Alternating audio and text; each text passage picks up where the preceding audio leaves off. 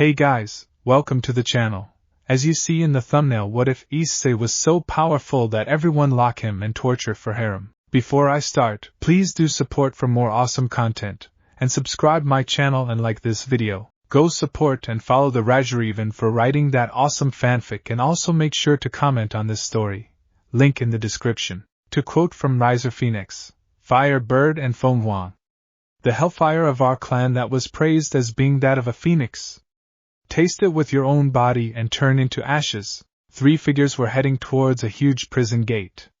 The first was Yubelina, described to be a voluptuous woman with long, wavy purple hair that falls all the way down her back and matching eyes. At the front, the right side of her hair falls over her and covers her right eye, while the left side falls near the top of her skirt. The second was Claire Phoenix, a beautiful blonde-haired young woman with her hair that was left open and blue eyes, as well as a voluptuous figure. The second was Claire Phoenix, a beautiful blonde-haired young woman with her hair that was left open and blue eyes, as well as a voluptuous figure. Riser is a tall and handsome young man in his early zeros with short blonde hair and dark blue eyes. So, why are we here?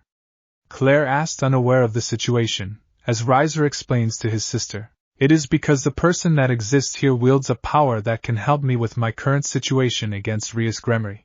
Who is this person? Claire asked, to which Yubelina spoke in response. He is the current Red Dragon Emperor, and he is one of the strongest Red Dragon Emperors of all time. I need to fight him for assistance. He is the only one that can help me in this situation. Claire soon asked, why is that a problem?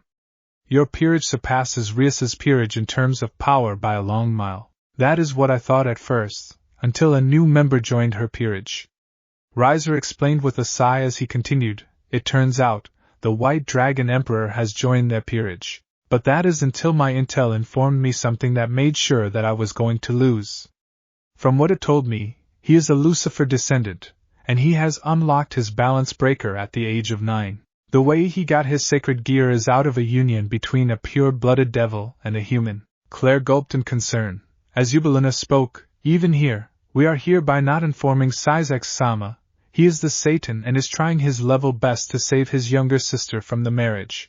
I need to secure the marriage for the clan's sake. Riser groaned in frustration as he continued. Plus, I don't love her. Sure, she may be beautiful, but her spoiled nature turns me off. But for the clan, I will do anything. Claire nodded. She was going to help her brother in that regard. She had to convince her parents to call off the wedding since Riser clearly doesn't want that. Who is this boy? Claire asked, to which Riser spoke. Vali Lucifer. I have heard of him. Claire spoke as she added, the boy was raised in secret by Grafia, who saw him when he had ran away from his home. I met him once by coincidence, never thought he is the White Dragon Emperor. I will do anything to keep my clan's reputation, even if it means I have to sacrifice my own happiness. Riser spoke with a sigh, as Yubelina kept her hand on Riser, as Claire spoke. Riser, I will find a way to prevent the reputation of our clan from falling, while keeping your happiness in consideration as well. Riser remained silent for a moment before he spoke. Thank you, Claire, but I will be fine. Claire gave a smile, to which Riser spoke. We should probably head inside. I doubt we can stay here for much longer. The girls nodded as Riser opened the door. They soon walked inside. They could see that the room was completely scorched. As Claire spoke, I was not expecting him to be this strong. Trust me, Claire. The only reason that Serzex-sama was able to keep him sealed was because of his seals coupled with some angelic seals. Claire and Yubelina were surprised by this, wondering on how much was Riser able to research on this Red Dragon Emperor, as Claire asked. But how did Serzex-sama gain access to those seals? Riser shook his head and spoke. I have no idea on that. Serzex-sama keeps his deals hidden from the rest of the world. I see, Claire responded as they eventually reached the location where the Red Dragon Emperor was being sealed. He raised his head up and looked at the 3 devils with anger and disdain. What does the 3 Phoenix members need with me? Here to do your master Serzex's bidding? The 3 shook their heads in response, as Riser stepped forward and spoke. I request your help, Red Dragon Emperor, or I should say Issei Hayadu. The now identified Issei had a smirk as he responded. No dragon scum? That's a first. Issei spoke, as he continued, regardless, I don't help for free. Especially for your kind. The 3 understood this. he was imprisoned by Serzex Lucifer after all. However, they never knew on why he was imprisoned here. All they know is that he is considered to be very dangerous, and many don't even know as to why there was someone imprisoned here. All they were told that it was restricted for anyone to be present here. Even the three were here in secret, so that no one finds out about them. For someone that is deemed very dangerous, there is an extreme lack of security here. You have no clue on why I am here, don't you, Phoenix? The three nodded in agreement. As Claire spoke, no, we actually don't. Hell, I just came to know that the Red Dragon Emperor is awakened, and imprisoned. Issei thought for a moment before he spoke. I see, so Serkant didn't tell you about me, didn't he? The three looked at Issei as he explained. Well, I was just a dragon. I trained, met several friends, formed a team that I could trust and rely upon. But tragedy struck one day, when a certain spoiled red-haired girl wanted me to join her. Eventually events passed and lined up. I lose my friends, some of them died protecting me from Serzex, her oldest sister of a brother, somewhat missing, and here I am trapped here ever since. Serzex tormented me, demanded me that I work for her, but I refused. I never gave up.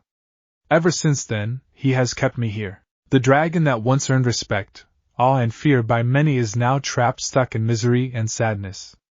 The three felt horrible for what had happened to him. Claire felt anger at what the Gremory had done, having even more reason to stop Riser from marrying Rias. She knew that not only will this damage Riser and ruin his life even further, but it will also damage the reputation of the Phoenix family if the marriage happens. Since when word gets out on what had happened years ago to Issei and his team, Serzex and his family will have a tough time fixing their reputation, and anyone associated with them will also suffer as a result. I understand, Issei. The one who spoke was Riser. As he spoke, I request for your assistance against the Rias Grimmery and against the White Dragon Emperor. Issei widened his eyes and spoke. The White Dragon Emperor? No way. Chuckles guessed they manipulated even Albion to join them. Well, it was expected from someone as petty and pathetic as him. You are not far off. His name is Vali Lucifer. He is the White Dragon Emperor. Issei became even more surprised by this, as he asked, how can a Lucifer descendant have a sacred gear?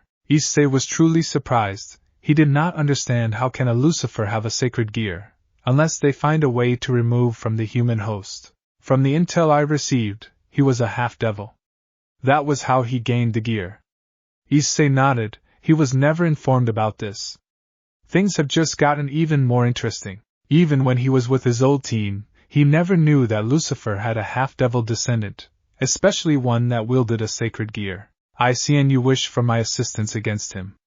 Issei spoke as he continued, since you haven't insulted or tortured me or broken against me, instead choosing to request for my help.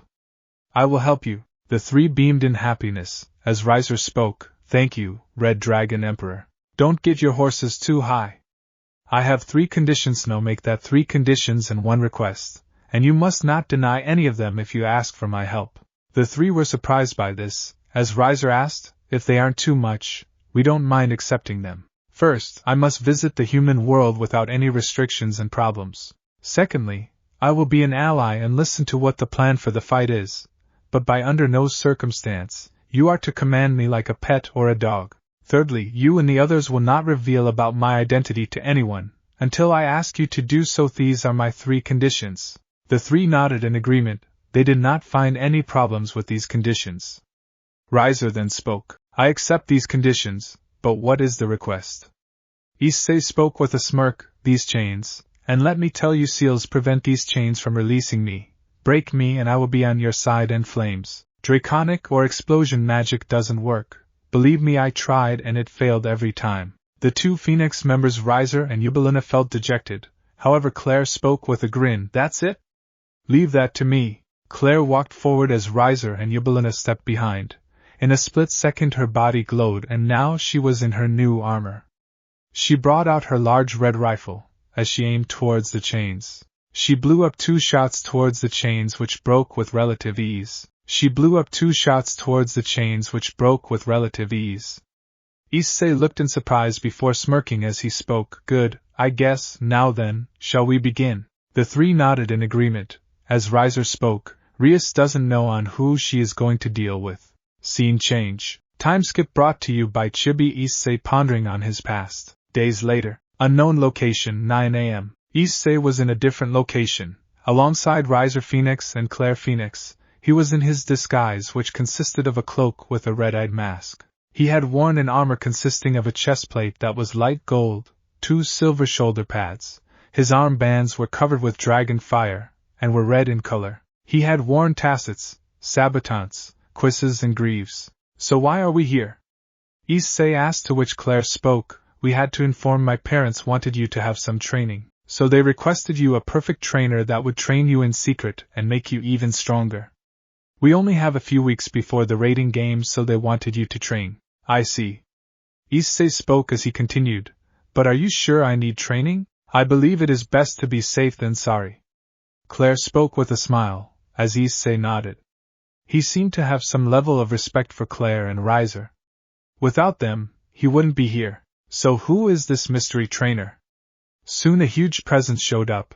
The being was a dragon whose appearance of a 15-meter tall, gigantic western dragon. With the exception of his lower body, specifically his belly, the inner portions of his long tail and legs, that are beige in color, a majority of his body is covered in dark purple scales. He also has a triangular head with yellow horns, a pair of large, keen red eyes with lavender sclera, and serrated yet sharp canine teeth. He also has claws with long sharp, yellow nails on his hands, and large bat-like wings with rigid tips. This was Tannon, the blaze meteor dragon. So, this is the one I train? Tannon spoke with a booming voice, as Riser stepped forward and spoke. Yes, Tannon, he is the one. Tannon sensed the boosted gear, as he spoke, the Red Dragon Emperor, eh? Very well. Suddenly, the boosted gear manifested in Issei's arm as he spoke. Tannon, it's been a while, hasn't it? Indeed it has, Drake. I heard of your story and was disappointed in Serzex for what he has done. Either way, it is good to see you again, Tannon declared as Drake spoke. Yes, at least I and my partner can breathe fresh air. Tannon nodded as he looked towards Issei and asked, So boy, you wish to train with me? I do. If it means to become stronger to not lose my future to anyone, then I will train. Tannon nodded in acceptance, as he spoke. Very well, I hope you are ready then. Tannon and Issei flew off, as Claire and Riser only watched seeing Issei go. They can only hope that he is ready to deal with Rias and her peerage, and possibly Serzex. Scene change. Time skip brought to you by Chibi Issei wondering on whether he would be part of the Isseiverse. Weeks later, Koh Town shocked. Issei was heading towards Koh Academy in disguise since today was the day that he will be meeting after so long. He was looking forward in humiliating Rias Grimmery once and for all. He soon noticed someone tailing after him. The dimensions suddenly changed and he sensed the presence was to be that of a fallen angel. So, mind telling me why are you here? Issei took a glance seeing that it was none other than Kokabiel, as he spoke with a smile. I am more curious, what is the security doing here and dash? Before Kokabiel could react, Issei was in his balance breaker, and he had inserted his hand through his heart, piercing it completely, as the fallen cadre coughed up blood as he spoke. I asked the question first, and secondly I am frankly not interested in a conversation. Kokabiel cursed the Issei. Who was the unknown attacker, damn you? Kokabiel soon exploded into a tuft of feathers, leaving behind a diamond and 4 fragments. He then spoke mockingly. Guess, they were able to steal from the watchful eye of those two. Issei spoke the two with anger and hatred, as he picked up the diamond and merged it with himself. As Drake spoke, the diamond you took was a blessing allowing you to wield Excalibur. I see. Issei picked up the fragments as he spoke. And these are those said fragments, eh? Yep, and it is all yours. It would be good to primarily spite the angels for their involvement in your old situation. Issei grinned from underneath his disguise. He was really going to enjoy their reunion. The dimensions also returned to normal. He soon walked towards the occult research club where he was supposed to be today. He wondered if Rias and her foolish brother remembered him or not. Scene change. Occult research club, 00 p.m. Riser was seated near Rias. However, unlike what we would expect from Riser, he was not groping or even touching Rias inappropriately. Especially after hearing what she and her family had done to Issei. Her peerage, which comprised of Akino, Kaneko, Asia, Yuto and Vala, were glaring at Riser with anger in their eyes. She narrowed her gaze and spoke. Riser, under no circumstance do I intend to put my clan's reputation on the line. However, I don't intend to marry you either. Rias. Riser stood up while coldly speaking. Let me make it clear, you will marry me either by choice or by force. I won't let my clan's reputation fall into the dust by your foolish and spoiled decisions. Rias and Riser were radiating their aura. Grafia was going to intervene, but someone came inside as he spoke. Hope I am not late to the party. Riser smirked seeing him here. With Vali narrowing his gaze seeing him, Albion sensed the sacred gear inside of him, but was unable to identify on which one it is. Our Red Rider, you are finally here. Riser spoke to Issei, as they had discussed on a disguise and a nickname that would work while he uses that disguise to handle against the supernatural. Claire also suggested hiding the sacred gear till the time they would find out about the sacred gear. Rias and the others wondered on who it is, as Riser explained, seeing their surprised expressions. Yes, Rias, this is my new piece. He calls himself the Red Rider. I had asked him to come here instead of my team, and he will be the one to fight against you the most in the raiding game. Alongside my peerage, of course. Rias had a scowl, wondering on who this new member is. She was unable to find out due to her brother not informing her about a new peerage member. She had to ask her brother about him. She was uncertain on what he is capable of and what he can do. But how can this be? Grafia asked, to which she continued, I never knew he existed, because I wanted to keep this a surprise. And a word of advice, Rias.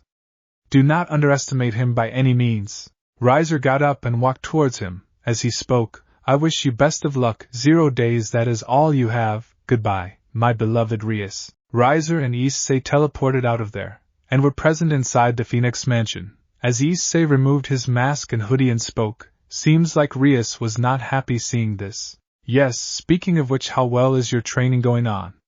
Riser asked, to which Issei spoke, it is going quite well, and I just have some more good news too. What? Riser asked with curiosity as Issei spoke, I found Excalibur fragments, and the means to wield them in battle. Riser was surprised before smiling. That's good news, we would certainly have an edge in the battle. Yes, and I am pretty sure they are discussing on how to deal with me. Issei spoke, to which Riser nodded. As soon someone knocked on the door. The person was Revel Phoenix. She is a beautiful young girl with dark blue eyes. She has long blonde hair tied into twin tails with large, drill-like curls and blue ribbons keeping them in place. The front of her hair has several bangs hanging over her forehead, with a V-shaped fringe hanging over the bridge of her nose. Her initial outfit consisted of a light purple dress with dark purple accents, and a blue bow at the front. At the back, 3 feather-like extensions mimicking a bird's tail protrude from the dress, which, when combined with her wings of fire, give her a bird-like appearance. Issei-sama, Oni-sama. Revel came inside with a plate full of cookies. Issei-sama, Oni-sama. Revel came inside with a plate full of cookies. She then kept them on the table. As she spoke, I got some snacks. Oh, thanks, Revel. Revel gave a smile. As she spoke to Riser, Oni-sama, are you sure of fighting against Rias? You don't seem happy with her. Yes, Revel, I am. For my clan's sake I must fight unless we can find another way to stop this from happening. Revel nodded, albeit reluctantly, as she pondered on what is going to happen now. She spoke with a sad tone, is there any way you have thought of? Riser didn't answer before Issei thought for a moment and spoke. I may have an idea that can save the Phoenix family reputation and cause the reputation of the Grimmery family to plummet. The two looked at each other, as Riser asked, what do you suggest? Issei gave a smirk to him, and explained their plan. He knew this was going to harm Rias's reputation and eventually the Grimmery clan's reputation. Scene change. Grimmery Mansion, 00 p.m. Serzex was having a discussion with the Grimmery peerage members. He then spoke, so this Red Rider, he is Riser's new peerage member, right? Yes, he Ison, can you tell me more about him, Oni-sama? Serzex shook his head and spoke, no, I have nothing about him. From what Albion informed us, he has a sacred gear, right? Yes, he does, and that Phoenix boy informed me that he is one of the most powerful pieces in his team. Albion spoke, to which Serzex thought for a moment. He needed to find a way to reveal the identity of this Red Rider. Maybe he can send some familiars to spy on Riser and his peerage. But he needed to be careful about them finding out about them. I may have an idea.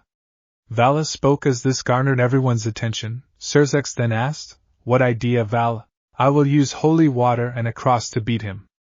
The peerage and Serzex along with Grafia were stunned by this as Grafia asked with a concerned tone, "But won't this dash?" "I am aware, that is why I have asked Albion to dragonize my arms, allowing me to wield them without a problem. I know holy water and a cross are Devil's greatest weaknesses, but I have found a way to wield them, and I will do this for Lady Rias." Rias almost had slight tears upon this as she spoke with a smile. "Thank you, Vala." Vala nodded as he responded, "Anything for you, President." The others smiled upon hearing Vala's resolve. "Well then, that's settled. I will find a way to cancel the game.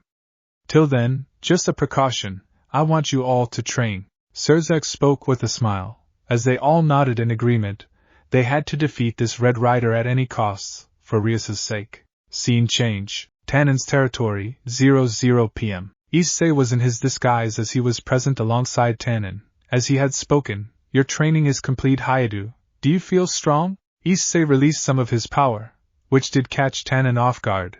As he had spoke, I am really going to let loose in the battlefield."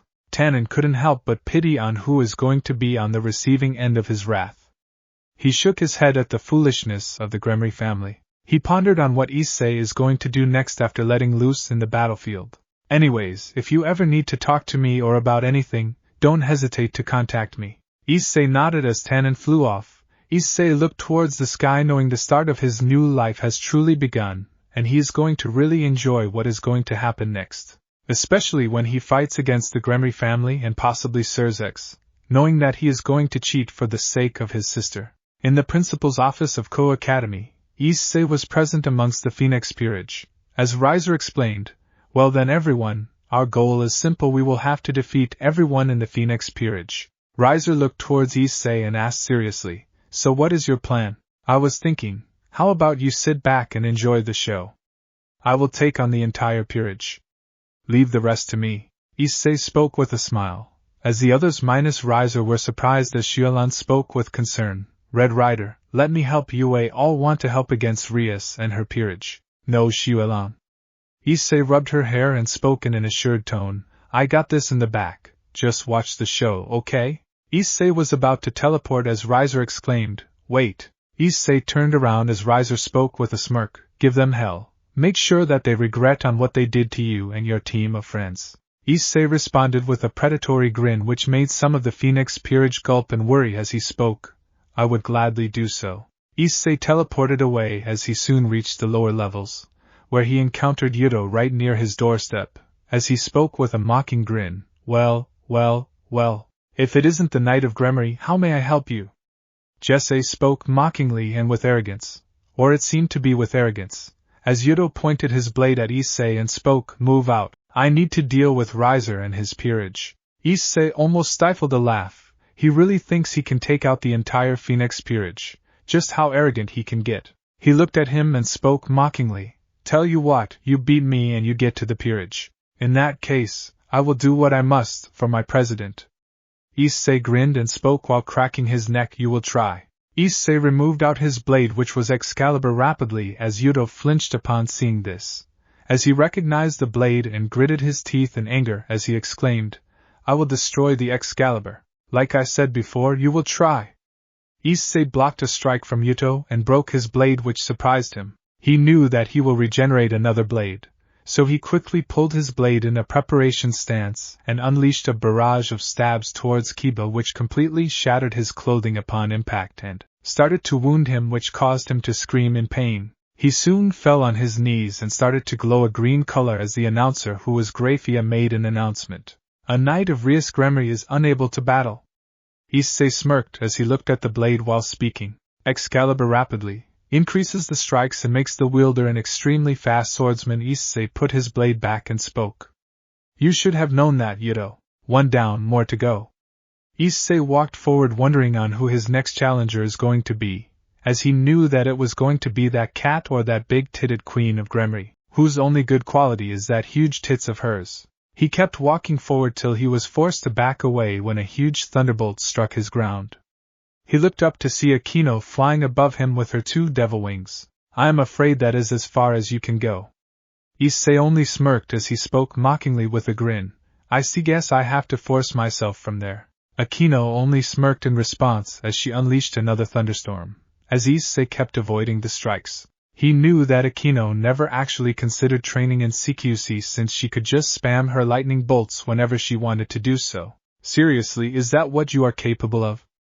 Issei spoke with an annoyed and bored tone, as he leaped onto a nearby tree. He then spoke mockingly. I expected more from the daughter of Baraquiel. Don't you dare compare me to him! Akino shouted with fury, as Issei only leaped in the air and brought out Excalibur Nightmare, as he manifested a woman in front of him. The woman was described looking to be identical to Akino, who is described to be a beautiful woman who has long, flowing black hair and light brown eyes. This was Shuri Himejima, Akino's mother. No, not his. Cannot be. Akino backed away in fear, as tears fell from her eyes. Issei then spoke, well Akino, say hello to mommy. Did you miss her? Kenewi? Shuri walked forward and soon her appearance changed to the day she was killed. She had multiple stab wounds and was bleeding from the clothing she was wearing. Her face was bleeding from several locations, indicating they seemed to have tortured her for their own pleasure. No, no! No! Akino screamed the last part as she flew to the ground holding her head in pain, allowing Issei to slash her in the chest causing her to cough up blood. She looked in horror and fear, seeing Shuri's condition and what Issei had done to her. She soon glowed with a green light, as Grafia announced with shock and horror, Queen of Rias Grimmery has been eliminated. Issei smirked in response, as he knew that he would be facing the White Dragon Emperor or that cat. Either way, they are all going to fall. Scene change. The two of the four Satans looked in surprise, the ones being Serzex and Serafall along with the Phoenix family as Serzex. How the hell did he do this? Serzex exclaimed with a surprised tone, to which Serafall responded, he must have been an exorcist before he joined Riser's peerage. That is the only explanation I can come up with. Even then. Serzex spoke as he knew that Michael would have informed him.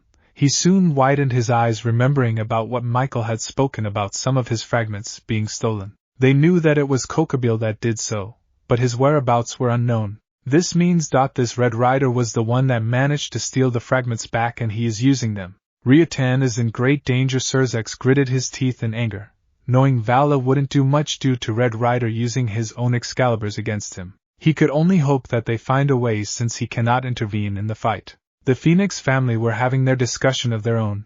As Claire spoke, seems like he is doing quite well. I agree. He was able to take down two of their pieces without much effort using their weaknesses and grudges against them. He is really capable.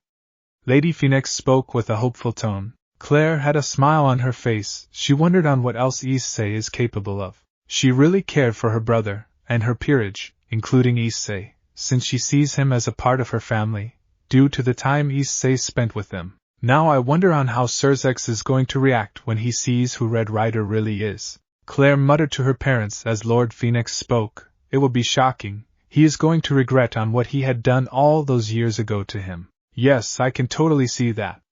Lady Phoenix spoke with a smirk as she gave a glance to Serzex who was gritting his teeth in anger. She looked at the screen enjoying on what is happening. In another room, the Citri peerage were also watching the situation. As Sona spoke, that is quite a nasty tactic.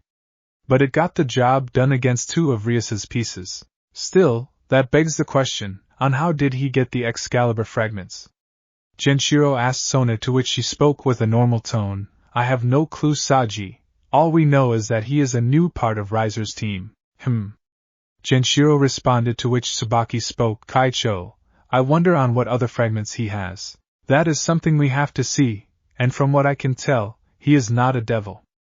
Sona spoke after analyzing the situation, to which Genshiro spoke with a tone of surprise. Wait, how can he be in the raiding game then? Riser mentioned that he was in his team, not in his peerage. My guess, he must have been recruited to this raiding game only. Although, I am more curious on what else this Red Rider is capable of. Sona spoke while rubbing her chin. They all continued to watch the raiding game, wondering what he is going to do next. Scene change. Issei kept walking forward till he encountered a punch which he blocked. He saw his attacker to be Kaneko Tuju. Nice punch. Issei followed it up with a kick, sending her flying as he spoke. Not bad, not bad. Although why don't you use your Nekishu powers? Kaneko didn't answer as she attacked with a forward punch, as she closed her hands in a cross-guard manner to block it. Issei then continued to keep punching her with Kaneko blocking every punch aimed at her. He once again asked, "May I know why don't you use your Nekishu powers? It would make this fight more easier." Kaneko only responded in an emotionless tone, "I will defeat you without using that power." Issei only shook his head as he blocked a punch aimed to his face courtesy of Kaneko. She soon followed it up with a kick as he used his spare hand to block the kick. He then spoke to Kaneko as she struggled to break free from the binding she is in. "I see, so you really believe that you can beat me without using your Nekishu powers, right? Is it your arrogance speaking, or?" Issei soon moves closer and speaks, making her flinch, "or is it your fear?" Chiron. Kaneko shuddered when she heard that name. Seeing this opening in the situation, Issei dropped Kaneko and immediately followed it up with a kick aimed at her stomach, making her cough up. He then lifted his leg up and slammed it on her head, slamming her on the ground. Dust and rocks flew everywhere when this happened. Once the dust settled, Kaneko was on the ground. A crater formed from the brutal impact of the blow. Kaneko was on the ground weeping in pain. Issei then spoke, "You couldn't even handle the blow of such force, and you consider yourself strong. How pathetic." Issei walked away as he gave a glance towards Kaneko, who was glowing green in color as he spoke. "Had you used your Nekishu powers, you would have been a struggle and a hassle, but I guess you are just like Akino." Issei soon realized what he meant. As he spoke, "Oh wait, never mind." Grafia soon announced with sadness, "A rook of the Grimmery peerage has been eliminated." He decided to head towards the occult research club where the final 3 members of the peerage are, as he soon leaped in the air to dodge a magical blast aimed at him. He looked to see his attacker to be none other than Vali Lucifer. "That's as far as you go, Red Rider," Vali declared, to which Issei only smirked underneath his mask, as Issei spoke to Drake telepathically. "It is time to reveal myself." Drake spoke while having a tub of popcorn in his hands. "Oh, I can't wait for certain to see on who the Red Rider really is." Issei soon removed his hoodie and exposed his face to everyone. The whole stadium was shocked upon seeing on who the Red Rider really is, especially Rias. Issei soon added insult to injury, revealing himself to be none other than the Red Dragon Emperor, or the Security. Albion now realized on why Red Rider seemed familiar to them. He growled in anger, noticing that his rival and enemy was in front of them. In the meantime, Riser and his peerage were watching the match with happiness. Issei was effortlessly taking out and dismantling the Grimmery peerage single-handedly. Riser then spoke. "It was about time you reveal yourself, Hayato." Riser spoke with a grin, imagining what the Grimmery peerage was thinking. They must be beyond livid knowing that it was Issei that was fighting for Riser and his peerage. "But Nisama, I wanted to ask, are you sure you will be happy with this?" Ravel asked with concern, to which Riser spoke with a grin. "Oh, worry not, Ravel, this is only a small part of what me, Issei and Claire have planned for the Grimmery family." Riser spoke as Ravel nodded. Ubeluna then spoke. "Master, they may end up cheating and getting back at him." Ubeluna spoke with a worried tone, as Riser spoke with a smile. "You needn't be jealous, you know me heart only belongs to you." Ubeluna turned her gaze away with a blush as he could hear some jealous aura coming from some of the girls from his peerage. The only ones that weren't jealous were Ravel and Shiolan. He gulped and spoke. "You all know that I love you all too, right?" The girls nodded, as Ravel could only sigh seeing this. This was why she wasn't a fan of Rias getting married to her brother. His heart belongs to someone else, not that spoiled brat of a woman Rias Grimmery. Scene change. In the viewing booth, Serzex was shocked seeing that dragon freed. His shock changed to anger and fear. Anger because of Issei being present with Riser since he wanted his power for his younger sister, and fear due to what had happened to Issei all those years ago. His expression was not lost on Serafall, as she asked, "Serzex, what happened?" Serzex lost his anger and fear and lied, and nothing happened. The Phoenix couldn't help but smirk seeing this expression of Serzex as he looked towards them and asked, "I believe you have an answer for this?" "We do actually, Lord Lucifer." Claire spoke with a smile. As she spoke, "We actually released him a few weeks ago. We were surprised by the fact that he was even imprisoned there. From what we were informed, he was supposed to be dangerous, and there was no proper guards. Tell me, Lord Lucifer, may we know why? Serzex became nervous as Lord Phoenix asked, Why, Lord Lucifer, would you inform us on why he was imprisoned, and if he was supposed to be dangerous? Then why he was not kept in Tartarus, and why there were no people guarding him? Serzex was even more nervous. As Lady Phoenix spoke, what can he tell? He imprisoned him for unjust causes, am I right? Well, I can explain. The Phoenix family looked at each other and Claire spoke, Go on, we are listening. He is a threat. You saw on how he used tricks like this to harm Riatan's peerage. That is why I sealed him away, so that he couldn't be a problem. I even managed to speak to the angels about them, and Serzex cuts off when he realizes this. As Claire spoke in response, So that means you collaborated with the angels to do this? This means you worked with our natural enemies to do this. I can't even imagine the scandal that the Gremory family will go on after this. Lady Phoenix spoke with a mocking tone, as Serzex was even more concerned, while Serafall gave a glance towards Serzex, having a look of betrayal, as she asked, Serzex, why did you ally with them behind my back? If he was a threat, you should have informed me about this. Serafall spoke, to which Serzex could only turn his gaze away. He was even more fearful on what is going to happen if they come to know upon why the Gremory clan had imprisoned Issei all those years ago. Grafia was equally concerned, but with what is going to happen to Vali, she was fearing for his life. Since she sees her as a son. Scene change. Issei looked towards Vali, as the divine dividing came out, and Albion spoke, It's been a while, Red One.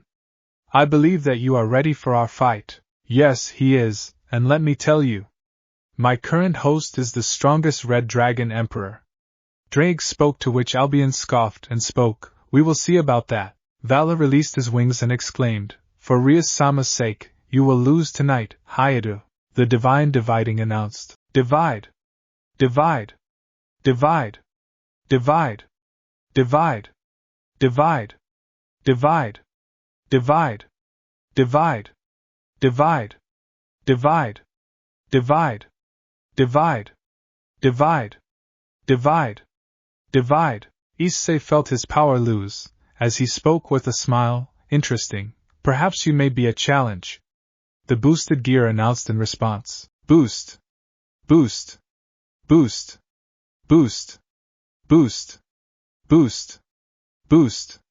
Boost! Boost! Boost! Boost! Boost! Boost! Boost! Boost! Boost! Issei restored his powers. As he dashed forward and punched Vali in the stomach, making him cough up, he soon grabbed him by the head and slammed him on his knee. He looked to see his nose was bleeding. He pushed him away with some magic. As Issei spoke, Good, very good, I expect more from you. Oh, you are going to regret saying that. Vala exclaimed with anger, as he spoke, Balance Breaker, Vanishing Dragon Balance Breaker. Vala entered into his Balance Breaker as he spoke, What about now, Hayadu? Vala looked to see Issei clapping as he started to laugh in response. He knew that Vala will pose a challenge. Vala was surprised at what Issei was doing. Why the hell are you laughing? Vala exclaimed with anger, to which Issei spoke, Don't misunderstand me. I am laughing because I finally had a challenge. None of your friends even posed a problem to me, but you might perhaps be a challenge. And since you showed me your Balance Breaker, how about I show you mine? Balance Breaker, Welsh Dragon Balance Breaker. Issei entered into his Balance Breaker as Albion declared with pride, My host was able to unlock his Balance Breaker at the age of 9, and can maintain it for 0 minutes. Drade could only laugh at this as he spoke, That's cute. Mine did so at the age of and can perform that for up to hours. Grumbles could be heard from the divine dividing as Vala decided to ambush Issei and use the cross against him, with Issei grabbing the cross against him and speaking, That has no use on me. But how? Issei only smirked underneath his armor and spoke mockingly, You are a fool, didn't you hear that I am not in Riser's peerage but in his team? That wording he used, you should have paid attention to. And besides, I am a pure-blooded dragon. Ain't no way some lousy holy water and a piece of metal like a cross is going to affect me. Issei threw the cross and grabbed his hand and twisted it. Vala screamed in pain in response. Issei soon leaped in the air and kept slamming him to the ground. His strength far eclipsed that of Vala's, and the White Dragon Emperor stood no chance in beating him. He soon decides to get on top of her, and proceeds to punch him so hard. He kept punching Vali, who tried his best to divide, but Issei did not let that happen and used boost in conjunction to every divide. Blood starts spilling out of him. His punches started to break his armor, as pieces of his armor started to fly off with soon blood. He does not stop and then raises his arms up and slams his fist on Vali's face, causing it to burst into pieces, blood, guts, and bones flying out. Grafia was watching while controlling her tears. As Serzex was gritting his teeth in anger and fear, he glared at Issei in anger, knowing what he was doing. Even the Phoenix family was stunned by the ferocity that Issei was performing. He really hates them, don't they? Lady Phoenix asked with shock as Claire nodded in response and spoke. Yes, mother, but that is not the only reason he hates him, or more precisely the White Dragon Emperor. Claire spoke, to which she spoke something to the two in response in a low tone, making the two horrified in response. They didn't know that Albion did that to Drake. This was the dark hidden truth of their rivalry. In the meantime, the ones in the Citri peerage were also stunned by this Issei tormenting Vali. They shuddered being on the receiving end of this, with some of the peerage turning their gazes away in fear, as Sona spoke with a concerned tone. This is terrifying to watch. Sona spoke with worry and slight fear as her peerage agreed with that Issei was basically torturing Vali at this point. Scene change. Vali was battered and bruised as Issei stood up. Some of Vali's teeth have been broken. His face was swollen. It was a complete mess. Issei looked at his fists. Even his own armor covering the hands were broken, excluding the boosted gear, which was far more durable. Suddenly someone pleaded, garnering his attention. Please stop it. Rias spoke with tears in her eyes as she added, please don't hurt him. I can't. This moron hasn't shown signs of giving up. Issei lifted Vali by the throat as he started to choke him. He then spoke. Give up, Vali, look at your president, she is weeping. Issei couldn't help but sadistically grin seeing this state of Rias. Someone he detested was in such a bad state. He was happy by this happening, however. This was just the beginning of his vengeance. He soon kicked him to the ground, sent him flying, crashing to a nearby wall, and spoke. I will hear your surrenders. Until then, I will keep tormenting him. Rias nodded. However, she had a plan. She motioned to Aazel, who was healing Vali. Issei looked at her and shook his head in disappointment.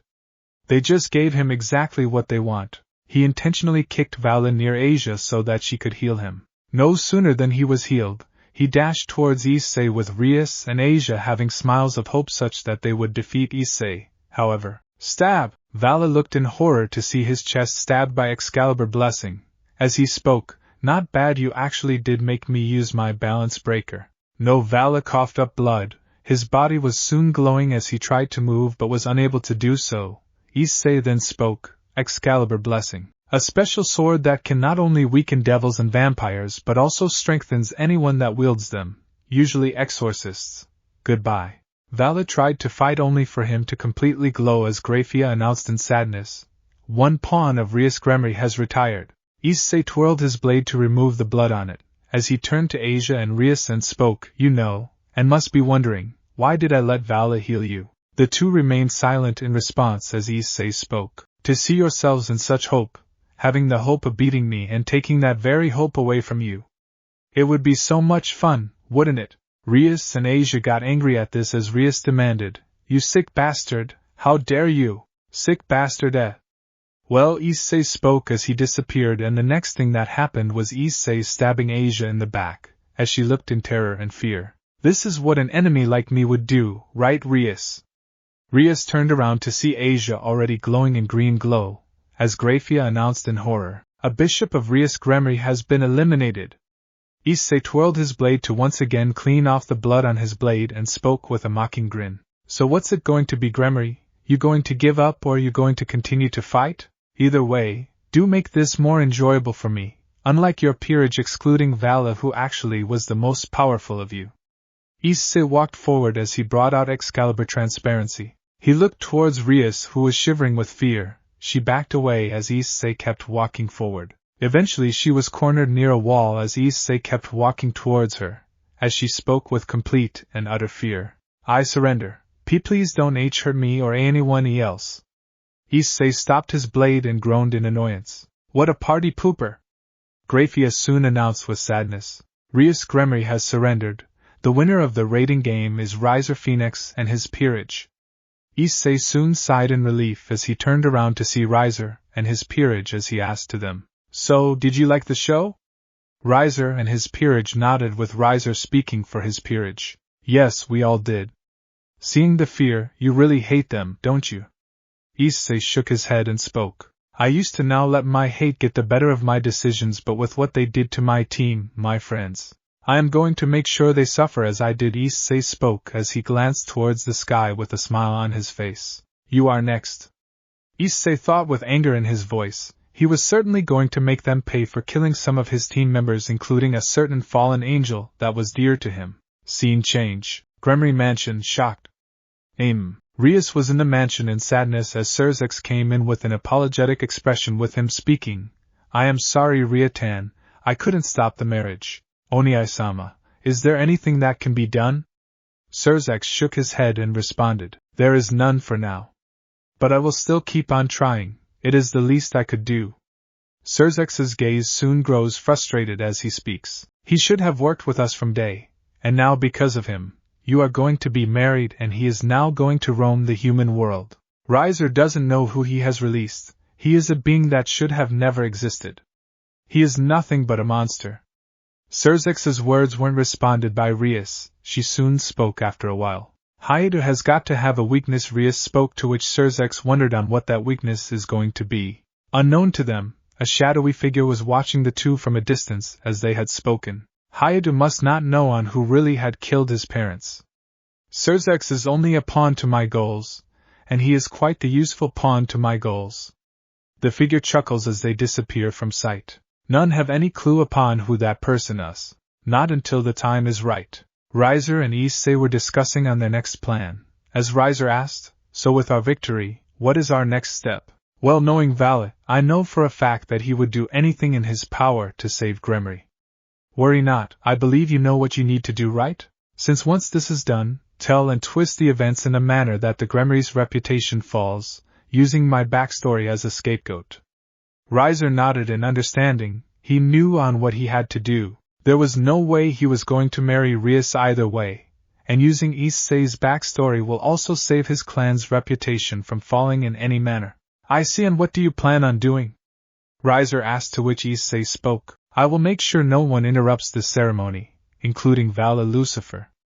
Plus I want to try something that no one has ever done so before. Riser nodded, wondering what he meant by doing something no one has ever done so before. Issei soon leaves the room, as Drake speaks from the boosted gear. You know, what you are planning to do is suicide, right? Drake warned his partner, to which Issei responded. I am well aware it is, but that's what makes it fun. Just imagine the horror and despair Albion would feel if we succeed. Plus, I won't lose any of my lifespan due to dragons almost being ageless. Drake nodded in agreement, as he knew what this meant. Drake then spoke in response. I guess, well, I am looking forward to what you have planned for him. Drake spoke in response with Issei nodding. He was really going to show on how hopeless it is to fight this one particular host. Gremory Mansion, shocked.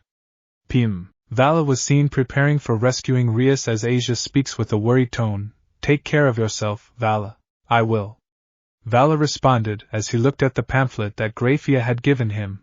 He soon decided to teleport himself to the Phoenix Mansion to release Rias Grimmery from her wedding against Riser. Soon he came face to face with Issei, who was leaning beside the wall as he smirked and spoke. Well, guess the great white dragon is here. Issei spoke as he moved from the pillar and started walking towards Vali, who was gritting his teeth in anger. He then demanded, Get out of my way! I am releasing Rias one way or another. Issei shook his head and spoke. Nah. Vali was taken aback as he shouted, What do you mean by, nah? Issei responded in kind, causing him to get angry as he shouted in response. Fine, have it your way. Balance breaker. Vanishing dragon balance breaker. Vali entered into his balance breaker as he dashed towards Issei, who only smirked and spoke calmly. Balance breaker. Welsh dragon balance breaker. Issei blocked his punch as the duo started to unleash a flurry of punches towards each other. Vali trying his best to overpower Issei. But at every step he is unable to do it. Issei was able to block every single strike that was aimed towards him. He soon responded by firing 2 dragon shots in response. Divide! Divide! Divide! Divide! Divide! Divide! Divide! Divide! Divide! Divide! Divide! Divide! The shots were divided into nothingness, allowing Vali to unleash a blast of demonic energy, which Issei dashed towards Vali and grabbed him by the head. Issei then spoke. Guess you haven't learned in our last encounter, have you? Issei spoke as he slammed him to the ground. Without much effort he kept slamming him until Vali sent him flying with his aura explosion, with Vali screaming, Hayada! Vali dashed to him. Despite his bleeding expression, he was not going to give up that easily as he kept blindly punching him over and over again. Issei yawned as he blocked every single one of those punches without even trying. Why do you let this injustice continue? You have the power to stop this. Why do you let this happen? Issei got angry at Vali's words. He was reminded on how the Gremory family had a hand in making his life the way it was.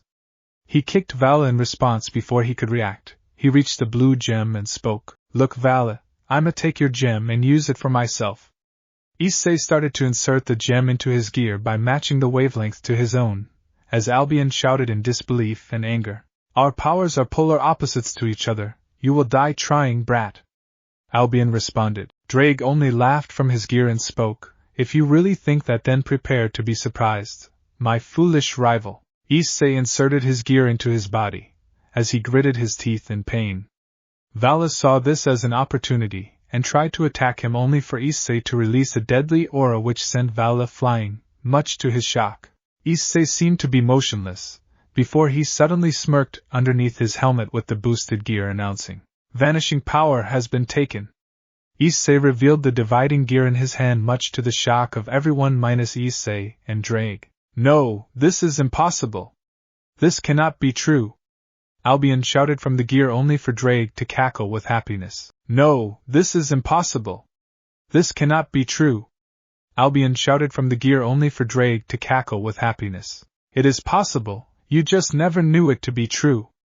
My host was able to achieve the impossible yet again, Drake announced with happiness, as Issei started to walk forward, both of his gears glowing at the same time with blue and green hue at their gems respectively. He soon dashed forward and landed a blow to Vali's face before he could react. Vali recovered himself, as he soon used a blast of demonic energy only for Issei's dividing gear to glow and respond. Divide! Divide! Divide! Divide! Divide! Vali's demonic power was completely reduced, as Issei unleashed a flame blaze upon Vali, who avoided the attack by leaping in the air. As Issei closed the gap between them and slammed Vali to the ground, a small crater was left behind, as Issei generated 2 cannons towards Vali, who tried to use divine dividing by dividing the magic, but Issei did not let that happen. Boost! Divide! Boost! Divide! Boost! Divide! Boost! Divide! Boost! Divide! Boost! Divide! Boost! Divide! Boost! Divide! Boost! Divide! Boost! Divide! Boost! Divide! Vali felt his magic power go away while Issei's increased to a substantial degree as he unleashed a reddish-green energy blast towards Vali as he screamed in pain and agony due to the energy blast. This triggered an explosion, which Issei looked upon. He had reduced the power of that blast to make sure Vali does not die. When the dust settled, he looked to see Vali groaning in pain. He then spoke, My job here is done. Issei walked inside the dining room, but not before speaking. You know, you could have enjoyed a lavish devil wedding with all the top foods and other brands, but I guess your fate was to lie in the dust. He headed inside, where he was greeted by Revel, as she asked, Say Issei-sama, how do I look? Revel seemed to be wearing her traditional noble's dressing. However, it was more orangish rather than the usual light pink she used to wear. You look amazing, and secondly, please just call me Issei or Issei. Revel beamed at this as she spoke with happiness and a slight blush. Thank you, Issei-sama.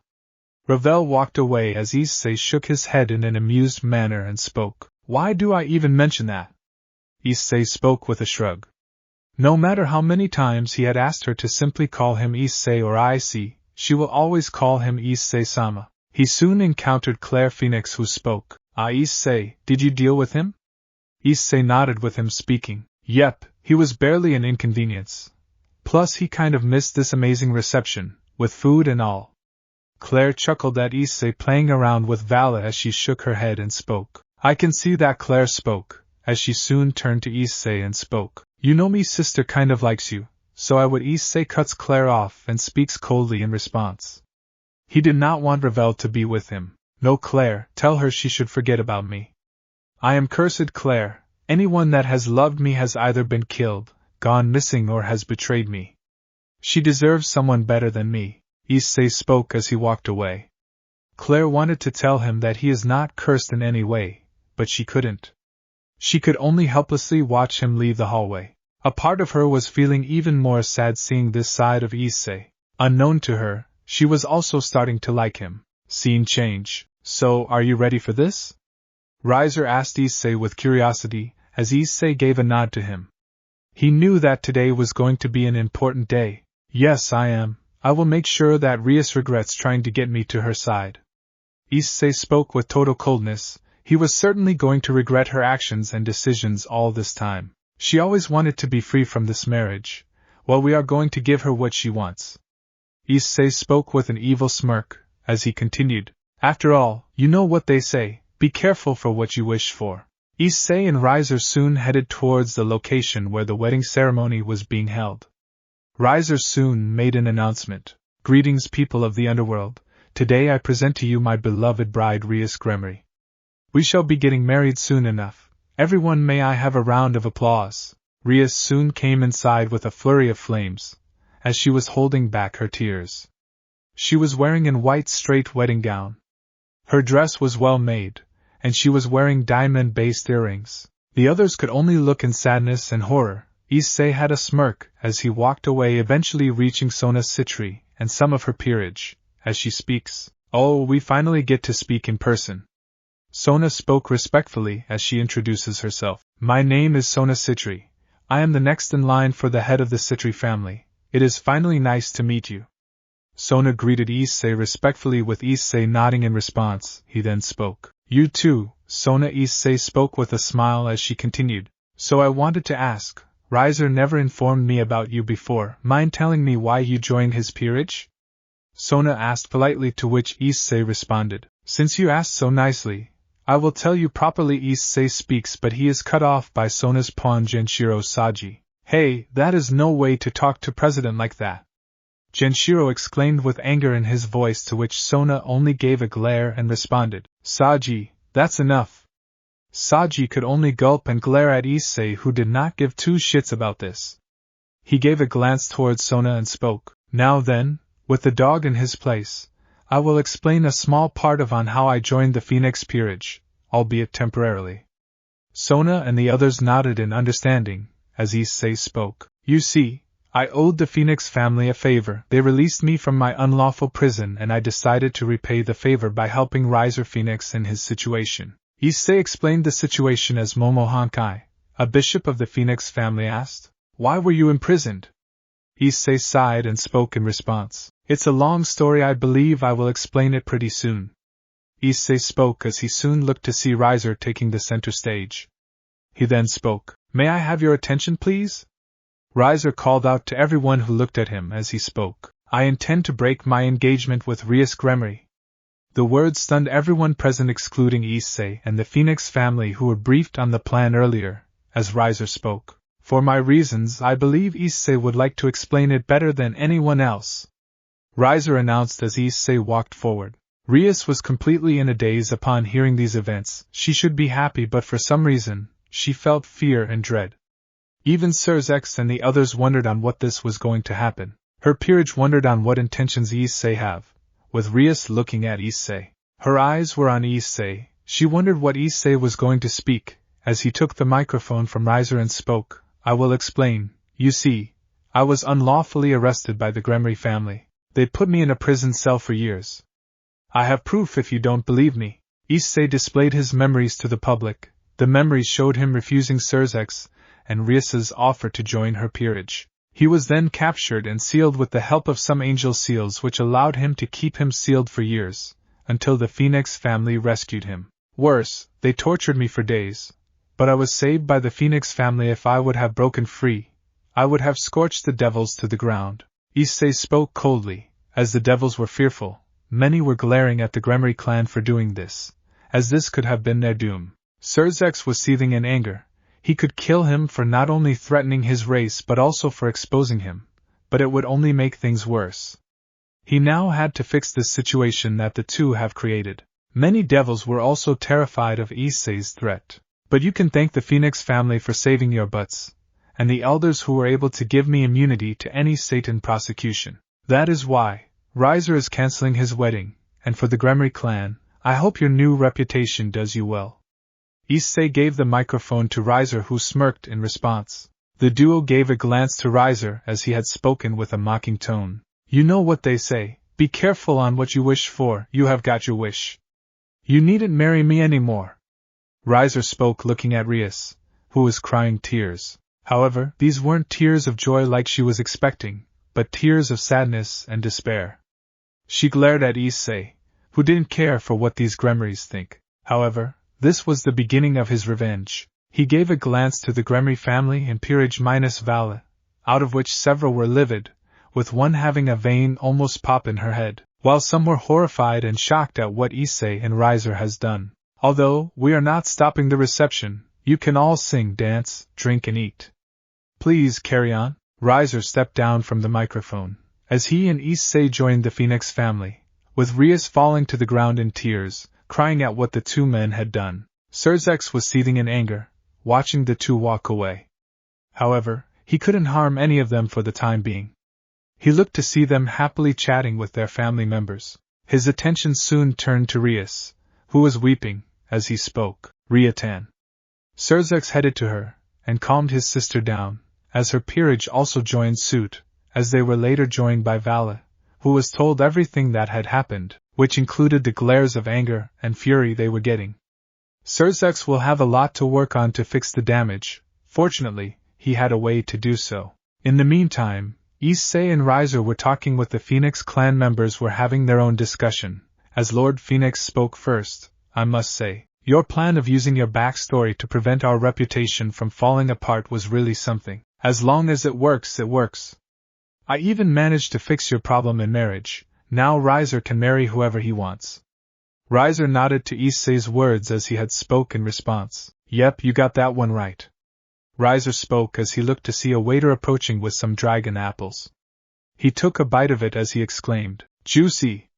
Issei took a bite and started scarfing down on the apple as the Phoenix family had a drop of sweat seeing on how much Issei loved dragon apples, not caring that he was in a formal function. Once he was done eating, he looked at the family and spoke with a slight wry smile and an apologetic tone. Sorry, couldn't control myself. You should, Issei.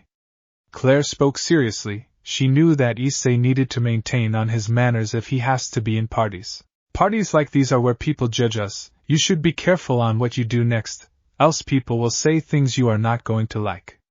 Issei shrugged and responded, Worry not, they will think twice on insulting someone like me. You can be assured on that. Issei gave a glance at a certain family who may end up insulting him, and they would get what they deserve. Claire decided to change the subject. Anyways, why you did not reveal what Serzex did to his squad? Issei thought for a moment. He soon gave a glance towards the Grimmery family who had taken Rias inside to calm her down. Once they had gone, he had spoken. Truth be told, my instincts were telling me that something was off. I was planning to reveal the truth, but my memory is messed up. I don't know what happened, but something tells me that Serzex harming my team, that is only a part of the memory. Someone has tampered with it. That is what I am investigating. Till then, I won't act. The Phoenix family were surprised by this. They knew about Issei's memory as Lady Phoenix spoke in response. But didn't you say that Serzex was the one that attacked your team, killing some of your members and making it the mess that it is today? I did, but my gut was telling me something is messy. I need to investigate more, since if Serzex falls, I may never catch who all are truly involved with happen to me and deal with them effectively. From all I know, Serzex is not the only one that is part of this. I need him to catch and deal with the others that are complicit in this. Issei spoke after a deep thought, making the Phoenix family wonder who all are involved. They knew that angelic seals were used as they wondered who else was involved and complicit in Issei's team's destruction. I see. So what is your plan? Issei thought for a moment before he continued. I plan on entering Koh Academy. The Grimmery family is the most involved there. I need to investigate even further. Until then, I will deal with them slowly and steadily. Issei spoke seriously with him nodding. Riser then spoke. I see. Do you need any help from our side? Issei shook his head and with him responding with a smile. No, I appreciate the help, but I will be fine. Riser spoke in response. I will still investigate, since the Phoenix family may be in danger due to the Grimmery family. We need to be prepared for what they have planned. I have no trust in them in any way. Riser spoke as his family agreed with that, especially Claire as she spoke. I see that too, and honestly with what Serzex has done to you for his little sister. He may want payback because of his Siscon nature. If you need our help, I see, just let us know.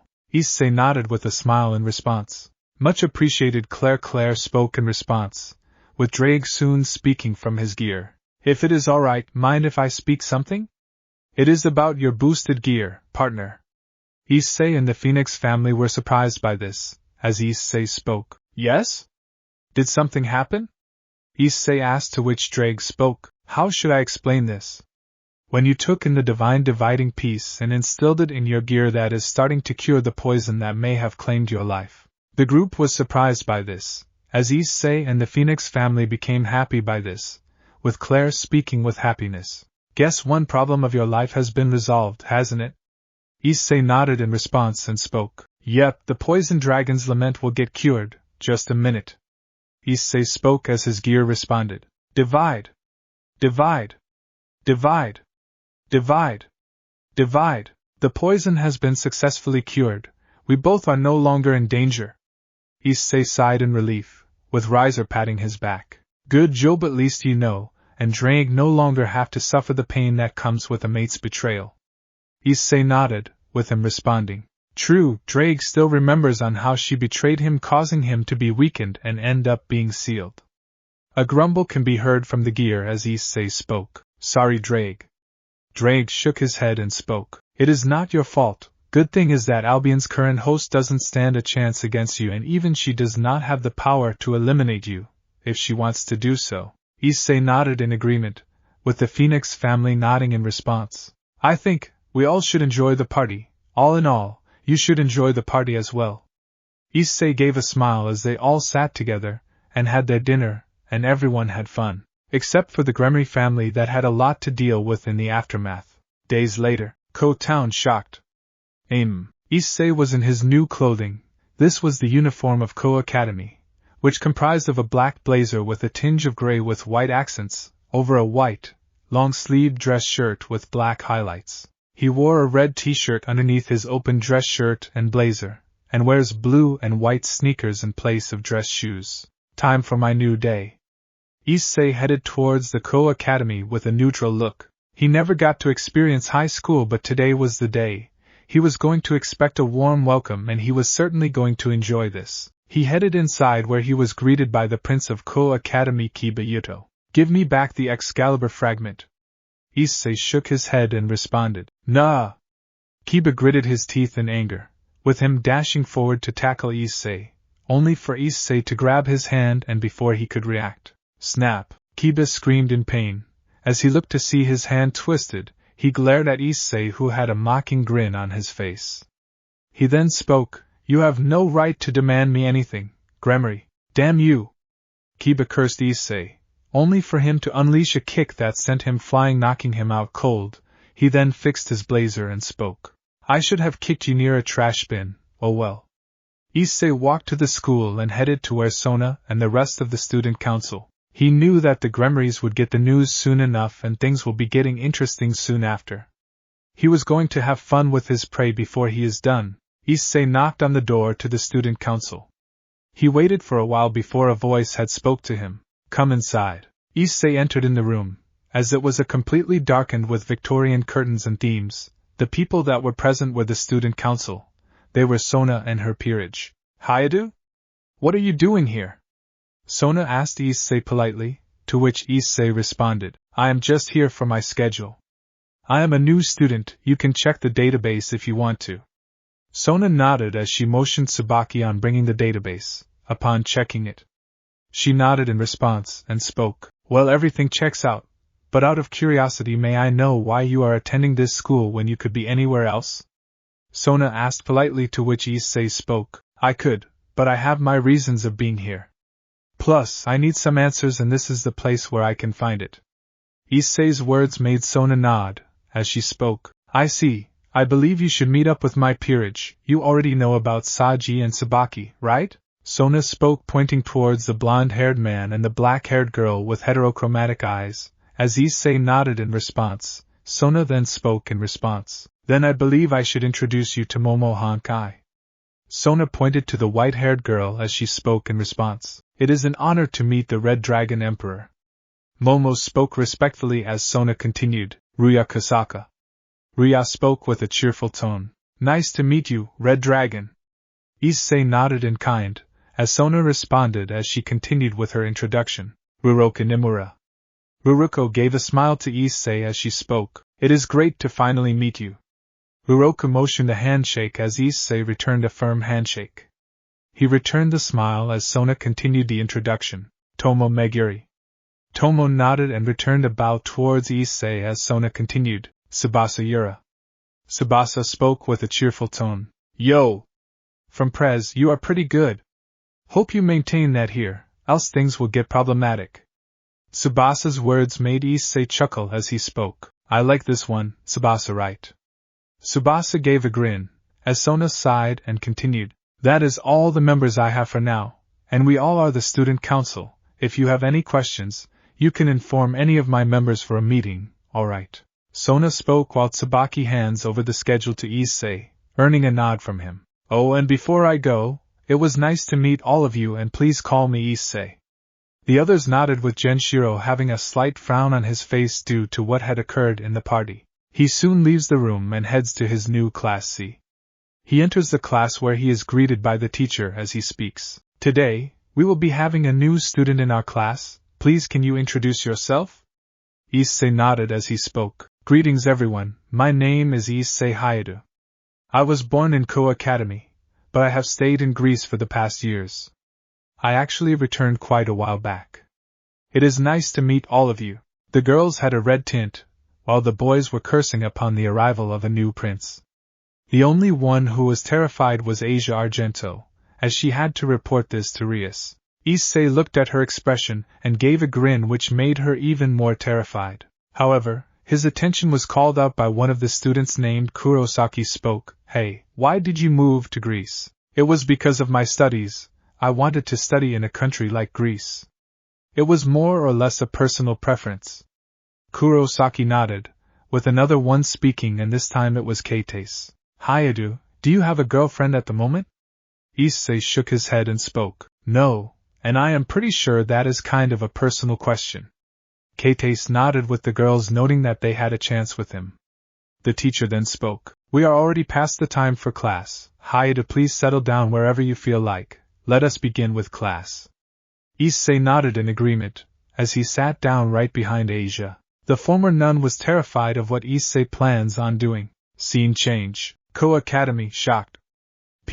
Asia was running off from the class. She had to inform this to the president that Issei is here. She eventually entered the room where Rias was sipping tea, like she usually does. She then asks, Asia, what brings you here?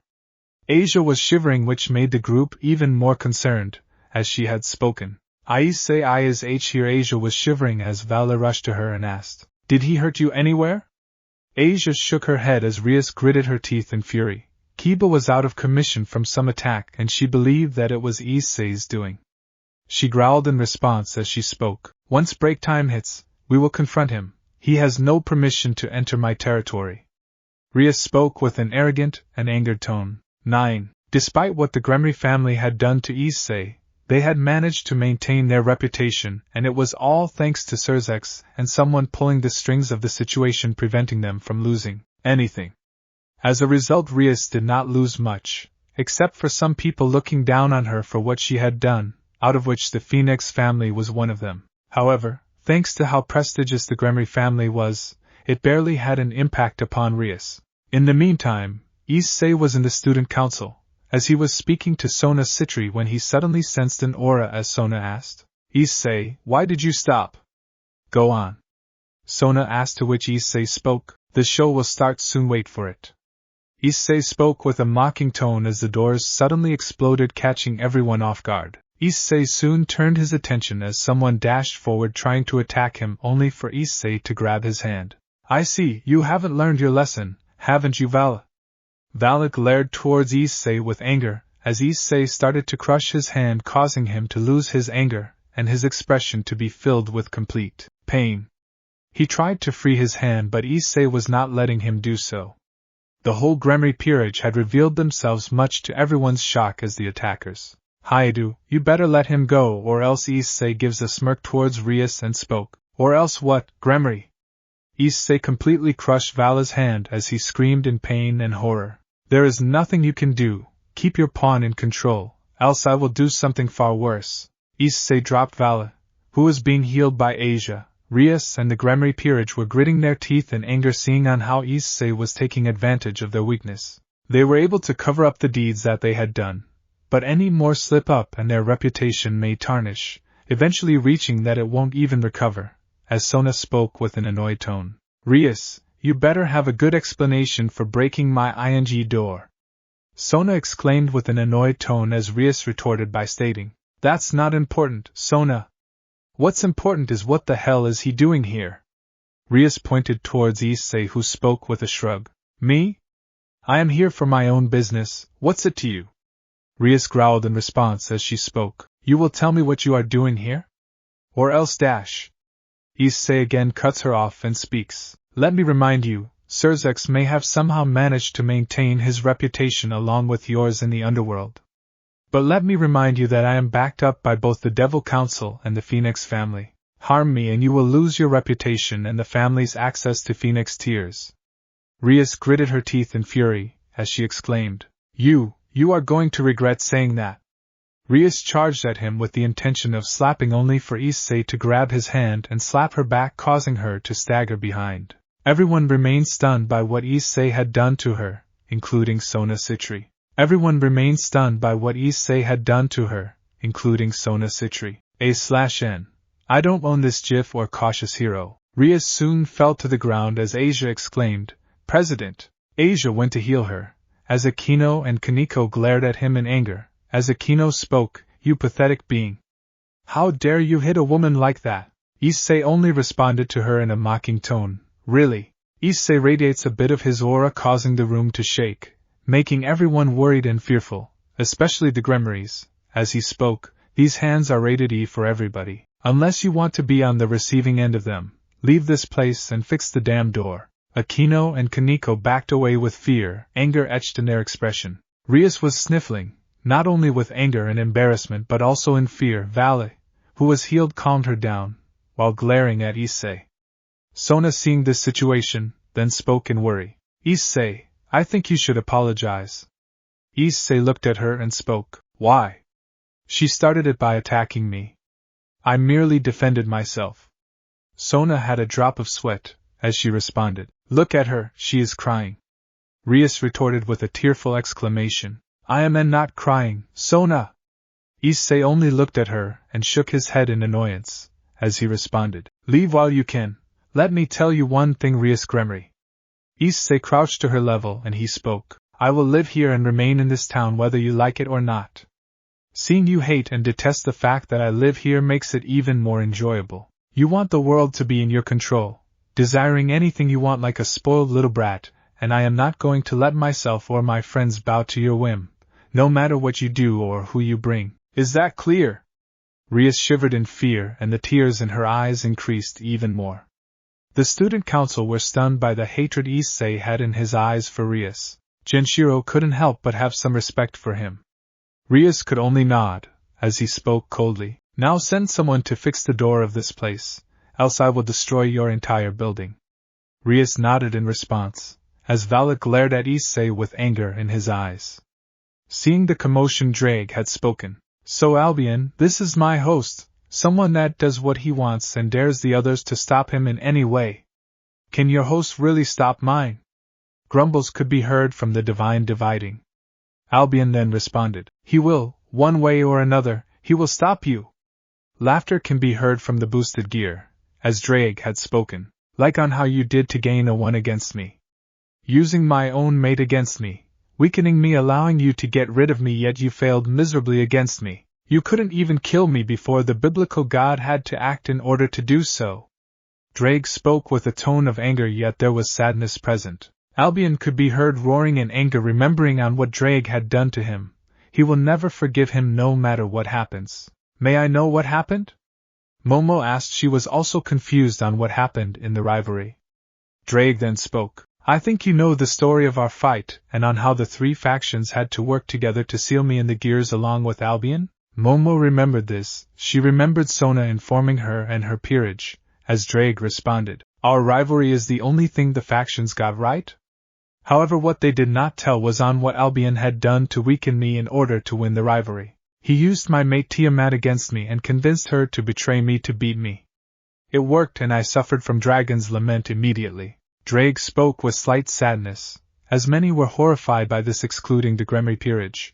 And I am glad you are suffering for that one, Drake. Albion declared with a mocking tone, as Sona asked the question. So that means you died? Sona asked, remembering on how deadly Dragon's Lament is, as Drake responded. Yes, I did. But I did not let this go down that easily.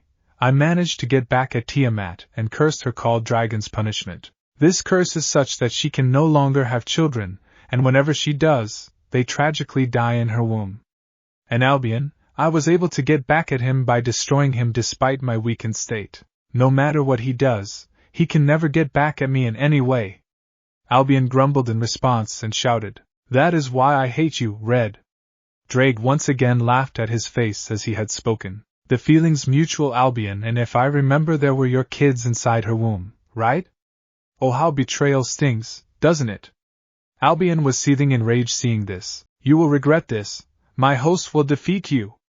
Albion spoke, as Drake spoke in response. Whatever you say. Well then, it was great talking to you. Just remember, my host will destroy you and your current host. Goodbye, Albion. The boosted gear went off. As Albion gritted his teeth in anger, Sona then spoke for everyone. Well then, I believe this one is done. Rias, leave this room. We will discuss this later, and get me a damn door.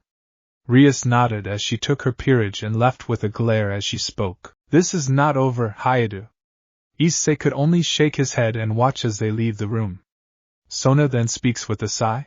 Issei, how about we continue our chat at a different time? I need to get Rias to fix my door. Issei nodded as he spoke. Well, alright if you say so. Issei walked outside the room, leaving the student council still recovering from what had just happened. Genshiro looked at Issei with awe and envy, before glancing towards Sona, as he muttered such that no one heard. What does he have that I don't? Genshiro asked to himself. He always liked Sona, but she always saw him as a little brother. Unbeknownst to him, there are some people that like him. Scene change. Koh Academy, shocked. Issei soon came inside again, and met up with Sona and Tsubaki. Issei then asked, So am I in trouble? Not at all. I wanted to apologize for Rias's behavior, and asking you to apologize to her as well. Issei shook his head and spoke. Please, President, don't beat yourself for her mistakes. Issei speaks with Sona nodding with a smile. Issei then spoke. Speaking of which, the others have already gone. Why are the two of you only here? Tsubaki spoke with a neutral tone. We are here because we still have student council work remaining. Issei nodded in response as Sona spoke. Say, Issei, fancy a game of chess? Issei was surprised by the request, as Issei shrugged and spoke. Sure, why not? Sona snaps her fingers and a chessboard appears on a table. Sona takes white and Issei takes black. The chess game goes on for several minutes, with each side not getting a chance. Issei uses a very common tactic that he and his old team used to perform, which was to corner their enemy and deal with them accordingly. Sona sensed this and played accordingly, using baits and tricks to isolate several of Issei's core pieces like rooks and queen, allowing them to deal with one effectively. However, she failed to notice the knights cornering her king, just when she expected she would win, thanks to her higher pieces. Issei smartly used the knights to corner her king, effectively trapping her king in an isolated location surrounded by her 3 pawns. Sona was stunned by this revelation. She knew if she were to kill either one of the knights, the other would take the king down. Issei then spoke, "Checkmate." Sona nodded. She knew what this meant next. Even Sabaki knew what this meant. "Your situation actually reminded me of an incident I had with my old team. While we were cornering one of our enemies, we used this tactic, giving the enemy false hope of victory before taking their leader down. With them down, we dealt with the rest of army. That was how we won in the battle." Sona gave a low nod, as Issei spoke in response. "Well, it is getting late, I should probably get going." Issei spoke as Sona could only hum in response. Issei opened the door and left the room. Sabaki then spoke with worry. "President, you know what this means, right?" Sona nodded as she spoke. "Contact my family, and my sister. They should know that they have found a suitor for me." Sabaki nodded without hesitation, wondering on how Issei is going to take the news of his engagement. 9. Scene change. Abandoned church, Kuoh town, shocked. PM. 2 girls were heading to an abandoned church. As one of them spoke, "Tomorrow we are going to talk with the people in charge." "Yes, and I can finally meet Issei-kun." The other spoke, recollecting her childhood friend as the first one spoke. "We must do our job first before we can do anything else." The other girl nodded as they both scanned around the location, trying to find some clues on what happened. They were tasked to gain the Excalibur fragments. After locating nothing, one of them spoke. "There is nothing here. Let's head back to our hotel room." "There is nothing here. Plus the red and white dragon are allied with the devils," the other girl said in an annoyed tone, as the other solemnly nodded in response. Scene change. Issei's residence, Kuoh town, 0:0 p.m. Issei is watching some television. As Drake spoke, "Today was an eventful first day, right partner?" "True, never would have thought some female human teenagers would be this horny." Issei responded with a slight shiver and nervousness. There were many weird teenagers in this academy. He was surprised by what is going on there. "Man, this is boring," Issei exclaimed as he shut off the television and headed to his room. He lied on his bed and decided to purchase some games. He did borrow Serzex's credit card without him noticing it. "I should probably buy some video games. Serkant wouldn't even notice a dent in his credit card." Issei spoke with a slight mocking tone as he headed towards a local supermarket to get some food. He decided to first check whether it is working or not. He decided to withdraw 0.000000000 yen from the credit card, and it worked. He took the cash and stored it into his dimensional wallet as Issei spoke. He wouldn't even come to know. Issei spoke mockingly as he headed inside a grocery store. He decided to take some stuff like eggs, bread, cheese, and many more stuff he would be needing for the day. He sighed, heading towards the cashier when he noticed something surprising. He soon widened his eyes and spoke. "Is that?" Issei rushed towards the location, as he saw someone picking up groceries from another section. As he spoke a word that surprised the other person. "Ingvild?" The person that Issei called had flinched. The person was revealed to be a lavender-haired woman with orange eyes. She wore casual clothing which comprised of a black dress and light blue jeans. The identified Ingvild turned around and asked, "Issei?" The duo took a look at each other before embracing each other. It has been years since they have seen each other. Fortunately, there was no one present at this side of the supermarket. "How have you been? I thought I lost you when Serzex had attacked us years ago." Ingvild nodded as she had spoken. "He did." Ingvild spoke as they split up. She then continued, "He almost got all of us, but the blast attack sent me flying. When I returned, all of you were gone. I felt like the only survivor of our team." Ingvild spoke with a sadder tone. As Issei nodded, she then spoke in response. "But now, there is at least you, one of us managed to make it out alive." Ingvild spoke with happiness. As Issei spoke, "There are more of yous and we will find each other one day." Issei responds as Ingvild nods. Issei then speaks. I believe we have a lot of catching up to do, don't we? Ingvild nodded as the duo decided to head to the cashier to get their stuff checked in and pay for it before heading home. Issei's house, 00 p.m. Issei and Ingvild had returned home, as they were keeping the stuff Issei purchased inside while Ingvild placed it in her pocket dimension. Issei then asked, "So, how long have you been staying in Kuoh?" Ingvild responded with a worried tone, "Weeks from today. I was constantly on the run ever since our team's fall. I have been moving from country to country, living in hiding ever since our team's fall. I was fearful they may get to me because of my sacred gear and my Leviathan heritage." Ingvild spoke with worried tone, as Issei could only watch helplessly. Serzex had destroyed his team and life for his spoiled sister, and even had worked with the angels to get an advantage against us. Ingvild Leviathan was a half-devil that was born from a devil father and a human mother. She was also born with the sacred gear Nerid Kairi. However, in this timeline she never contracted the sleeping disease that normally she would have contracted. Instead she met up with Issei during a fateful attack at her palace due to the old Satan faction. Fortunately, she was rescued and Issei along with his ragtag group of team members went on several quests until that fateful day when his team was destroyed by a Siscon. I thought I was a lone survivor. I thought they would hunt me down for being a part of your team. That is why I kept moving from place to place. So far, they did not get me, but when you spoke my name, I thought someone managed to get me, only for you to find me. Ingvild spoke with a smile, as she turned her gaze away. Hey! Issei garnered her attention as he responded, "At least, we are together and soon enough, the rest of our team will also be complete." Issei keeps his hand on her cheek and speaks, "I know for a fact that there are other survivors like you out there, and although some of us were killed by Serzex, there are many others that are still in hiding and I intend to locate all of us."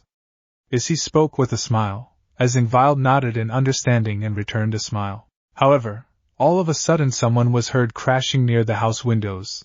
They all rushed to the location and were greeted by a surprise that they never thought they would see. The duo looked to see a beautiful young woman with a voluptuous figure, long black hair with split bangs, and hazel gold eyes with cat-like pupils. Her attire consists of a black kimono, a yellow obi, a set of golden beads, and an ornately detailed headband. The kimono features a red interior, and it is open at her shoulders, giving view to her large S. Ouch, that cursed loose branch! The woman rubbed her head in pain, as she looked around to see Issei and Ingvild. "Kuroka? Is that you?" Kuroka got up and spoke with a smile. "Yeah, it's me." Issei and Ingvild did not hesitate as the duo gave the Nekashu a tight hug, who returned the hug completely. The two thought that even she was gone when Serzex attacked them, but here they are reunited. Another member of Issei's team has been found safe and sound. After a while, the trio split up and Issei spoke. "Where have you been?" Kuroka shook her head and spoke. "Like many of us, I have been in hiding. My stray status coupled with me joining your team made me a bigger target than any SS rank stray devil. So I was mostly in my cat form. For all these years, I hoped to locate some of our allies and friends. I noticed the two of you walking home, just a while back and followed you here but..." Kuroka pointed to the broken branch that caused her to fall in the first place. Issei and Ingvild looked at each other, as Ingvild spoke. "At least you came back to us." Kuroka nodded in agreement, as she spoke. "I believe we have a lot to catch up, let's head inside. If I stay in this form, this will be causing a lot of problems to us." Issei and Ingvild nodded as they both headed inside. They knew that if Kuroka is found out, things will become problematic. Once they were inside, Kuroka spoke. "I also wanted to mention that just a few months back, I located two of our other team members." The duo were surprised by this, as Ingvild asked, "Who did you locate?" Kuroka spoke with a smile. "I managed to locate Le Fay and Arthur Pendragon." The duo were surprised at first before their expressions changed to that of happiness. "That's great news, and with you back, we actually have a chance of recovering our team." Kuroka nodded with a smile, as they went inside the room and recovered for a while. They had found two of their team members and two were still alive. All in all, members of the team were still alive. Scene change. Issei was in his room. He wanted to rest after what had happened. Soon the door opened revealing Kuroka, who was wearing her usual kimono, except it was much cleaner. Her hair also was partially damp. Seeing her, Issei asked, "So have the two of you settled down?" Kuroka nodded and spoke, "Yep, we both have." Speaking of which, Kuroka approached Issei and wrapped her arms around him. "We can continue where we left off." Kuroka spoke with a blush and a smile. She was one of the few that had feelings for Issei, which did blossom into love. She then spoke into his ear with a seductive voice. "Make me yours, my red dragon." Issei gulped in nervousness, as he soon responded, "I am afraid not." Kuroka became worried as she spoke. "Why? Why not?" Kuroka's words were desperate. She was afraid that Issei may have lost the love that he had for her and several others in his team. Issei then spoke. "I am afraid, Kuroka. I am afraid of losing you again." Kuroka understood what had happened. She was more perceptive on what Issei must be thinking. Kuroka then spoke while narrowing her gaze. "You think you are cursed. Anyone that you love has either betrayed or abandoned you, right?" Issei was surprised by this as Kuroka looked at him with a smile, while looking at him. "I don't think you are afraid that something will happen to us, and I understand your fear." Kuroka spoke. As she leads Issei to the bed, she then speaks. "But you should know, you found both me and Ingvild, and soon, you will find the rest of us. We will come back again, just like we did all those years ago. That is something I promise you." Kuroka spoke with a smile, as she keeps her hand on Issei, who responds, "I don't want to lose you again." Kuroka shakes her head and responds, "You won't, Issei? You won't, and I won't betray you like she did." Issei nods in response as he speaks. "Please don't go."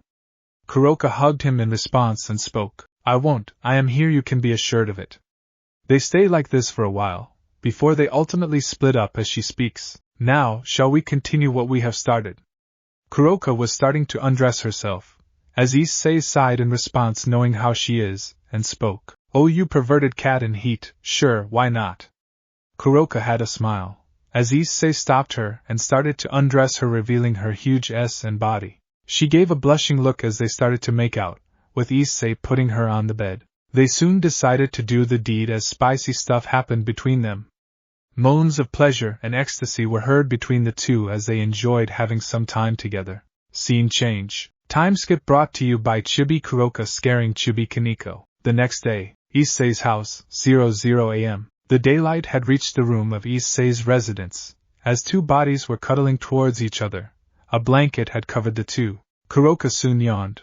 As she looked to see Issei holding her, she smiled in response. She remembered the experience she had with Issei and shook her head. Issei's stamina was far more than what she had expected.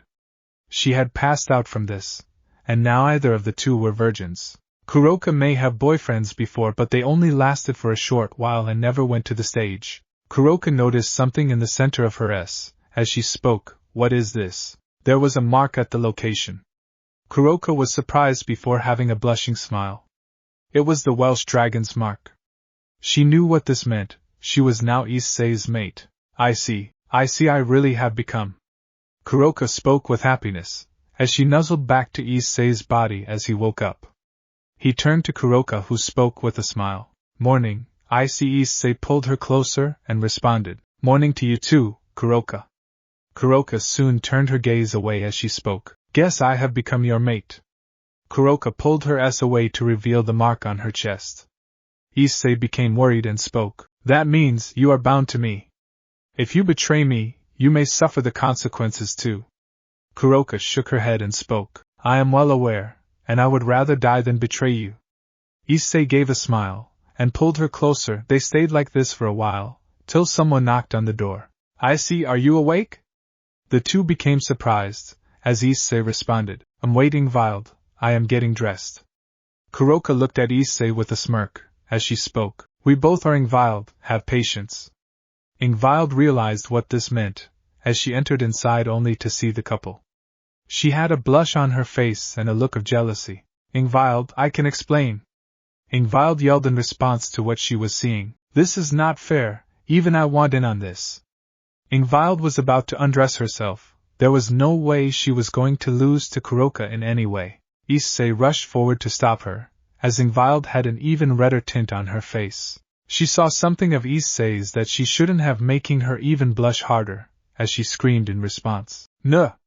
Ingvild, despite her willingness to get with Issei, part of her was not ready for this, she needed some more time. Scene change. Once the situation died down. Issei, Kuroka, who were now dressed, and Ingvild were all seated in the table. Issei then spoke. Ingvild, I don't apologize, I should have give the two of you privacy. Ingvild spoke while turning her gaze away with a blush, as she exclaimed looking at Kuroka, but I won't lose to her. Kuroka couldn't help but snicker seeing this, as she spoke, I like a challenge. Ingvild and Kuroka were glaring at each other, when suddenly a magic circle opens up as Issei exclaimed, Kuroka, hide! Kuroka nodded and changed to a black cat, who went inside the couch in the room, as the magic circle was revealed to be the phoenix. As soon Riser and Claire stepped out of the magic circle, with Riser speaking. So, how has it been? Riser asked Issei, who responded with a smile. It has been nice, and I did get some of my team members. Meet Ingvild Leviathan. Riser and Claire looked at Ingvild, surprised that someone of the Leviathan Devil is a part of Issei's original squadron. Ingvild, on the other hand, seemed worried and fearful as Issei spoke, seeing her expression. No need to be fearful. They can be trusted, unlike her. Riser and Claire wondered who this her is, as Ingvild seemed to nod. She then spoke. All right, I will have faith in them. Ingvild spoke as Riser responded. Now that's out of the way. The elders wanted to give you something for your help against Serzex and his family with our approval. The duo and the kitty were surprised by this as Issei asked, what did they want to give? Claire returned the smile as she brought out a box and opened it. Issei and Ingvild became surprised by this, as Claire spoke. Your evil pieces, worry not, you can use your own draconic aura to change them into draconic pieces. Consider this the elders' thanks for helping them. Issei took a look at the pieces and responded, I see you can give them my thanks. Claire and Riser nod, as Claire spoke. You know Serzex and Gabriel were not happy with you receiving the evil pieces, but they couldn't do anything due to you being classified as protected in every manner. Claire spoke with slight happiness as Issei responded, this means what I do, I can do anything, right? Riser responded to Issei's questions. Well, as long as you don't harm the devils physically, you should be safe. But why do you ask, though? Riser responded to Issei's question. He knew that Issei wouldn't do anything to harm them in any manner. He then gave a glance to Kuroka, who seemed to ponder on what Issei plans to do. That means you don't mind if I were to say, recruit the SS rank stray devil into my peerage? The duo were surprised by this, as Claire asked. No, we don't, but why do you ask? Issei looked to Ingvild and spoke. Since even she is part of my team too. The duo were stunned by this revelation as Claire responded. That is really something. Never thought you managed to get her to join you. Issei shook his head and responded. I just did. Anyway, so you can tell the council to remove her from the stray list since she is in my peerage now. Riser and Claire seemed to nod, as Riser spoke. Will do, old friend, but can we meet her? If it is all right with her. Issei gave a glance to Kuroka, who shook her head as he had spoke. No, she does not want to meet. She feels that you two may want to harm her. She will meet the two of you in the future. The duo nodded. They realized that Kuroka must still be weary of them. Riser then spoke. If you do want to visit, just let us know. Our mansion is always open for you, Issei. Riser's words made Issei nod as the duo teleported out of there. Kuroka soon transformed into her Nekashu form, as she asked with slight anger. Why did you tell them about me? You know that they want to hunt me down, right? Kuroka felt sort of betrayed by what Issei had done, as he had spoken. I trust them, Kuroka, cause if it was not for the two, I would still be in prison tortured by Grimmery for that spoiled brat. They found out about me and released me from their prison. Kuroka lost her anger, and became surprised. Even Ingvild was surprised by this. You were imprisoned? How long? Ingvild asked, to which Issei spoke. Years, I was imprisoned for years. Her betrayal coupled with Serzex's assault was the reason I was imprisoned. Had it not been for them, and they protecting me from Serkant, I would still be in prison, locked up in that hellish scape. I was barely given anything to eat and thrive upon, and I owe the Phoenix for saving my life and letting me live a new one. Issei spoke with slight happiness, as Kuroka and Ingvild felt bad, with the former feeling even more so for Dowling Riser and Claire. She then spoke. I see, too. Should Issei shook his head and spoke. No, please don't apologize, your anger to some extent was justified. But you can have faith in the Phoenix family. Kuroka nodded as Issei looked at the pieces, surprised to see that there was a king piece also present, knowing full well on how illegal they are. He was happy that Riser was able to procure this. He was certainly going to enjoy dealing with Serzex if he does become a problem again. Never again is he going to harm his team in any way. I see. Kuroka spoke while touching a bishop piece. She then continued, I wish to be the bishop of your peerage. Issei asked in response. Are you sure? Issei asked, to which Kuroka nodded. Yes, I am. Kuroka spoke, earning a nod from Issei, who started to transfer his magic towards the pieces. The pieces changed to a dark red in color. Issei then picked up the piece and spoke. Kuroka, I shall hereby make you the bishop of my peerage. Kuroka nodded, however she remembered her old bishop pieces and asked, But Issei, what about my old bishop pieces? Issei thought for a moment before responding. Theoretically, the stronger piece should remove the weaker one, or in your case, once. Issei brought out his piece as a magic circle belonging to Drake came out. He then asked Kuroka to lie down on the chairs, which were arranged in a straight line. He placed the piece near her abdomen and spoke the incantation. Kuroka Tuju, henceforth you will be known as the bishop of the Haida family. The pieces that belonged to her old master had came out with the newer one belonging to Issei going into her body. She looked at her two old pieces which were slight blue in color, and Issei spoke. How do you feel? Kuroka felt a surge of power in her body, as she spoke. I feel kind of powerful. She took her two pieces and spoke. I see, I want to destroy them. I don't wish to have any attachment to that man.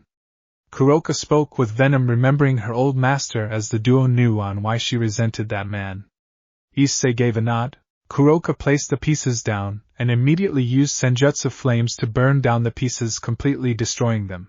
A tear of happiness fell from her eyes, knowing that a huge part of her chapter is finally over. She can now live her life with the man she loves and the friends she cherishes. Scene change. Issei was in the game store buying some video games. He was wearing a red-colored hoodie, and was looking at some games. Kuroka was in his pocket in her cat form. Issei purchased a lot of games. Well, I still have millions left in my bank deposit. Issei had a Nintendo Switch and a PlayStation. He smirked seeing this. He had still approximately a ton of money left, which he could use for other purposes. Soon enough, he heard a voice. He recognized the voice as Serafall Leviathan. He called her out. What brings you here? Serafall looked at him and became surprised. She noticed Issei and spoke. Red Dragon, what are you doing here? The scene you created, do you know how hard was it for me and the other Satans to clear? Issei could only remain amused.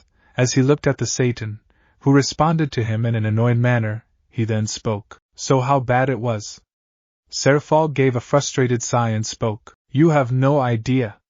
Serzex's scandal was hard to clear. He is too blind to his sister's actions, and now we all have to suffer. Fortunately, Serzex was able to clear his scandal due to his influence along with an unknown person. I still wonder who that person was that helped him with the situation. Issei nodded in agreement, still pondering on who this unknown benefactor of Serzex was, that was helping him in this manner. He wondered whether even this person was complicit in the incident years ago. I see, so how about I take you out for all the troubles? Serafall was surprised by this. She also remembered that this was the boy that had won the chess game against Sona, making him his fiancé. She wondered if Issei knew about this arrangement. Sure, but I am not like many traditional devil pure-blooded girls. I prefer magical girls and manga. Issei only chuckled at this and spoke. I don't mind, there is a Comic-Con, a few days later. Let the two of us head there, plus, I can help you with some game shopping, hope you don't mind. Serafall gave a smile, as she nodded. They both were looking for a selection of games, pondering on what they should select. They seemed to be having a good time together. All the while Kuroka was shivering for her very life. If the Satan knows she is here, there is a high chance she would be executed. Scene change. Kuroka and Issei were walking towards Koh Academy since Sona had called them due to the exorcists. Earlier Issei said his goodbyes to Serafall, who had teleported out of there. Fortunately, Kuroka was able to hide her presence till then. Seriously, Issei, I feel like you will cause even more problems for me. Kuroka spoke while rubbing her head as Issei responded. Well, you better get used to it, and besides we are going to meet Sona. So your truth will be out. Kuroka nodded, as Issei turned a glance and saw two people that surprised him. He kept his hand in front of her, with Kuroka speaking in surprise. Issei? Issei gave a glance to her which made Kuroka nod. She understood his serious expression, as she transformed into her cat form. She leaped onto Issei's jacket collar, and stayed there. Issei gave a smile as he went inside, and kept his hands in the pocket. He recognized the two people to be Irina Shidu and Zenobia Quarta. He knew why they came and he hated on who really sent them. Kuroka sensed his anger and closed her eyes. She released some of her sage magic to calm Issei down, so that he does not do something foolish. It worked, as Issei spoke with a smile. Thanks, Kuroka. Kuroka only nuzzled to Issei in response as they head inside. As soon as he headed inside, everyone's attention turned to Issei. Zenobia and Irina were surprised at first, before they looked at him with a serious expression. Issei then spoke. Oh, it's you two. Been a while. Issei sat down in a chair beside Sona and her peerage, as Rias demanded. What the hell are you doing here? Rias exclaimed with Issei responding. Me? Sona called me here. She wanted to inform that they were here. Rias was surprised as Sona had spoken. And no, Rias, I see Issei as an ally and a friend, so no, you are not going to drive him away. Rias gritted her teeth in anger, as she glared at Issei, who didn't give two shits about him. Issei then spoke, ignoring her. So, what brings two exorcists all the way back to Kuoh, especially you, Irina? Irina and Zenobia looked at each other, as Zenobia spoke, looking at Issei. We are here for the Excalibur fragments. We got intel that you were the one to have it. We just asked you to return it. Issei sighed. He knew Irina and Zenobia well. Despite the latter's impulsive nature, she can be reasoned with. Issei then spoke in response. No can do. I was able to procure it from its original thief Kokabiel and kill him. If anything, it would just get stolen again, so there is no point in returning it back to you. Zenobia and Irina understood the logic in that, as she responds. The church isn't going to accept that answer. They will take the sword one way or another. Issei narrowed his gaze, with Sona speaking in response. Is that a threat? Zenobia shook her head in response as Irina spoke. No, it is a fact. The angels really hate Issei, and they will do anything in their power to get the fragments back. Issei did not deny this, as he gave a glance to Rias, who could be seen having a small smile in this. He really wanted to punch that smile off the face of Rias, right now. I understand that, Irina, but you needn't worry about me. If they continue this false pursuit, they will only end up dying. Irina and Zenobia gulped at this. They knew that the man in front of them killed Kokabiel and doesn't mind fighting against the church. She also knew that the man did something to the heaven system and dared the seraphs to do something about it. Rias wanted to say something, but Issei cuts her off. And no, Grimmery, I ain't listening to your bullshit about war. If you and your pathetic family of cunts gets in my way, they will meet the same fate as anyone that crosses me. I am not the same person they knew them to be. Rias stayed silent out of fear. She really was starting to regret crossing him and his team. She spoke with fear. Issei only glanced at her, making her shut her mouth, since that was what is good for her. Sona and her peerage along with Kuroka knew why Issei hates Rias and her peerage coupled with family. They are the reason why Issei's life was in a mess, and they don't blame him for that. In the meantime, Irina and Zenobia were confused as to why Issei hates them. They wanted to know why Issei hates them to this extent, to the point of annihilation. Anyways, Zenobia, mind if I asked you a question? Zenobia looked at him and nodded. Who was it that sent the two of you here? Irina knew that Issei was not going to like the next term. She looked towards Zenobia, who spoke. You are not going to like who it was. Issei. The one who sent you was. Zenobia spoke in response, after which she paused for a moment to prepare herself for the upcoming outburst that may potentially come. It was Lady Gabriel. Issei was surprised at first before gritting his teeth in fury. He had a feeling that it was either Michael or Gabriel that sent these two here. He knew that his past was going to bite him again. Issei was gritting his teeth in anger upon hearing Gabriel's name.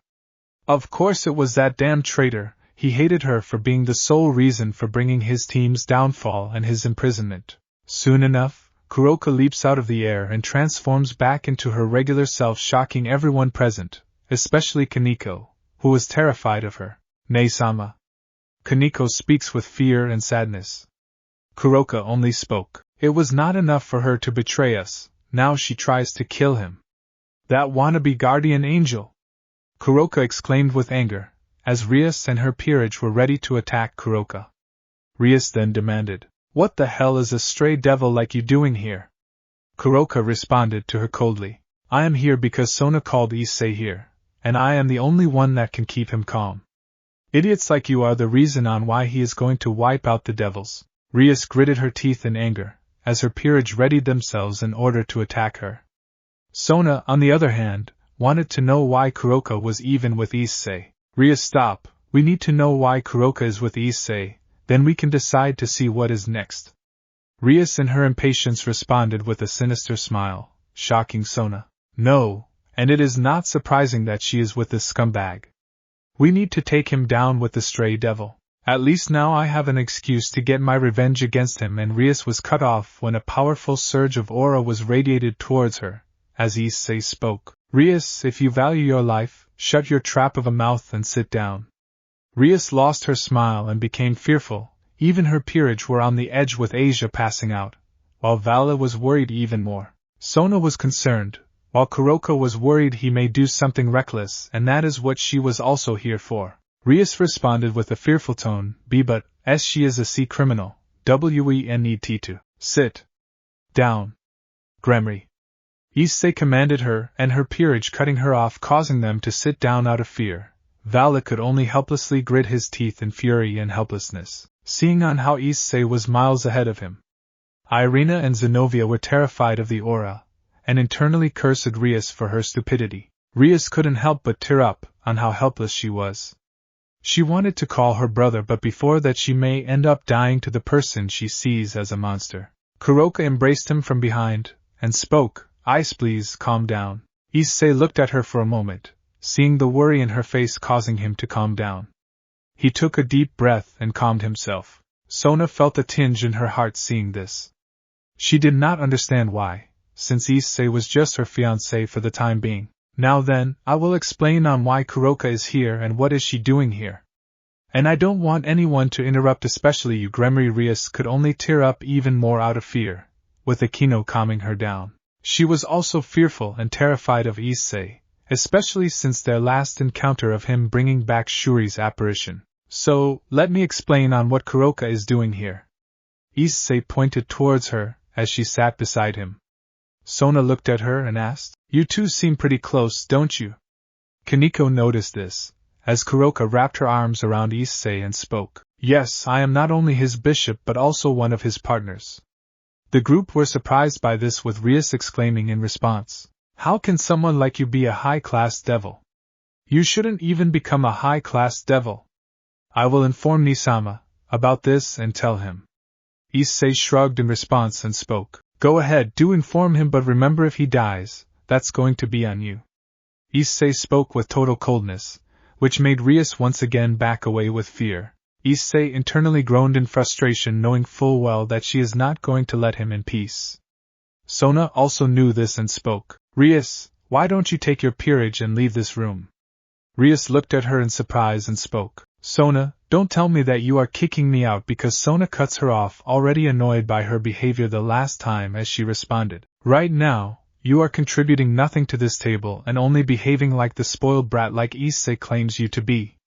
So just do everyone a favor and leave." Rias gritted her teeth in anger, before shouting towards Issei, "This is all your fault. You should have never come here." To Issei now has had enough, as he aims his boosted gear and speaks before she could react. "Dragon shot." Issei fires a dragon shot, sending her flying out of the window, which soon exploded in response. Akino and the rest of the Gremory peerage looked in horror and fear, as Akino exclaimed, "Rias!" Akino and the others rushed to her, heading out of the window, as Sona asked, "Was that necessary?" Issei sighed and spoke, "She was giving me a headache with her screaming. I am still questioning on how you dealt with her." Sona couldn't refute to this. She knew that Issei hated her guts, with her responding, Rias never behaved with me like that. I think I can see on why you hate her. Issei groaned in response as he spoke. Finally, someone agrees to it. Irina and Zenobia, who remained silent from the whole debacle, as Genshiro asked, so you were telling us on how you got a stray devil to your side? Sorry, I mean Miss Kuroka. Kuroka shook her head and spoke. Please call me Kuroka. Miss kind of makes me old. Kuroka responded with a smile as she released her arms around, with Genshiro nodding in response, to which Issei spoke. Right, I am getting to that. Issei spoke while rubbing his head, as he continued. So anyways, Kuroka is one of my team members. I believe you know what I mean. To those who don't, I had a team before this, before Rias Grimmery. Being the spoiled brat she has caused their death. Irina and Zenobia were surprised by this, as Irina asked, You had a team? Zenobia then added in response, Some of them are dead? Issei nodded in response as he spoke. Yes to both of those questions. Issei spoke while looking down. As Kuroka calmed him down, she then continued. You see, Serzex wanted Issei to join Rias's peerage, but Issei refused. As a result, he used one of our team members against us. He collaborated with the angels, and on one fateful day, the person that revealed their true allegiance to us was the one that stabbed us in the back, causing their demises. Kuroka spoke with sadness, remembering watching two of her friends die in front of her eyes. Zenobia and Irina thought for a moment before they put two and two together. Irina then spoke. This means that? Irina spoke in response. She paused for a while before continuing. Gabriel was the traitor? Issei looked at her and nodded. Yes, worse, she played with my feelings to get me to trust her, and then she stabbed me in the back. Worse, if I hadn't trusted her, Penemue and Chow Chow would have been alive and we wouldn't be in this situation. Kuroka looked at him and responded. But I see, it is not your fault that they died. Gabriel deceived all of us. Issei shook his head and spoke. It is Kuroka. Had I not trusted her and brought her in, none of this would have happened. Issei spoke with total sadness, as Kuroka rubbed his back. The Citri peerage felt sad and angered at what Issei had to go through. Even Irina and Zenobia were putting more and more pieces together. Now they understood on why the heavens situation is so bad. It was all because of the incident that happened years ago. I see. Irina spoke with sadness, as she spoke. That is why Heaven and Gabriel are in such a mess? Once her betrayal was revealed and your team collapsed, you basically went ballistic for the first time? Irina asked, to which Issei responded. Yes, I lost it after that. In return for her betrayal, I made an example of anyone that stood in my way and took the heaven system for myself, absorbing it into my being and using the powers to destroy heaven, and I almost succeeded. I destroyed their blessing system, meaning angels can't get stronger with blessings from humans.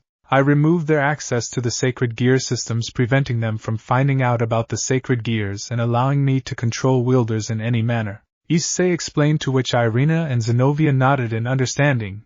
Now it makes sense on why the angels detest him to the point of desiring his head.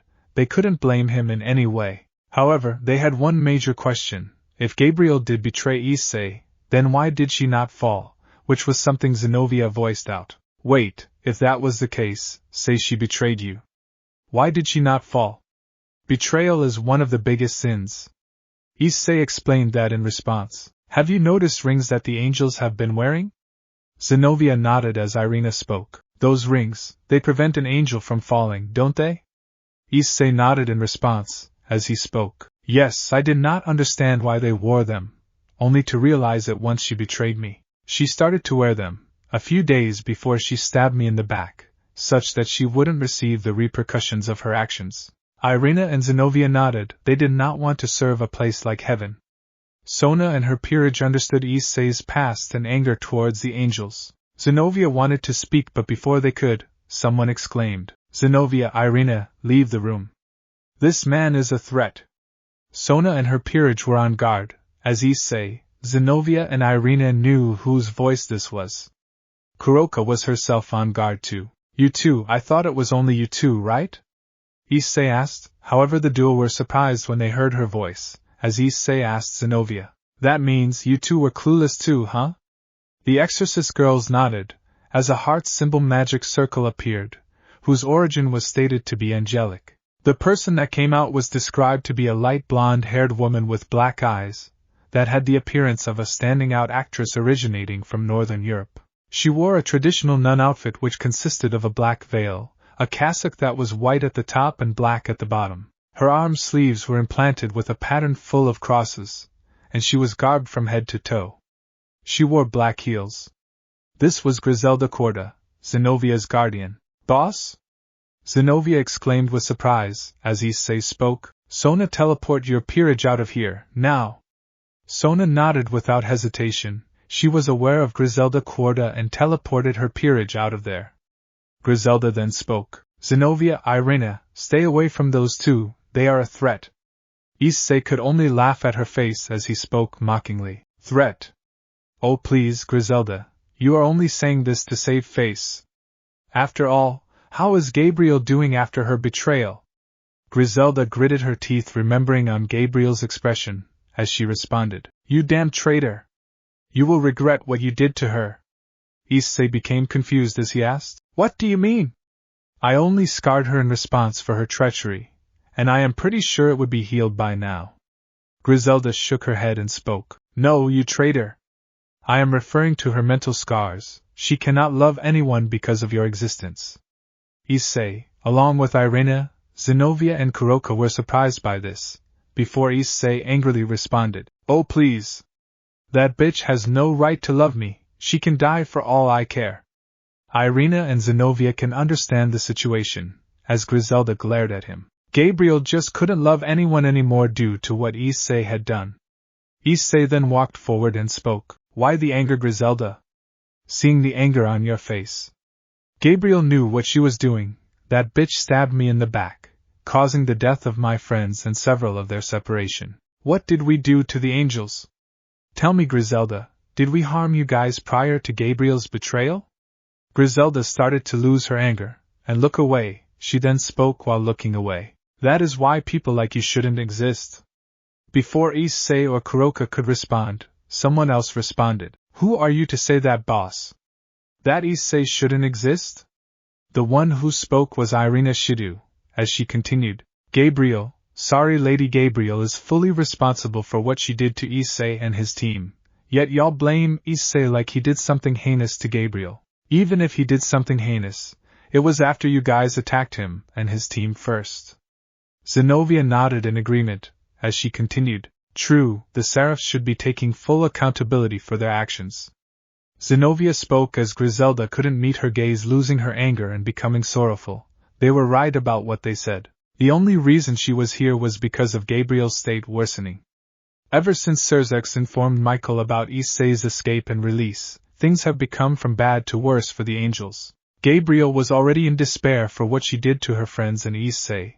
And what's worse is that many angels are informing each other that Issei was the traitor to them instead of Gabriel. The heaven was in a complete mess, and has barely recovered since the past years. Issei did not understand why Gabriel was in despair. Was it post-action regret that she was experiencing? He expected her to revel in her glory after betraying him. The capture of someone as powerful as him would have given her even more glory. He noticed Griselda lose any will to fight as Issei speaks. So you chose to surrender? Griselda nodded, seeing that there was no reason she has to fight for. Irina and Zenovia sighed in relief, seeing that there was no violence. Are you going to tell me on why did you try to attack me to begin with? Issei asked, to which Griselda responded after taking a seat. Gabriel wanted you dead due to your actions against us years ago. When Serzex informed me your location, the Seraphs did not hesitate to send some of the exorcists all the way here. Not to mention, you have fragments of the Excalibur. This made the angels and church angrier. They really wanted you dead. They sent us first, but when they know that we won't return, they will send him. Issei couldn't help but groan in frustration upon this. His whole life was a mess, which was caused by them. They just couldn't leave him alone, because of what happened to Issei. Many others' lives are also damaged, and no one is trying to find an amicable way to fix things. They only want the other dead. Issei reminded himself to drill fear into the Grimmery family upon their next encounter, especially Serzex, since he is really getting on his nerves. He knew of this him that the church is going to send in next, as he knew the series of frustrations that are going to get to him. Worse, when Gabriel remembered you, she fell into an even worse depression than before. Many angels blamed you for what was happening to her. They still see you as the traitor, Griselda explained, only for Issei to scoff, not feeling any empathy for one of his former lovers. She chose her path, Griselda. If stabbing me in the back was something she chose to do, someone she deemed as a former lover, that is on her. She has no right to feel guilt for what she did to me and my team. Kuroka nodded in agreement. Even she has no right to feel guilt for what she had done. Irina then asked, from what you can tell, you two were pretty close? Don't you think that you would have forgiven her? Irina asked, to which Issei shook his head and spoke. No, Irina, some things are unforgivable. She murdered my friends. It was because of her that 5 of my teammates are dead. If she never wanted to be with me, she should have never come. If she feels guilt, she shouldn't, since she chose to do this. She chose to commit one of the biggest sins. Irina and Zenobia nodded, as Irina spoke in an apologetic tone. I never knew it was this bad. Sorry, Issei. Issei nodded in understanding. Irina, Zenobia and Griselda were all in the dark on the incident that had happened years ago. Only Griselda knew a small amount of what has happened. There was silence for a whole minute before Griselda spoke. Issei, can you do me a favor? Griselda's words made Issei surprised as he spoke. Sure, but that's going to cost you. Griselda kept her hand on her chest and spoke. I wish to no longer be part of Gabriel's brave saints. Issei and Kuroka were surprised by this. They managed to get this far in their desperation to recover the angels. Zenobia and Irina were surprised, but for different reasons, as Zenobia spoke. Boss, are you sure of this? Griselda nodded in response and spoke. Yes, I am. Griselda's voice, though low and weary, carried a note of resolve. She wanted to help Gabriel, but doubts now clouded her mind. The person she once saw as a savior, whose serene grace and angelic aura radiated warmth and benevolence, now seemed uncertain. Her apprehensions deepened after hearing Issei's side of the story. Witnessing his hatred, anguish, and detachment towards someone he once loved made her reconsider everything. She began to doubt that angels were the noble, graceful, and kind-hearted beings of God that many believed them to be. Instead, she suspected they harbored much deeper and darker secrets, capable of committing heinous acts while cloaking themselves in an illusion of goodness. I see, but remember I said that it's going to cost you. Griselda looked surprised. She wondered what Issei thought of doing to her. There was fear in her eyes, knowing full well that he may hold anger and hatred towards her for her master's doing. However, what Issei said next cleared any and all doubts she had. Removing the card is usually fatal, similar to evil pieces. Michael made sure that any reincarnated angel that would join any of the 4 seraphs would be loyal to them at all costs. The Brave Saints deck of cards works similar to evil pieces. However, unlike evil pieces which can be resisted, and the said resistor eventually becomes a stray devil that is meant to be captured or purged, betraying someone from the Brave Saints would usually be fatal, a death sentence if you may say so. Griselda became pale, not because of Issei's actions but because of what he said. She wasn't aware of this when she signed up for being Gabriel's hearts. This was what they meant it by being a prototype system which wasn't properly tested. She cursed her past self for getting herself in this situation, and now was stuck either obeying orders or dying refusing the orders. She remembered the saying that one of the devils she was assigned to kill spoke to her. The devil was also once an angel. She took a deep breath to compose herself. She then spoke after a while. Is there a way that I can prevent this? I don't want to serve someone like Gabriel. I don't mind joining you either if it makes a counterbalance. Issei nodded in response and spoke. Yes, remember I said that it will cost you. Issei spoke, as Griselda nodded in response. He then spoke. Instead of your life, your memories will be taken instead, a trade-off between your life and your memories as a reincarnated angel. That is the price you have to pay. Griselda was once again pale. She did not want to forget Zenobia or Irina, with the 2 girls being horrified by this. They feared Griselda losing their memories and forgetting about them. Is there no other way? I don't want to forget Zenobia or Irina, Griselda exclaimed with fear and horror. From her voice, it was clear that she did not want to lose her ward and student respectively. Issei sensed this resolve and spoke. Fine, I will try to keep the memory of your wards. But I can't keep every memory. The exorcist duo had smiles on their eyes, as Griselda made a sigh of relief. She looked at Issei with a smile and spoke. I accept this deal then. Issei narrowed his gaze and activated the heavens system. He knew if he used it, he may be sensed by the other angels, and he was not in a mood for dealing with any of them. He then motioned Griselda to lie down on a couch as he placed his hand on her chest, which made her have a small blush. He then spoke. I apologize for touching you in that location. Griselda shook her head and spoke with a smile. No, I understand, that is where my card is, right? Issei nodded in response, and spoke. Yes, now this will be the part where you lose your memories and you will end up losing consciousness. Rest assured, no one will try and harm you in any way.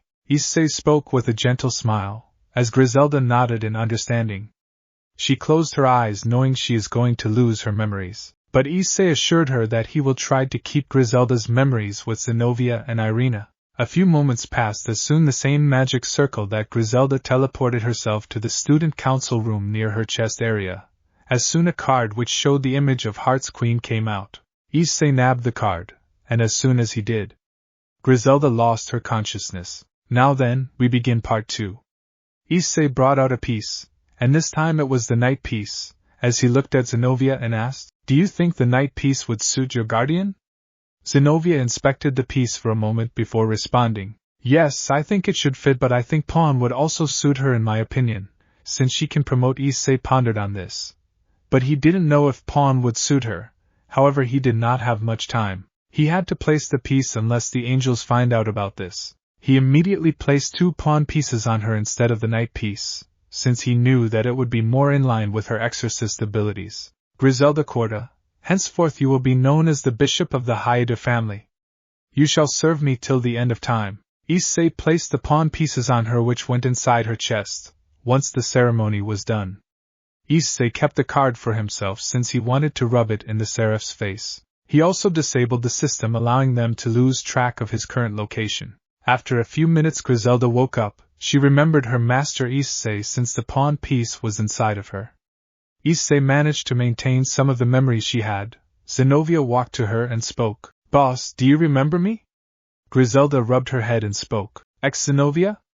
Zenobia teared up, upon remembering them as Zenobia hugged her in response. Griselda gave a smile and returned the hug. Griselda spoke in response. I remember a portion of my memories, but not all of them. I guess this is the price of abandoning Gabriel, the price of my foolish choice of joining her. Griselda spoke, as she got up and bowed before her new master and spoke. Lord Issei, how may I serve you? Issei looked at her with a smile and spoke. First call me Issei, and second raise your head up. I treat my servants like my family and care for them. You are the second person that has joined my peerage, as my pawn. Griselda nodded in response, as Irina asked. Then who was the first? Kuroka walked forward and spoke. That would be me. Kuroka revealed her draconic wings, which surprised Griselda, who soon followed it up using her own draconic wings. Both were red dragon, with Issei explaining. Right now you're part dragon, but with enough training and paths that I set for you, you may turn into your strengths and make the wings you have change color and abilities. You are no longer restricted by the magic you gain and learn, aside from your capabilities which you can train to improve. Griselda and Kuroka nodded in understanding, as Zenobia and Irina looked at each other, and were pondering on whether they could join Issei or not. But before they could do anything, the door creaked open revealing Sona Citri and Tsubaki Shinra. They then spoke. I hope we are not disturbing you, Sona asked, to which Issei spoke. We are almost done. Where is Grimmery and her peerage? They returned back to the underworld. They tried to hear your conversation, but we did not let them. They did not take this lightly, but with Rias's current state, they had to teleport back to the underworld. Issei nodded in understanding as he spoke with a tone of gratitude. Thanks, Sona. Normally I would have been mad at you for listening to the conversation, but I am willing to let it go, since you did not let Rias in. She would have been even more problematic to deal with. That girl is nothing but a headache. Griselda looked towards Zenobia and Irina, who nodded in agreement to Rias's words. She then spoke. Issei, may I take this Gremory girl down? Issei shakes his head and speaks. Not yet, I have my reasons for denying this. I will explain once we get back. Griselda nods as Sona and Tsubaki look at her in surprise, they were still surprised that Issei managed to convince Griselda to join his peerage. President, I believe you should deliver the news. Sona nodded to Tsubaki's words as she spoke. Issei, I have some news for you, Sona spoke, to which Issei asked, What? Sona had a red tint as she spoke. You see, Issei, the chess game we played yesterday, no one has won against me so far. Issei wondered what this meant, as he asked, I guess I am smarter than you, but what does that have to do? You cannot always win, you know? Kuroka's sweat dropped seeing this. She could clearly notice the red tint on Sona's face. She knew Issei can get dense at times, especially when it comes to women and their feelings. No, that's not it. Tsubaki spoke in response. It was because there was a condition, such that, the one that is smarter than me, will be my new fiancé. The chess game was the medium to determine that, and you won. Issei was surprised by this as Kuroka exclaimed in response. No way, I refuse to believe this to be true. Sona shook her head in response, as she gave a glance to Issei, who was also surprised. Even he had no clue of this arrangement. Issei, I never knew you were engaged. Issei was also speechless, as he spoke. Even I myself am getting to know this news now. Issei looked at Sona and spoke. Look, Sona, we just barely know each other. This engagement, I don't approve, and I don't intend to drag you down into my life for no reason tomorrow. Let's go and talk with your family and clear this situation. Sona remained silent. Many would jump the chance of marrying her, but here Issei was, who refused completely. She looked at Issei and spoke. Issei, think about this for one day and then make the decision.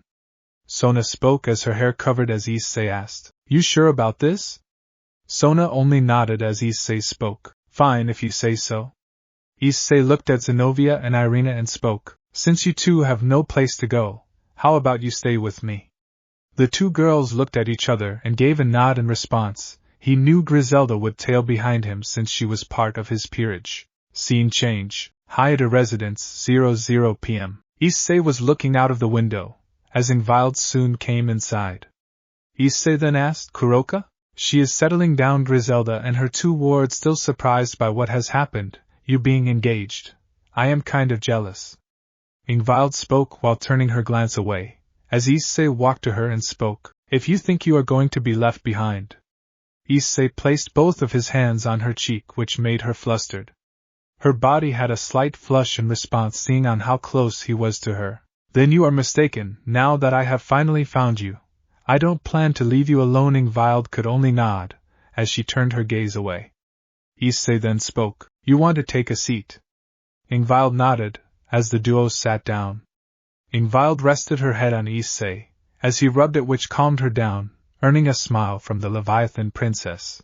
Ingvild then asked, So, what is the plan now? Truth be told, ever since Drake informed me that my memory has been tampered with, I have been finding out on who is responsible for the incident that has happened to us years ago. Ingvild was surprised as she asked, So you mean to say Serzex and Gabriel aren't responsible? Issei shook his head and spoke. They are, but it is not only them. There are more players complicit in their deeds. Truth be told, my memory, while true, is not revealing the whole truth yet. I have been working on a way to rid the tampering while preventing those that messed up my memory to identify my actions. So far, I was able to piece out two things. Ingvild was surprised by this, as she asked, What two things? Issei responded to her. First, I know for a fact that Gabriel betrayed us and Serzex killed our friends due to the request of his spoiled bitch of a younger sister. That is certainly drilled into my brain. Ingvild nodded, remembering this to be her memory before she was sent flying and then her friends went missing. She presumed them all dead, which haunted her for 3 years, until she met Issei by fate. She eventually met Kuroka, and now, she has hope that more are still out there, alive and well. Secondly, they are not the only ones that had a hand in what happened to us. There are more players involved in what happened to us. For what all I can presume, Serzex and Gabriel, those two may just be pawns to someone much sinister and much twisted out there. For all I know, I need to locate them and eliminate them before they can even harm us in any way. Issei spoke with total coldness and seriousness. Ingvild understood what this meant, and also agreed with Issei's words. She had finally found her friends, and this time, she is not going to lose them. Days later, Issei's house, shocked. Riser and Issei were discussing on the recent events, with Claire sitting beside him. Riser then spoke, so from what I can tell, you have gained 2 members for your peerage? Yes, first is Kuroka, the SS rank stray devil, and secondly is Griselda Korda, former reincarnated angel who willingly joined me. The duo were surprised by this, as Claire asked, but how did you gain access to her card? And I am surprised you found a way to remove her card using the Heavens system. Issei shrugged in response and spoke. It was easy actually, although the trade-off was memories for her life. Fortunately I was still able to keep the ones with Zenobia and Irina, so all in all, nothing of value was lost. The duo looked at each other, as Riser spoke with a smirk. I see, that means you are on a track to get back at those that harmed your team? Issei shook his head and spoke. Not yet, I have other things in mind that I plan to complete, such as locating 2 of my other team members and many more that are still out there. I want to make sure they are safe and sound. Issei spoke with sadness, as Claire approached him and hugged him. Riser was watching the scene with a smile, knowing Issei would care for his sister no matter what happens. It's okay, I see, we will find them. Issei melted into her hug. It was no secret Claire actually liked him, but she always feared on Issei's current desire of revenge, which was coupled with finding the rest of his team members. They split up as soon as someone comes inside. This was Griselda Korda. However, she looked different. She no longer wore the nun attire she used to wear. She now wore a white shirt which was well ribboned at the center, and black jeans, along with shoes. Since she no longer wore her veil, her hair was light blonde and she had black eyes. Her appearance was akin to those of a Northern European actress. She had some biscuits and a tray of tea that she had with her. Issei, Lord Riser, Lady Claire, I have brought some snacks. Griselda spoke with a smile as Claire and Riser returned the smile and spoke. You needn't be so formal with us, Griselda, especially when you are one of Issei's peerage. Still surprised that he managed to convince someone who was this devoted to Gabriel. Griselda shook her head and spoke. A handsome young man with blonde hair, green eyes, and dressed in priest clothes was roaming around Issei's place. Soon enough, someone called out to him, Hello, Dulio. Dulio was surprised by this. Turning around, he saw Issei leaning on a nearby tree. Dulio gritted his teeth in anger, as he unleashed beam of light energy which Issei leaped in the air to avoid it, before stomping, creating a tremor pushing my back.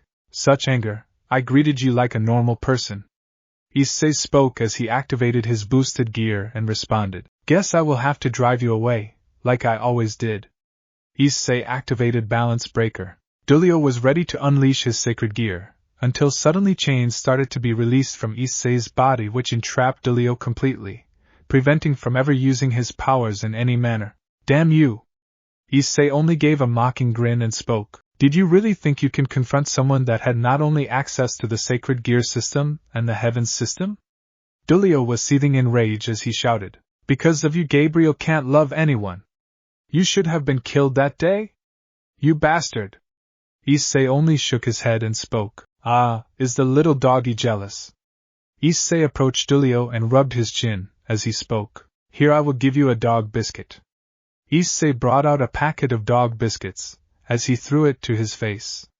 Dulio only growled in response, as Issei spoke mockingly. Would you look at that, Dulio-chan, you even growl like a doggy. Michael's guard doggy and Gabriel's bitch, isn't that right? Dulio was feeling unimaginable anger, veins were popping on his head. He was beyond livid at how Issei was treating him in any way. Issei then spoke. But on a serious note, did you really think you could get a jump on me? I mean, I can kick Serzex and Michael's ass at the same, and I have the system that can manipulate both angels and sacred gears. Just how dumb can you be, Dulio-chan? Dulio was growling even more. Issei was enjoying this even more. Drake then spoke as his gear was brought out. Partner, as much as you can enjoy tormenting this brainless fool, I believe you have an appointment with that Leviathan girl. Issei widened his eyes. How could he forget his appointment with Serafall? He had to leave as soon as possible. Heh! What girl would ever fall for someone as pathetic as you? Dulio spoke with a mocking tone, with a sort of an evil smile on his face. However, to his surprise, Issei was unaffected as he thought. Someone who has some level of decency. but is not as pathetic as Gabriel. Dulio gritted his teeth in fury, as he glared at Issei with hatred. However, before he could say anything, someone spoke from the crowd. "Stop right there, Angel." The one who spoke was Claire, as the duo showed up. Claire then spoke seriously. "Let me remind you, he is under Phoenix family, and allied with us. Threaten us at your own peril. We will destroy you if needed, and need I remind you that I am a Satan-class devil, especially with my weaponry. I am not someone you want to cross. Not to mention, Issei is well protected by the Devil Council and many devil families." Foam was forming in Dulio's mouth due to his anger.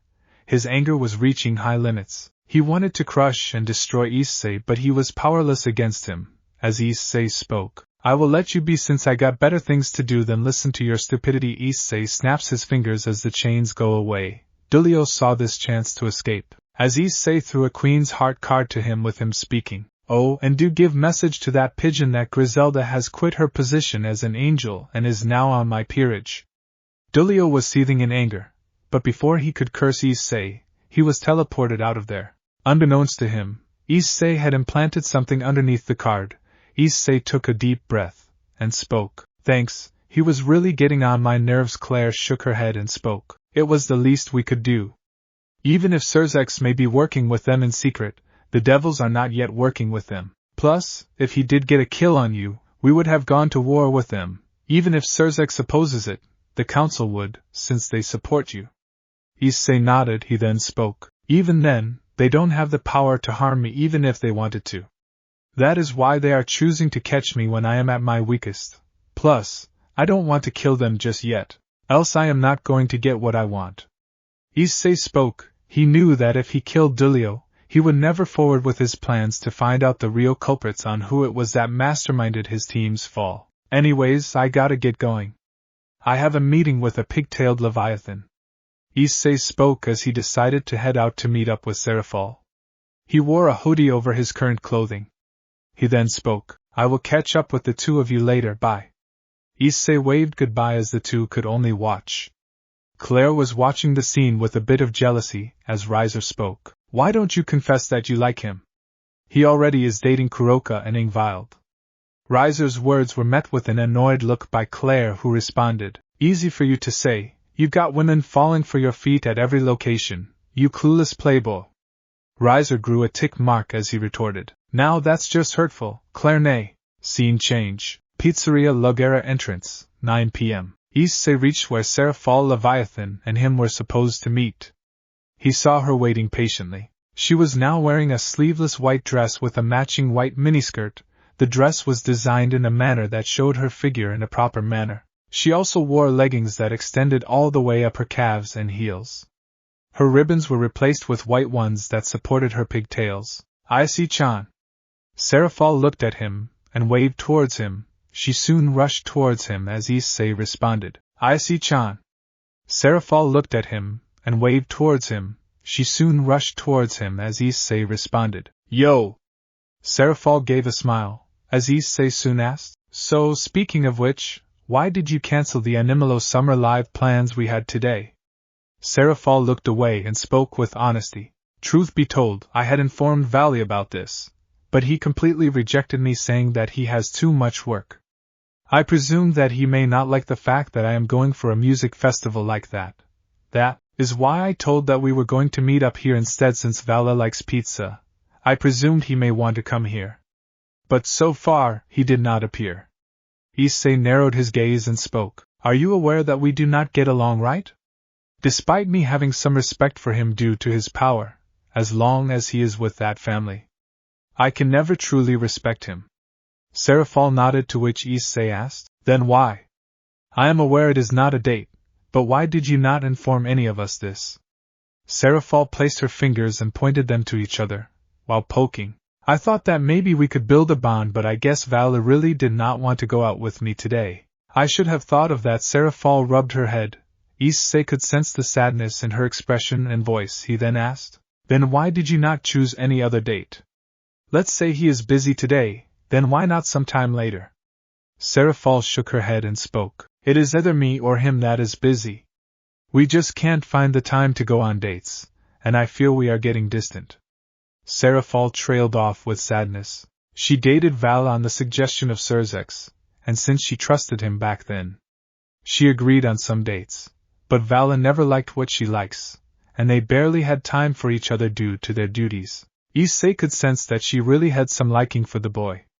He shook his head. At the very least he can make this date enjoyable. He could see that she really wore clothing that perhaps he liked. He never knew what Vala's tastes are, but he did not care about them. Let's go inside and have some food for ourselves. Serafall looked at him and nodded, as he added, Come on, you invited me, at least I came for you. You can deal with Vala at a later date, you needn't worry about it.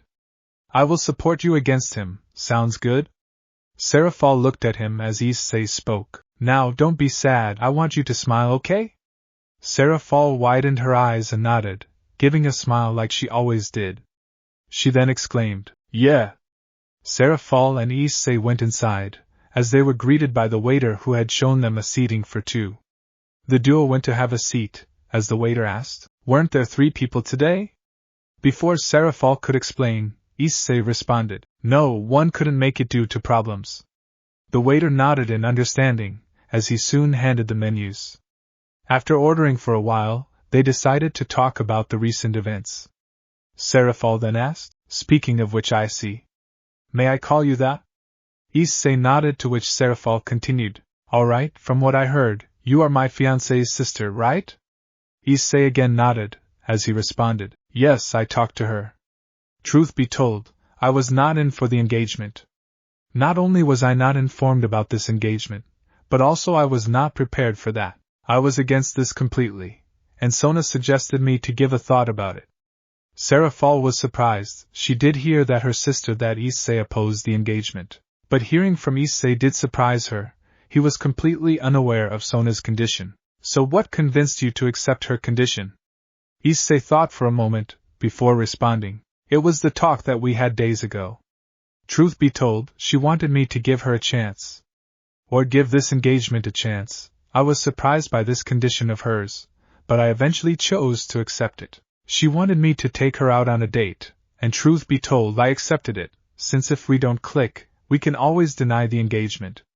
We only should get to know each other. Normally Serafall would exclaim against Issei for stealing her sister, but she was trying to see what kind of a person Issei was. Like Issei, Serafall had a mask, underneath that childish and otaku, magical girl, obsessed personality, who has a siscon nature. She cares for her sister and will go to any lengths to see that her sister is alright.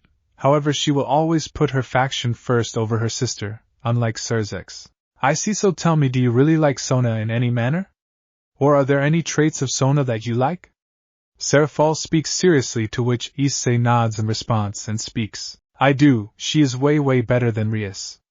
She is reasonable and understandable, unlike Gremory, who behaves like a spoiled brat.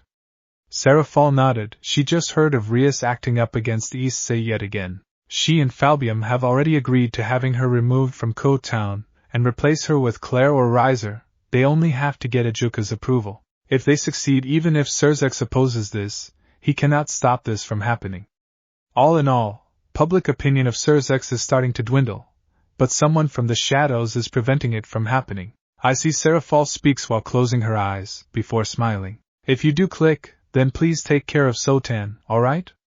Issei nods in response, as she soon asks, So tell me, what are your thoughts about me?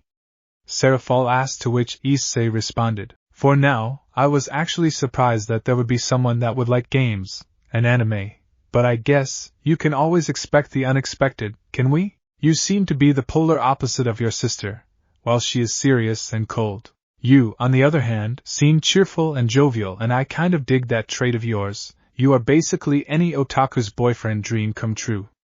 Serafall couldn't help but blush upon hearing this, since no one has actually liked this side of hers. Usually Vala chastises or is dismissive of this side of Serafall. But here is Issei, who is openly accepting of this dream of hers. Serafall could see the contrast and difference between the two. I see. Serafall spoke while stuttering. Her heart was racing even more so. She did not understand why, since they had just met properly days ago. Before they could continue their conversation, their food came. They had ordered some pizzas, which comprised of grilled barbecue chicken pizza and buffalo chicken pizza. Even some wine had come along with the food, as they started to have their food. Issei then spoke. This is pretty good. You certainly choose your partner's favorite food. Serafall had a red tint upon hearing this, as she continued, Thank you, I looked really hard for this. Serafall spoke as she munched on her slice of pizza. Issei looked at her and was disappointed in how Vali was acting. Serafall went out of her way to plan a good date for the two, and he did not even have the guts to show up, not even bother taking time out of his busy schedule for this. So Serafall, what anime do you prefer? Serafall spoke while drinking some of her wine. I love to watch Magical Girl, but I do have some love for Isekai anime. Serafall was starting to have a bite of her pizza as she continued. What about you? Issei thought for a moment before speaking. I'm a shonen lover, and my favorite is JoJo's Bizarre Adventure. Issei spoke in response, to which Serafall nodded. They could have become good friends had they met earlier. But now, they are becoming something more. The rest of the night was their discussion about their favorite anime and work they loved doing. They had a good time before they paid the bill and left for home. Scene change. 6th Heaven, Vatican, 00 p.m. Michael and Gabriel were discussing on the latest news, as Michael spoke. I believe you know the news, right? We can't harm Haidu due to his affiliation with the devils. Gabriel looked down and nodded in response, as she spoke after a while. I am aware, him affiliated with the devils causes even more problems. We can't take back what belongs to us from him. Gabriel spoke while suppressing her emotions. Michael looked at her and internally smirked. His plan was working quite well. He knew that him and his collaborators will succeed one day. In that case, I will think of a way to get it back. Michael spoke as he walked away. The plan he made with his collaborators worked very well. That was until Issei attacked Heaven and absorbed the Heaven system along with the Sacred Gear system, which harmed him and his angels heavily. He couldn't attack Issei even if he wanted to. He needed to harm him in a different manner. He had to play his cards carefully. If Issei finds out on who his collaborators was, he will slaughter them without hesitation or mercy. In the meantime, Gabriel looked at an image that showed her with his team, Issei smiling happily. She shook her head and muttered, Why do I have feelings for him? Gabriel continued her work. She had a lot of work to do for the upcoming alliance. She often fell into depression or overworked herself in order to forget her past. But you know what they say, your past does catch up to you. Scene change. Grimmery Mansion PM. Serzex and Grafia along with the Grimmery peerage were discussing on how they should deal with Issei. Serzex was the first to speak. Right now, we cannot do anything Riatan. He has become too powerful for even me to fight against. Worse, the Council and Phoenix family completely support him. Rias was not happy with this, as she demanded, Brother, he almost killed me with the attack. We need to find a way to lock him up again. Serzex shook his head and spoke, No Rias, we can't. Rias and her peerage became despair-ridden and fearful. They were already terrified of what Issei is capable of. Vali clenched his fists in anger, knowing on how helpless the situation is. I won't rest till I kill that brat Issei for good. Albion declared with anger, as Serzex spoke. I understand, Albion, we will find a way, but be patient. Albion could be heard grumbling, as Serzex continued. Anyways, Issei's influence is pretty high, so taking him down will be harder for now. We need an excuse to detain him and deal with him accordingly. Serzex spoke seriously, arrogant in believing that he can deal with Issei. Not knowing Issei never truly used his full strength against his foes. The Gremory peerage and Grafia seemed to nod at this, while they were trying to find a way to deal with Issei, so that he does not cause any more problems to them. Scene change. Ice cream parlor, 00 a.m. Serafall and Issei came out of the parlor. As Serafall stretched her limbs, she then spoke. That was really fun, spending time with you. Serafall spoke with happiness, as Issei responded. Although I was bummed that we missed the festival, we still managed to have some fun. Serafall nodded in agreement. The time she spent here with Issei was far more than the time she would have spent with Vali. Anyways. Serafall spoke. As she had Issei's cheek, much to his surprise, she then spoke with a smile. Think of this as a thank you gift. We will meet again soon.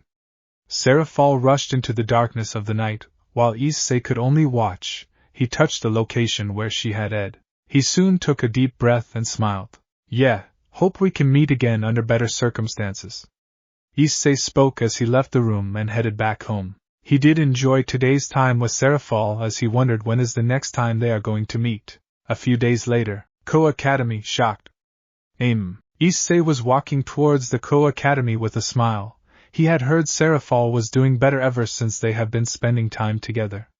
Drake spoke in response. You seem to be in a much happier mood. Issei spoke to Drake in response. Yeah, my life is going well. Issei responded as he continued. Plus, I managed to remove a major part of my memory temporation that was present. Now they can't remotely detonate me even if they wanted to. So all in all, things are going pretty well. Issei responded, to which Drake spoke. Although, you should be careful. At this point, the angels and devils are mobilizing their strategies against you. The thing you implanted on Gabriel's queen card told you about what their next plan is going to be, right? Issei nodded in understanding. They plan on making Issei provoke him so that he can begin another assault onto Issei and capture him with the excuse of him going rogue. In that case maybe I can pay Michael a visit, destroy his rebuilding work of heaven, and maybe teach them a well-deserved lesson such that they think twice ever harming me and my friends. Maybe cripple some angels would do. An evil smirk grows on Issei's face. He was certainly going to get back at the angels for having their hand in the fall of his old team. Drake could only sigh on seeing Issei's ruthless and sadistic nature. He soon came across Vali, who was leaning on the Koh Academy gates. As he spoke, Well, if isn't the White Dragon Emperor, Issei spoke as he continued with a mocking tone. So what brings you here? Waiting for your master like a good little doggy.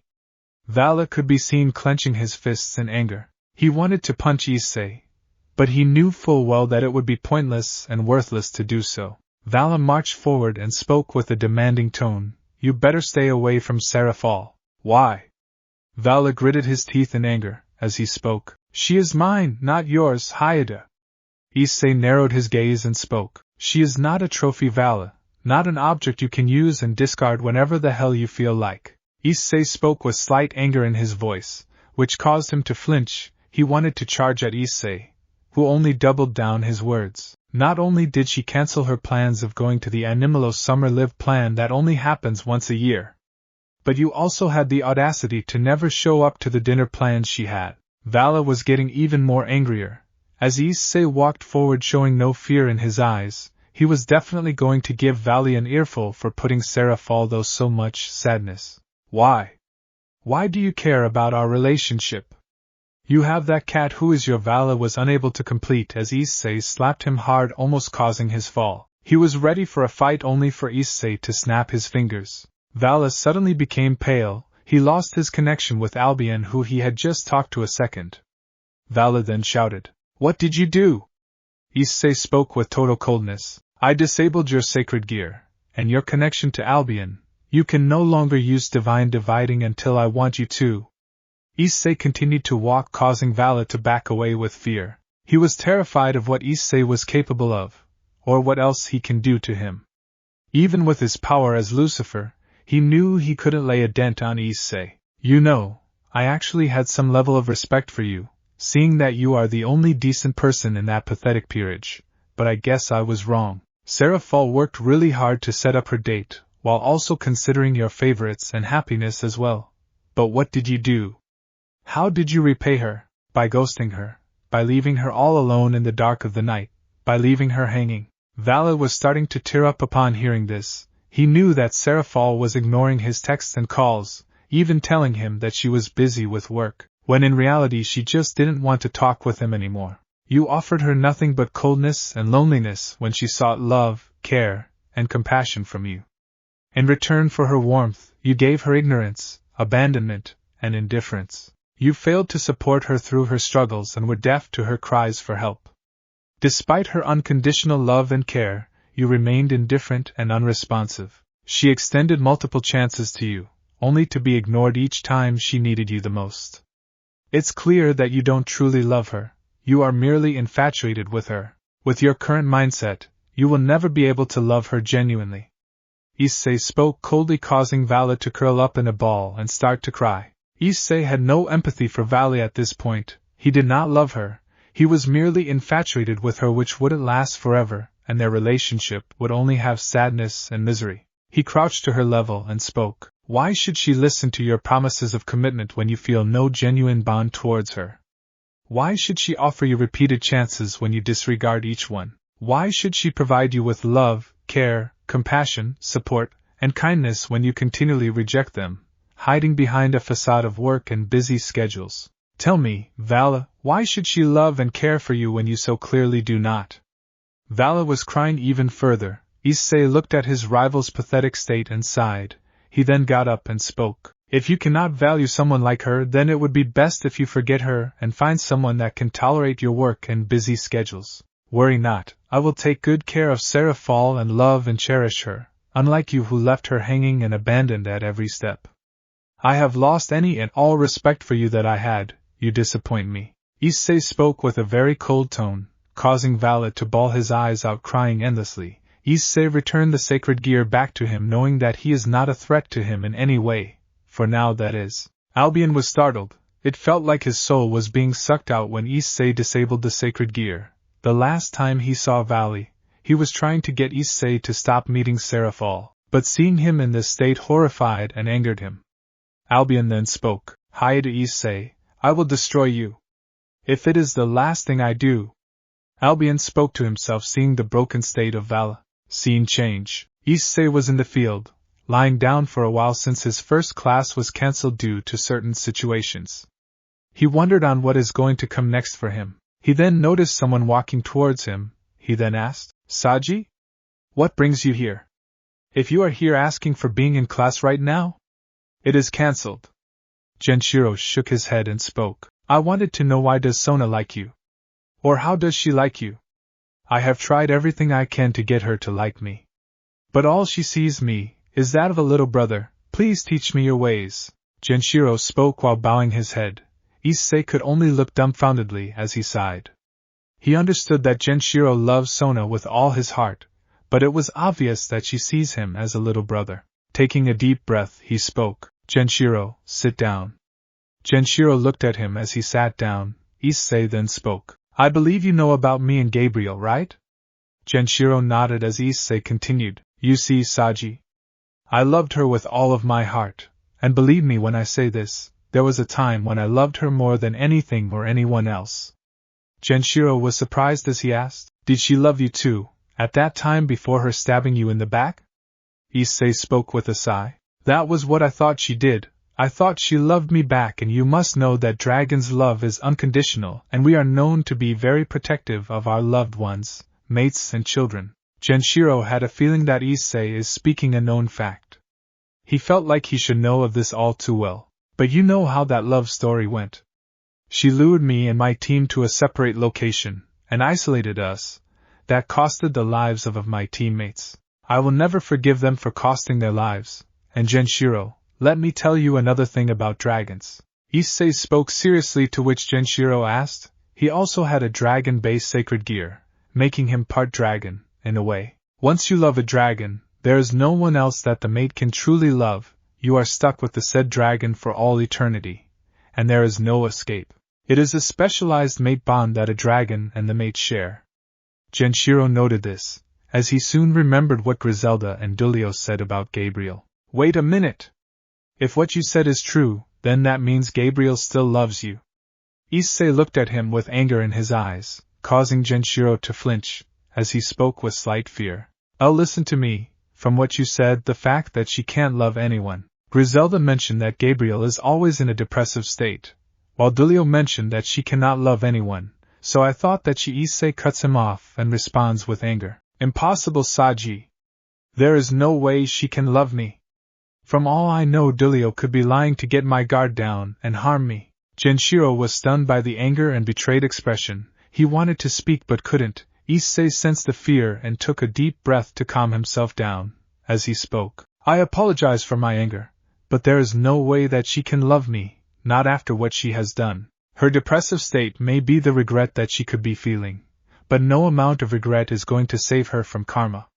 She is going to get what she deserves and I am going to make sure of it. Issei spoke with lowered anger and total coldness, as he walked away from the scene. Jinshiro could only watch Issei leave. He was having doubts in Issei's story, just like Issei himself does. There is more to what had happened years ago, and they had to find it. Scene change. Issei was in his classroom. The second period had just started and he was wondering who is going to be his new homeroom teacher. He was waiting patiently, till a familiar woman with black eyes and short yellow hair appeared inside with a briefcase. Good morning everyone, my name is Griselda Kuoh, and I will be your new homeroom teacher. Issei was surprised by this. Griselda didn't inform him about this. Griselda looked towards Issei and gave a smile, as Issei nodded at this. He gave a glance to his male classmates who were jealous of this, especially the perverted duo. Oh, and I believe we should get started with our English lesson. Please open your textbooks and go to page. The students did as they were told, with Issei pondering on how the hell did Griselda get a job in a teaching academy, and how did she bypass the Gremory peerage that are in this school. Speaking of the Gremory peerage, Aazel remembered the name Griselda Kuoh during her time with church, and she had a small whim of the events that happened yesterday. She was terrified to hear that Griselda was here, but she did not understand on why she is here. Griselda started to teach. As Issei pondered on her teachings, all in all, she seemed to be a strict yet firm teacher, putting some cocky and annoying students down just like she used to do with both Irina and Zenobia. Hour later, Griselda was with Issei alone in the classroom. The class had already gone out for their activities as Issei spoke. You know, it would have been nice had you briefed me about being a teacher. Griselda rubbed her head and spoke. Sorry, I wanted to be by your side when you needed me, especially when dealing with the Gremory peerage. Griselda spoke with annoyance, as Issei looked at her for a moment, and rubbed his head while speaking. I can see where Zenobia gets her hot-headed and brash nature from. Griselda had a red tint in response to this as she exclaimed, that was uncalled for. Issei chuckled at this, as she became even more embarrassed with Griselda speaking. Mao! Stop laughing! Issei controlled his laughter while responding. Sorry. Issei calmed himself down, as he continued. Once break time hits, we need to head to the Citri peerage. We have some things we need to discuss.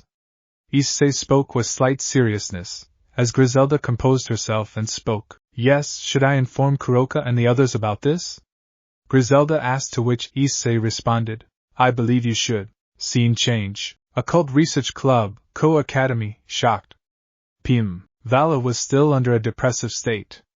After hearing what Issei had to say to him, and how he effortlessly overpowered him, Aazel kept calling Vali by his name, who did not respond. Albion finally called out to him. Respond to her partner, she is calling you. Vali snapped out of it and spoke. Why yeah? Vali spoke with a daze as Aazel asked. Are you okay? Vali shook his head and spoke. No, I am not. Serafall chose that bastard Issei over me. I can't get over her. The Gremory peerage was surprised, as Aquino asked. But how can this be? Weren't you close? Rias shook her head and explained to Aquino. No, Serafall has recently been avoiding Vali. She is still holding on to her grudge against him for him missing his date with him. Rias spoke with slight annoyance, as she continued. Now she is with that bastard Issei. I seriously don't understand on why she chooses him, especially on how he hates her best friend Serzex and our family. Rias spoke with annoyance. She had to find Issei's weakness, but at this rate he was only getting stronger. Worse, people are willingly joining his peerage than her, and she hated every single moment of it. Kaneko looked at her in an emotionless manner. Ever since Kuroka has joined his peerage, she has been terrified that she may fall into power just like she did. However, Kuroka never fell into power like many presumed her to be. It was merely assumed that it had happened. The Gremory family spread the rumors throughout the underworld, causing this to happen. Anyways, what should we do then? Kaneko spoke with an emotionless tone, as Albion spoke. There is only one thing that you all can do. Vali must forget about that pig-tailed Leviathan. Vali shook his head and responded to Albion. Easier for you to say, I can't forget her, especially not after what that Issei had informed me on how I really think of her. Vali spoke with anger and sadness while clenching his fists to the point of almost bleeding. Yuto Kiba then spoke. President, may I bring him here? I will bring him by force. Rias shook her head and responded, No, Yudo, you cannot. I am aware you want him to give the fragments to you, but let me remind you that he won't hesitate to kill you, plus he is protected by the Council and the Phoenix family. Kiba clenched his fist and gritted his teeth in anger. He vowed to get his revenge on Excalibur at all costs, no matter what is going to happen. Anyways, we should focus on Vali. His condition is getting bad, Rias spoke, as she was determined to help Vali forget Serafall at all costs. She and Akino knew what they had to do in order to help Vali forget about Serafall. Scene change. Student council room, shocked. Issei, Sona and their peerages along with Zenobia, Ingvild and Irina were present, as Sona spoke. I am glad you all were able to make it at such a short notice. Sona spoke with a grateful smile, as Issei responded. You wouldn't be calling us here without a good reason, so tell me, what is it? Sona shook her head and spoke. Since I cannot rely on Rias any longer, the next best person to discuss this is with you on the territory status and condition. On what action we need to do next, and what is our upcoming plan, Sona explained to Issei, who understood the reasoning, as Sona asked. Let's start with you. What have you been doing? Issei thought for a moment as he spoke. Ever since I slayed Kokabiel, I have been locating his insurgents that were affiliated with him, including the genocidal Archbishop Valper Galilei, and killing them before they could pose a problem. Sons and her peerage were surprised by this, as she asked, Why you did not tell me of this? I and my peerage would have gladly helped you for this one. Sona's peerage agreed to this, as Issei shook his head and spoke. Appreciated, but we got this in the back. Initially me, Ingvild and Kuroka were enough, but with Griselda and her 2 wards joining in, our task has become much quicker and easier to complete. Sona thought for a moment before speaking. Alright, fine. But please give me a call or drop a text when we are dealing with things like this. Issei nodded in agreement as Sona composed herself and spoke. Getting back to our latest business, I believe I need to address another issue. Sona spoke, looking towards Issei, and asked, So what is your plan now? I think we need a bit of an explanation on how were you able to remain in contact with Kuroka and Ingvild, a Leviathan descendant. Issei thought for a moment before speaking. Are you familiar with the Cow's Brigade? The Citri peerage minus Sona were surprised, as Sona spoke with horror. Don't tell me, you and your team were a part of that team? You do know that is a terrorist organization, right? Sona had some level of anger in her voice, as Issei nodded as he continued. Yes, but not anymore. Once their goals extended and started endangering my team, me and my team left the brigade. This did not sit well with their current leader RageRevan Levon Lucifer, who saw me as a son. He wanted me to remain, but I chose my own path and he chose his. Eventually we became a freelance team that lived peacefully in the supernatural. But well, you know the story after that. Sona understood what this meant, as Momo asked. This means you are. Issei continued in her stead. I am a double spy, but rest assured I don't threaten or harm the people I love. I am done with that side of my past. Momo nodded in understanding, as Sona then asked, So that is how you met Kuroka and Ingvild? Issei nodded, as Kuroka explained. I was being hunted down by the devils for murdering the Nibiru's head. Eventually on the run, I met up with Issei and Chow Chow, who lent me a hand to join them. They assured me that no harm will come to them, as they defeated the devils without much effort. Kuroka spoke, remembering the day she and Issei met for the first time. She was grateful to fate for making her meet with Issei. As for me, I was also being hunted down, this time by the devils of the old Satan faction. I was able to escape from them. 4 days I was starving, till I fell unconscious. That day Issei and his team, which had grown bigger, had found me and took me in. Had it not been for them, I would have been in a much worse state. Ingvild spoke with happiness, as Sona and her peerage noted this. They knew how much they cared and cherished Issei. Despite working for terrorists, he was not a bad person. He was never a bad person. I see, and from what I can tell, you and Chow Chow gathered the rest of your team, right? Were there any significant members of the team? Issei thought for a moment before speaking. Well, there was Valerie Teeps, the half-vampire of the Teeps family, and Jean, the reincarnation of Jean Dark, and Fenrir, the god-killer. Sona and her peerage were stunned by this. They didn't know Issei's team had monsters with them. Your team, it is no wonder they feared what you all were capable of. Sona spoke with slight fear, as her peerage agreed with them. Despite being harmless, they were terrified on what Issei was capable of, especially if his team comes together. Suddenly, a magic circle of Norse origin came inside the room, and out of which a giant wolf with grayish-blue fur with 2 yellow horns, standing at about meters tall. The Citri peerage were on the edge, with Sona acting immediately to call her sister, but Issei stopped her. As he spoke, Fenrir? Fenrir barked as he leaped towards Issei.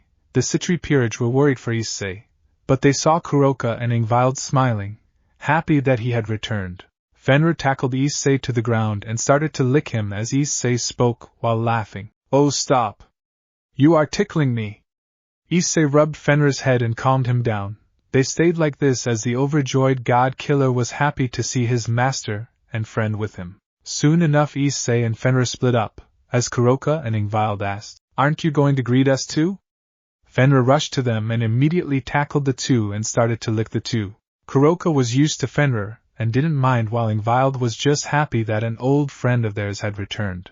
After a while, Issei called out, "Fenrir, we can catch up once we get back home." Fenrir barked and returned to Issei, as he looked at Griselda, Zenobia and Irina with stunned looks on their faces. Issei then spoke, "Oh, that's him all right, the original Fenrir. I borrowed him from Loki." Fenrir barked at them, causing them to nod in understanding. They made it clear that Issei was not someone you want to cross with. Irina then sensed something off, as Issei asked, "Irina, what's the matter?" Irina looked at her magical ability and spoke, "The threads of destiny that I have used has increased." Issei.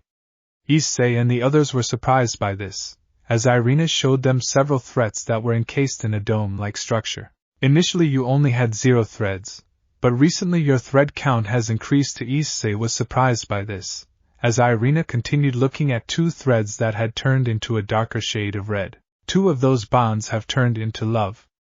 Irina spoke, giving a glance to Kuroka and Ingvild, as Issei nodded, knowing who she is referring to. She then continued looking at threads that have a lighter shade of red. Then 3 of the threads are those with budding emotions of feelings. Issei pondered on who those 3 are, while the 2 of the 3 in the room were read upon Irina stating this. The said 2 were Griselda and Sona. Irina then continued, "Aside from that you have bonds of brotherhood and bond of sisterhood." Irina spoke, looking at the threads that are green in color. Issei nodded, having an idea on who this brotherhood bond is. Saji then asked, "Tell me mine, Shida-san." Irina shook her head and spoke, "Just call me Irina." Genshiro. Saji nodded, as Irina dispelled Issei's bond and unleashed Saji's own bond. Irina then spoke, "You, Saji, have only threads of destiny, out of which are starting to lose their love for you."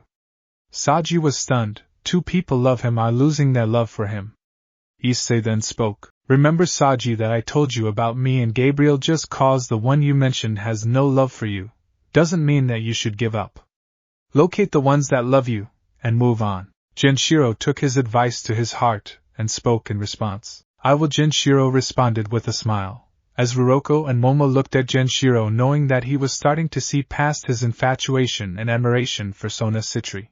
"Anyways, we should probably head back home since today was a half day. We should head back." Issei spoke as the others nodded in understanding. Issei and company left the room, with Fenrir joining in tow to head to Issei's new residence. He would be needing a bigger house for more and more guests that are joining him. Scene change. Tsubaki was alone in a room. She had small amounts of tears in her eyes, remembering on how Yudokiba, her crush, was hellbent on his revenge against Excalibur. She then spoke, "Why, Yudo, why don't you see past revenge?" Tsubaki was completely heartbroken on seeing with how distant he was starting to become towards her. She soon left the room, knowing that Sona may need her for something. She went to the bathroom to get herself cleaned. She couldn't let Sona see this state of hers. Issei settled down with Fenrir, who was in the form of a blue German shepherd, such that he does not attract too much attention. He then rubbed his head with Griselda, speaking, "So how did you get Fenrir to your side?" Issei rubbed his neck as he continued, "It was not pretty. You see, it was me, Arthur, Ingvild and Lefay that managed to capture Fenrir. Back when I was still a part of the Cow's Brigade. My team and Loki got into a scuffle. Loki was arrogant and proud evil man, who enjoys chaos and destruction as he desires to start Ragnarok." Kuroka added in response, You got that one right. Theo was a pain in the ass to deal with. His arrogance and hating anything but God or Norse God. He just did not get along with any of us, and his hatred was worse towards anyone from the Christian faith. Ingvild nodded in agreement as she spoke with utter disgust. When I was with him, he would often make snide remarks about my half-devil heritage. I was tempted to not kill him right then and there. I knew I had no chance against him in any manner, but even we reached our breaking point. Ingvild spoke, as Zenobia soon asked in response. So what happened after that? Issei explained to her. I talked with RageRevan, and he approved to get rid of him permanently. But he also suggested me to leave trace of his crimes so that Odin and his faction don't come behind me, or the Cow's Brigade. We were a team of 4 that dealt with him permanently, with Lefay using God's sealing seals and Arthur using Caliban to deal with him. I was the one that dealt the finishing blow, killing that off for good. Fenrir was first loyal to him, but after Loki killed his children Hati and Skoll to boost his own power to get past us, he joined us against him, and we have been in the same team ever since. Griselda, Zenobia and Irina were horrified by this, with Irina speaking. Poor Fenrir, watching his own children die. Irina spoke sadly as Issei responded. Yeah, it was not pretty. It took him months to get over the death of his kids. Honestly, with me and my team we helped him move on and make it better. Now, he is loyal to me ever since. Griselda then added, so how the Norse take it? Issei shook his head and spoke. They haven't hunted me down and located me in any way, so I can presume they know about Loki's state and crimes and let us be and live our own lives. I was expecting Thor to show up at my doorstep in a few days, but he never came. Issei spoke with a shrug as Griselda and the others nodded to this, wondering on what may come next. Fenrir then barked, as Issei spoke. What is it, Fenrir? Fenrir suddenly looked at the sky and started growling as Issei asked, do you desire revenge, my boy? Fenrir barked again, as he growled, looking at the sky again. Issei then spoke. Let's properly plan. I do want Gabriel to suffer for what she has done. Until then, we wait. I want to send a message, since killing them would be the easy way out. I want them to live in fear, unaware and unknown of what our next move would be. Issei explained to Fenrir, who seemed to reluctantly nod. He wants some angels in his jaws for killing some of his allies. Griselda, Zenobia and Irina were terrified to some extent. Having a god slayer as an enemy is not something you want. While Ingvild and Kuroka understood Fenrir's rage, and they didn't mind if they joined the slaughter, they would be more than welcome for that. Issei suddenly got a call on his phone. As he saw it was Serafall's ID on it, he then picked her up and asked, Serafall? I see, can you come to my mansion? It is an emergency. Issei was surprised by this, as he asked, why, what is the matter? Is it Serzex? Fenrir growled upon hearing that name as Serafall responded in a slightly serious tone. No, I see, it is someone else. Can you come ASAP? Issei responded with a shrug and spoke. Sure, I will be on my way. Issei cuts off the call, as Ingvild asks, what happened? Issei looked at the phone and responded, I am not sure, but she wants me here. Ingvild and the others wondered on what exactly happened to Serafall, as Issei decides to leave for the place. He assured them that he is not going to leave them for much longer. Citri Mansion, shocked. Issei enters the Citri Mansion, where he was greeted by the maids of the mansion. The head maid, who is a blonde-haired woman with blue eyes, walks forward and greets Issei. She then speaks. Lady Leviathan is waiting for you up ahead. The maid explained as Issei nodded and walked up ahead, there where he knocked on the door. Moments later a voice was soon heard. Come inside. Serafall exclaimed as Issei come into as Serafall spoke. Issei-chan, right on time. I actually wanted to speak something about a letter that I received. Serafall snapped her fingers and gave the letter to Issei, who read it. Issei, if you are listening to this, I am something about Penemue. There is a chance we can bring her back. Her soul was not destroyed unlike Chow Chow's and Siegfried's was.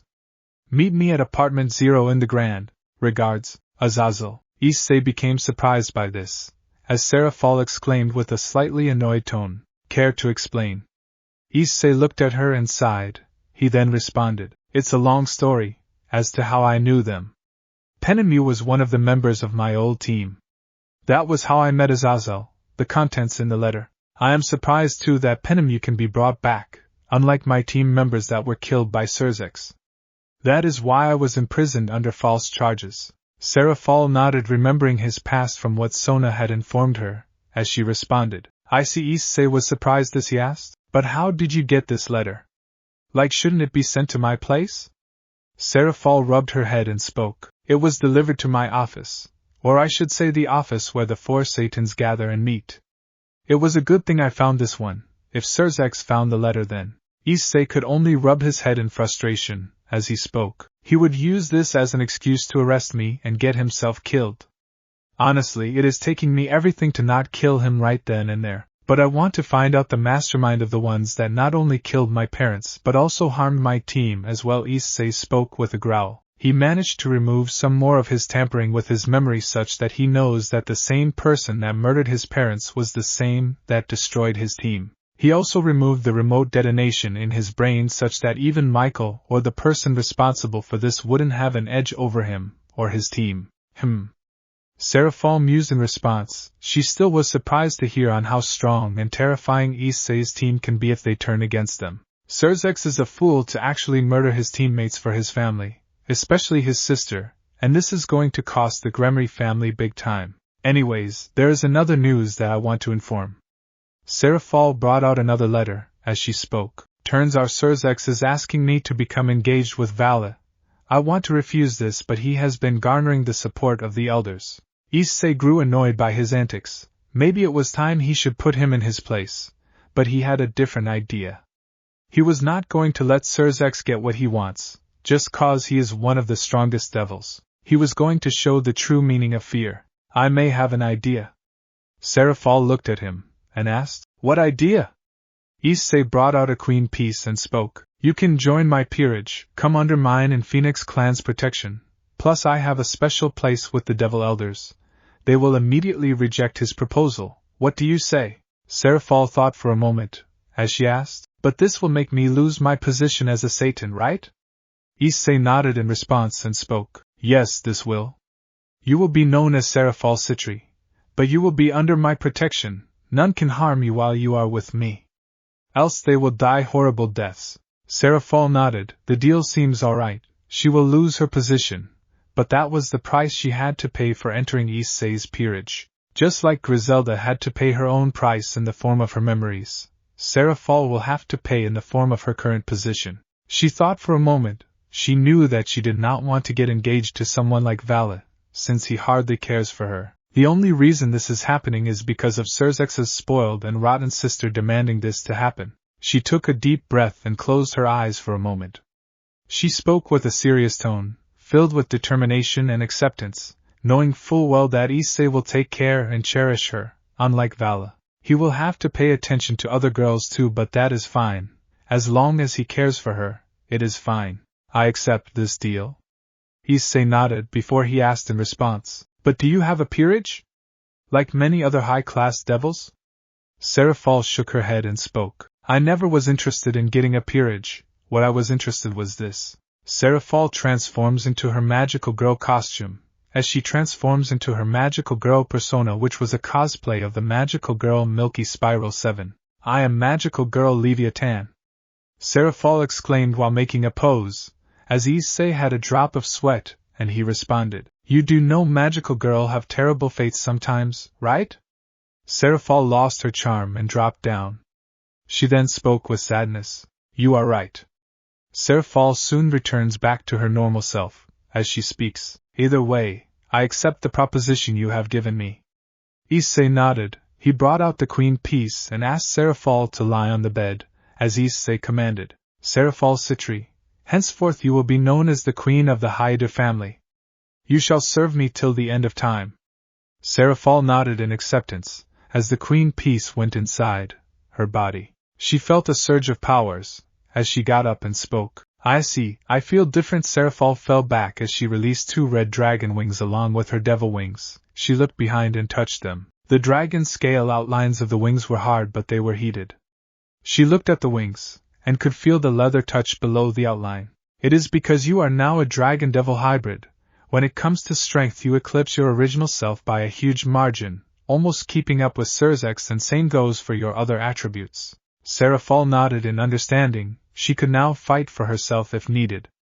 She smirked, wanting to one day test her powers. Little does she know her opportunity will come soon enough. Scene change. Serzex's office, Lilith, 9 p.m. Serzex was looking angrily at a paper that he had received from Serafall Leviathan, now known as Serafall Citri. He looked at Grafia and demanded with anger in his voice. Tell me this is garbage, this is not true. Grafia shook her head and spoke. No, Serafall has really quit her position.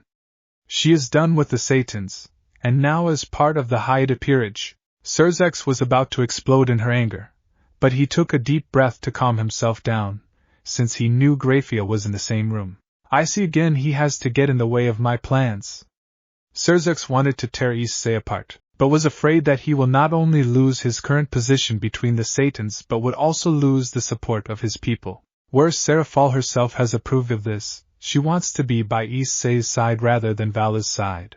Grafia spoke the name Issei with utter disgust, while Vala's was sadness, remembering on how his state was becoming. She knew that Serafall was getting distant from Vala, and she hated what her adoptive son was going through.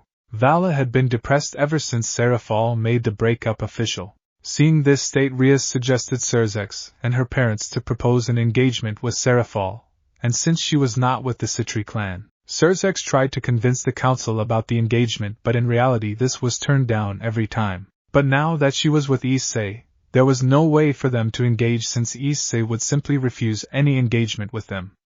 Serzex then angrily exclaimed, time after time, I tried to change his fate. Ever since he was the White Dragon Emperor, all I wanted for him was to change his destiny of being driven by power, and the Red Dragon Emperor to get women. But in reality Serzex gritted his teeth in anger and frustration. As Grafia calmed him down, they had to get rid of Issei if they want Vala to have an happy life. She hated what her adoptive son was going through because of Issei. Scene change. Issei's house, midnight. So that's what happened. Issei explained the situation to them, as the girls and Fenrir nodded in agreement, with Kuroka speaking. Welcome to the peerage, Serafall. Serafall nodded with a smile. As Fenrir barked in response, she then looked at him and spoke. This is Fenrir, one of your team members? Fenrir barked in response, as Issei added. Yep, that's him, give him a pet, he loves it. Issei suggested as Serafall was nervous. She knew that the dog in front of her was a god slayer's. As she slowly puts her hand forward and Fenrir moves her head towards Serafall. Serafall soon started to lose her nervousness, and petted his even better. After a while of petting, Fenrir barked happily in response, as Issei spoke. See, he loved it, didn't he?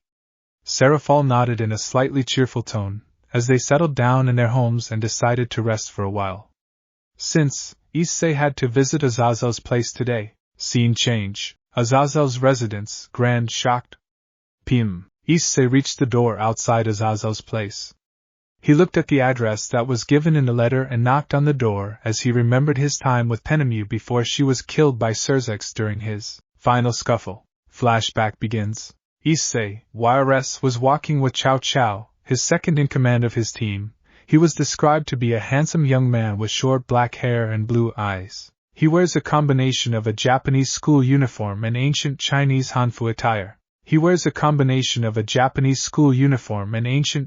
Hanfu attire. Chow Chow looked at him and spoke. You know, it is not nice to keep her hanging.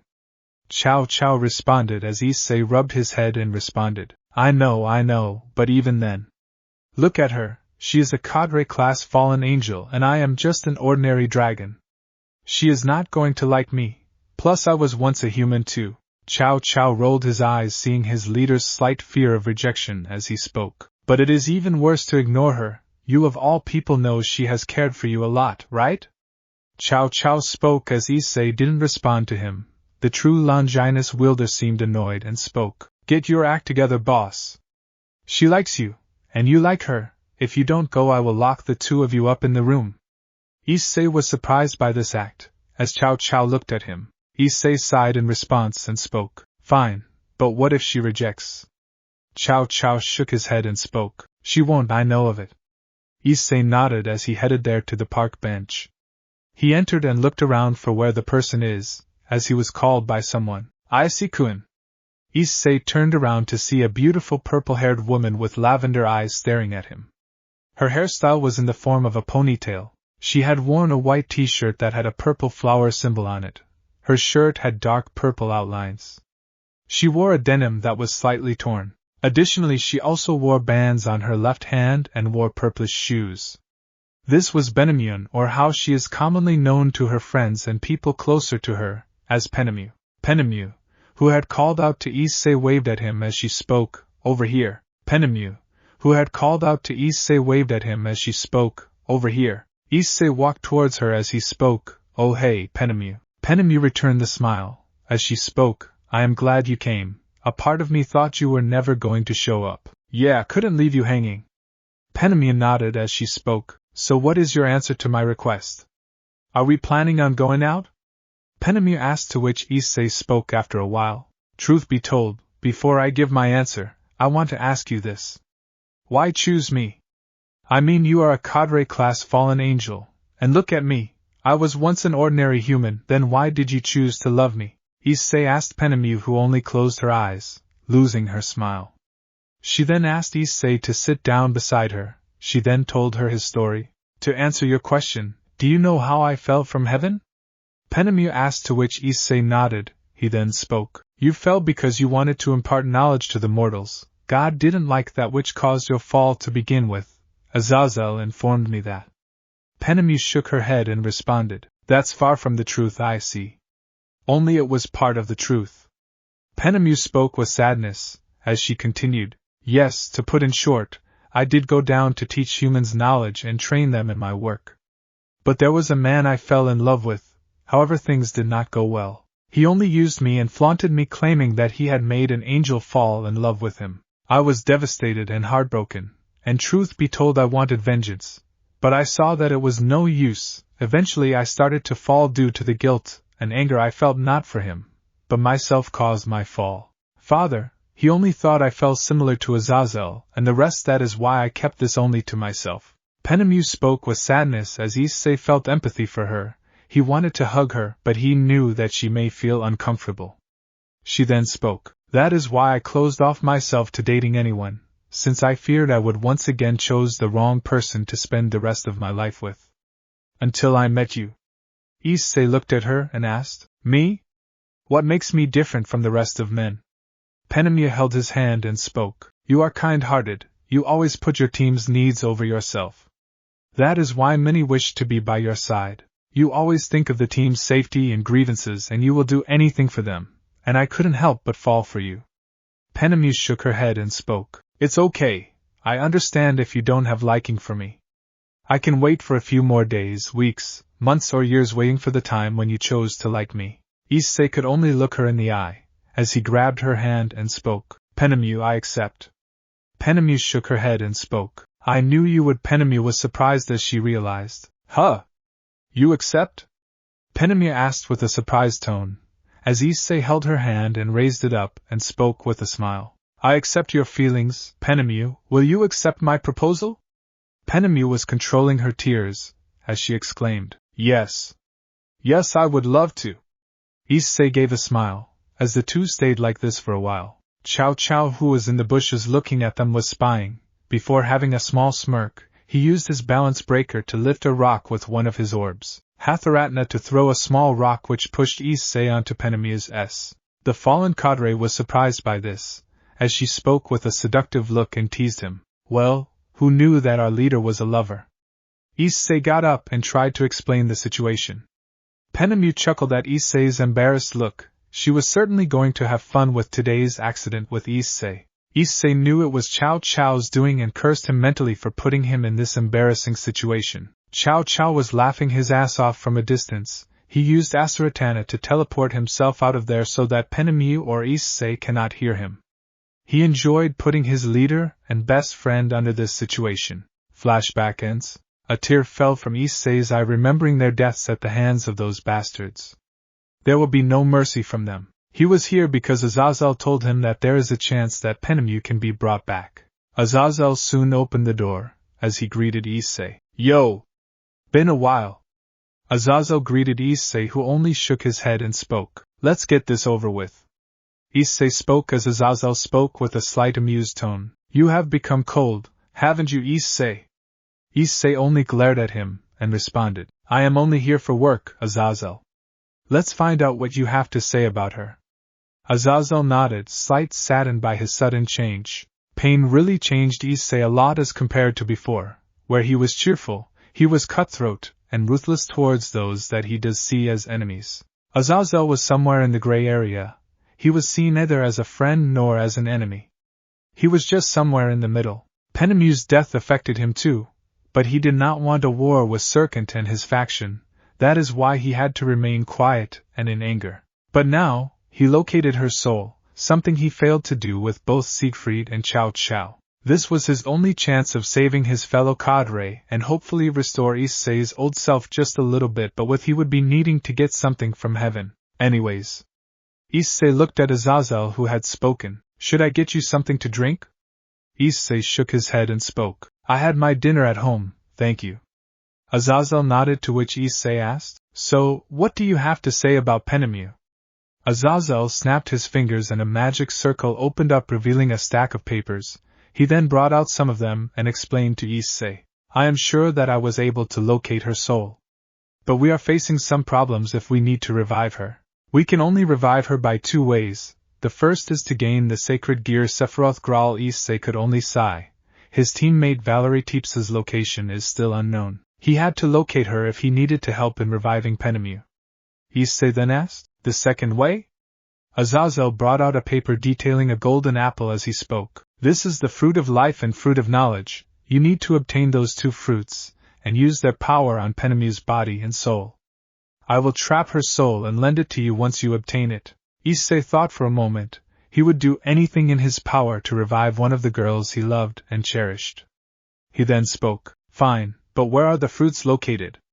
Aazel took a deep breath and spoke. They are located in heaven. Issei looked at Aazel before having a predatory grin which made Aazel flinch as he asked, Issei? Issei suddenly started chuckling and laughing as he spoke. Oh, this is wonderful. I wanted to make a visit to heaven to deal with Michael, and now I even have an excuse to visit him. Issei exclaimed with joy, before cackling cheerfully. Aazel could only watch the scene with total and utter confusion as he looked at him.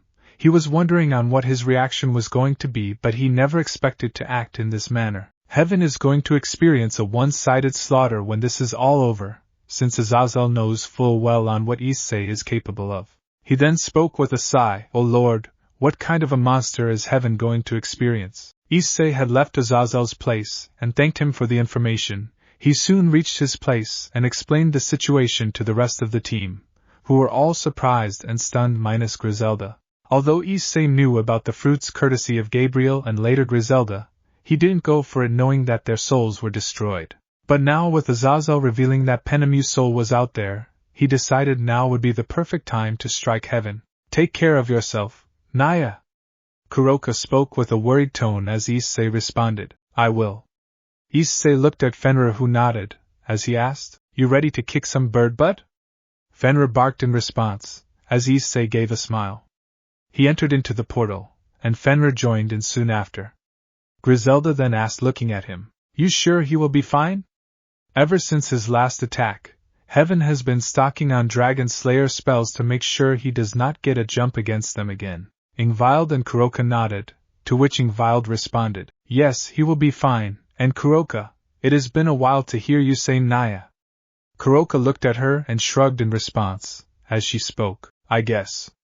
Zenobia looked at Kuroka and asked, Why did you stop saying Naya? Kuroka responded to her, I actually wanted to stay in hiding even further, and since I barely had any interaction with other people except for humans or supernatural pretending to be humans, I had to keep it in secret. If they found my verbal tick, I would be captured and either killed or imprisoned like Issei was. Zenobia nodded in understanding, as Kuroka puts her hands behind her head and responds, At least now I have nothing to fear, Naya. The others nodded in understanding, with Ingvild also accepting that they have nothing to fear, for now that is. Fourth Heaven entrance, 00 a.m. Two angels were having a conversation at the door, when suddenly the gates exploded, sending the two flying.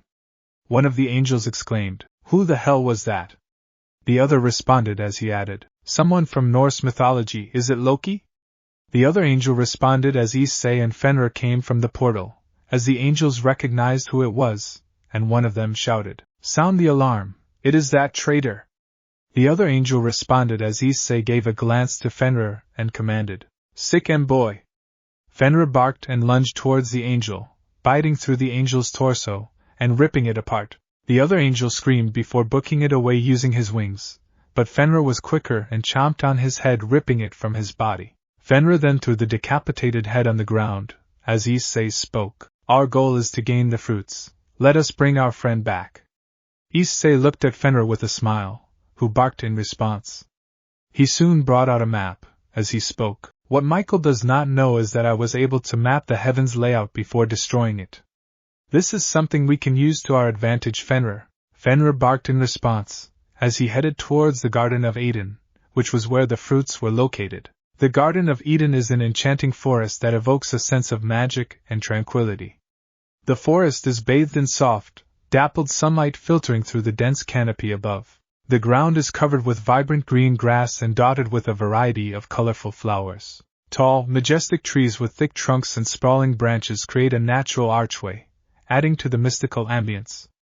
Winding pathways meander through the landscape, inviting exploration. The overall atmosphere in the Garden of Eden is serene and otherworldly, reminiscent of an idyllic paradise. The overall atmosphere in the Garden of Eden is serene and otherworldly, reminiscent of an idyllic paradise. Fenrir barked, annoyed by the lack of security there is in the garden. Well, unlike Serkand, whose defense is keeping it a secret and using seals, the heaven is at least more guarded and actually had 3 levels of heaven before we actually would have reached the 4th heaven. Fenrir grumbled in response, as Issei continued, "Unfortunately for them, the card I threw at Dulio's face actually was the reason on how I was able to get in here." Fenrir barked in response, as he headed towards the Tree of Knowledge, which was where he plucked a small amount of fruits. He knew that the more he plucked, they would soon get alerted. He soon headed to the Tree of Life and was about to pick up some fruits when a light spear was headed towards him, which was easily deflected by summoning Excalibur rapidly.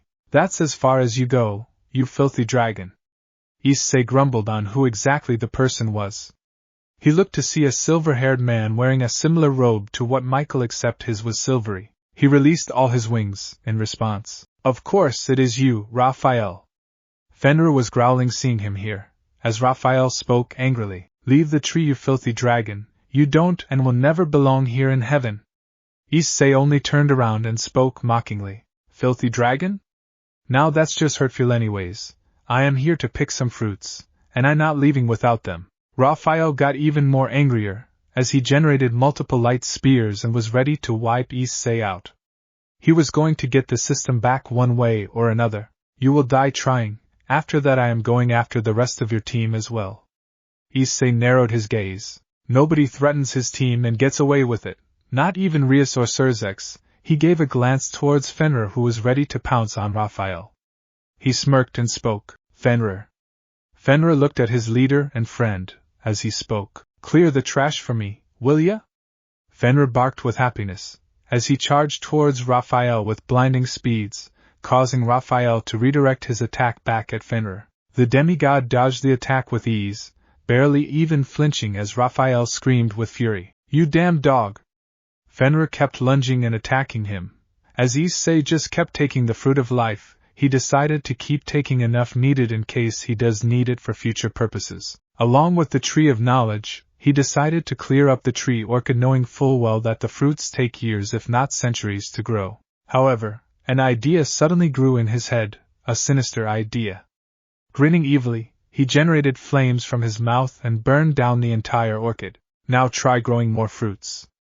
Issei cackled evilly. As Raphael watched with horror, he wanted to charge towards Issei, but Fenrir was there to attack him at every step. He easily dodged every single light attack that the Seraph had thrown at him. He soon walked out of the burning orchid. He knew Fenrir would easily dispatch of Raphael without much problem. He decided to go further inside to pay a little visit to his ex-mate. Scene change. 5th heaven shocked. Issei kept walking. As the burning areas of heaven was seen vividly, many angels both reincarnated and pure were being burned alive as their cries of mercy and screams of terror can be heard throughout the fifth heaven. He knew that sooner or later, his 3 targets will come out.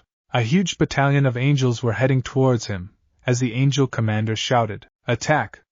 The angels unleashed the first volley of light spears, as Issei smirked evilly. He disappeared from their view, as he grabbed a male angel by the head and crushed his head by his bare hands. Not bad for super strength. The angels looked in horror, as 2 female angels generated light swords and dashed towards him. They started attacking with their swords as Issei used Excalibur rapidly and Excalibur blessing to defend himself. Sloppy, pathetic, disappointing. Issei disarmed the 2 angels and stabbed them in the chest, much to their horror and fear. How? Issei only evilly grinned in response. The 2 female angels fell to the ground dead. He soon saw a horde of 3 male angels and 1 female angel. He soon breathed several flames and unleashed them upon the angels. The 4 of them tried to fly away out of fear. However, the flames were too strong, as they were being burned alive. Their skin was the first to get burned, as it was soon followed up by their flesh melting, their wings burning off, and finally their blood vessels, organs and skeletons being burned completely. They screamed all the while this was happening. The end result, nothing but dust remaining. Issei yawned in disappointment, as he turned to the commander, and the rest of the angels that survived screamed in fear. Retreat! Issei, however, was not going to let them escape. He was going to scar heaven so badly that they are unable to recover. Using light energy from his blade, he transferred it to his 2 blades, that being Excalibur rapidly and blessing. The blades were giant, almost meters in height. He places the blades in an X manner. Issei then spoke. X-scissor! Issei chopped the angels in half using a scissoring motion, as they screamed in pain. Before light was released in an upward explosion, causing them to be completely disintegrated into a bright light. Issei then dropped down and removed the light energy of his blades. He kept the blades inside and kept moving forward. He started to whistle All Stars, since he liked that song. He kept moving forward, slaughtering any angels that were unfortunate or foolish enough to challenge him in any way. Eventually, he reached the 6th heaven, where he was expecting the 3 seraphs to be present, or one should say 2 seraphs and 1 archangel. He brought out his boosted gear and fired multiple dragon shots, destroying the gate. This is too easy, Issei exclaimed as he continued to whistle, until a huge magic circle of holy light energy was unleashed upon him. Issei looked down, before the circle erupted, seemingly damaging him. The attackers smirked before suddenly Whistle of All-Stars was starting to be played. Issei then looked at his 3 attackers, before he smirked, causing the color to be drained. The first was Michael, who was described to be having the appearance of a handsome-looking man with long blonde hair and green eyes. He has 12 wings growing from his back, and unlike other angels whose wings are white, his wings are colored gold, further symbolizing his position as the former leader. He wears a red robe with a gold cross on the front of his white alb. He has golden shoulder plates with a white sash and a golden halo set above his head. The second was Gabriel, who was described to be having the appearance of an extremely beautiful woman with curly blonde hair and a voluptuous figure, and she is known as the most beautiful woman in heaven. Like other seraphs, Gabriel has wings growing from her back. She seemed to be wearing a white and blue cassock, which was fully garbed. She also wore a gold ferriniers and had worn 2 flowers on either side of her hair. Her cassock had gold endings and lines. The third was Uriel, who was also described to be having the appearance of an extremely beautiful woman. She has a voluptuous figure that was slightly smaller than Gabriel. She is known to have the most serene gaze of all the seraphs. Like other seraphs, Uriel has wings growing from her back. She is seen mostly wearing a black dress with gold earrings and a golden bracelet. Her hair has a black ribbon with a golden pin. Guess, the 3 idiots of the angels are finally showing up. Issei spoke with a mocking tone. The 3 seraphs were angered by this, as Michael responded, "You have some nerve of breaching heaven and killing many of God's angels." Michael responded angrily as Issei spoke with a shrug. "Oh them? I am just killing to send a message to you arrogant birds." Issei raised some of his powers, as Uriel asked, "What would that be?" Issei grew a sadistic grin which made the seraph flinch, as he spoke, "To stay away from me and my team. It turns out that your leader has been trying to find ways to defeat me, even using my team. That is why what I did here is just a warning of what I am capable of. Consider this a consequence of your actions, and of your betrayal. Michael became internally nervous. He started to sweat, which was unnoticed by both Uriel and Gabriel, who were too angered by what Issei had done. We weren't the ones that betrayed you, you betrayed us and Gabriel. Uriel exclaimed with anger, as Issei only laughed, and responded, "Oh, that's rich, that's really rich." Issei became angry and decided to use the sacred gear system, and bring out 2 eyes, which were the forbidden bale of view, as Gabriel shouted, "You have some nerve of using Father's power! You bastard!" Issei only grinned seeing her anger, as Issei responded, "Oh, you are going to see what I am capable of." Issei then shouted as he stopped time, "Zawarudo!" The forbidden bale of view unleashed a time stop which suddenly stopped everyone in their tracks, including Fenrir and Raphael along with any other angel. Issei looked at the scene with a smile. Issei raises his head and puts his hand closer to his face before expelling his aura, exploding it, sending the angels flying, as Issei finally announces, "Juggernaut drive, roar roar roar." Issei roared into the heavens, shaking the very foundations of it. He uses angels' prayers to charge up the Juggernaut drive instead of his own life force. He soon dashed towards them with blinding speeds and clawed Michael before he could reach, ripping apart his hand. Michael screamed in pain, as Issei roared, "I am not done with you yet." Issei grabbed him by the wings and started to painfully rip them apart one by one, making him scream in pain. Blood was being spilled over wherever his wing once was. Issei then roared, "This is what you get for harming my team! You wanna be God!" Issei was about to rip the final wing as someone grabbed his claw. He then looked at the one who did so, and it was Gabriel, who was crying, as she pleaded with Issei, "Please stop doing this, I beg of you." Uriel saw this as an opportunity and rushed to get a device that would forcefully teleport him out of the location. Issei, who was blinded by his anger, failed to notice Uriel leaving the room. Issei pushed her back and brutally swiped her with his claws, which caused her to scream in pain. Her face had claw marks on face. She was bleeding from her eyes and nose. Gabriel had to close her eyes, due to the pain, as her eyes were nearly destroyed. Her cheek were bleeding completely. "You have no right to ask me for mercy. You accursed traitor!" Gabriel was crying upon hearing this, and the pain, as 2 cannons were aimed at her, and unleashed a greenish-red beam, wiping her out from the fight. She lay unconscious on the ground, her entire body charred and her face bleeding. Her wings were destroyed, her clothing reduced to tatters. Small tears clung to her eyes, a silent testament to her suffering. Issei turned his attention to Michel and started slowly ripping apart his last wing. He then demanded, "Tell me, why did you attack my team? What are your intentions?" Michael retorted in response, as he spoke with anger and defiance, "You won't get anything from me, you will never get h. Michael screamed in pain as Issei inserted his claws into his lower spine. Issei then spoke, "The pain will only get worse for you, and I am relishing every single suffering on you. Now tell me, what are your intentions? Before I extract the memories from your pathetic corpse." Issei exclaimed in response as Issei dug his claws deep into Michael's body, causing him to scream even harder. As he started to cry out of the immense pain, he began to mentally unravel as Issei dug his claws deeper into him. Michael's screams echoed throughout heaven, each cry a testament to his agony, suffering, and torment. Every corner of heaven reverberated with his harrowing wails. Issei savored the torture, taking perverse pleasure in punishing one of those responsible for his team's destruction and team members' demise. Fenrir leaped forward, rushing toward Issei with a decapitated head in his grasp.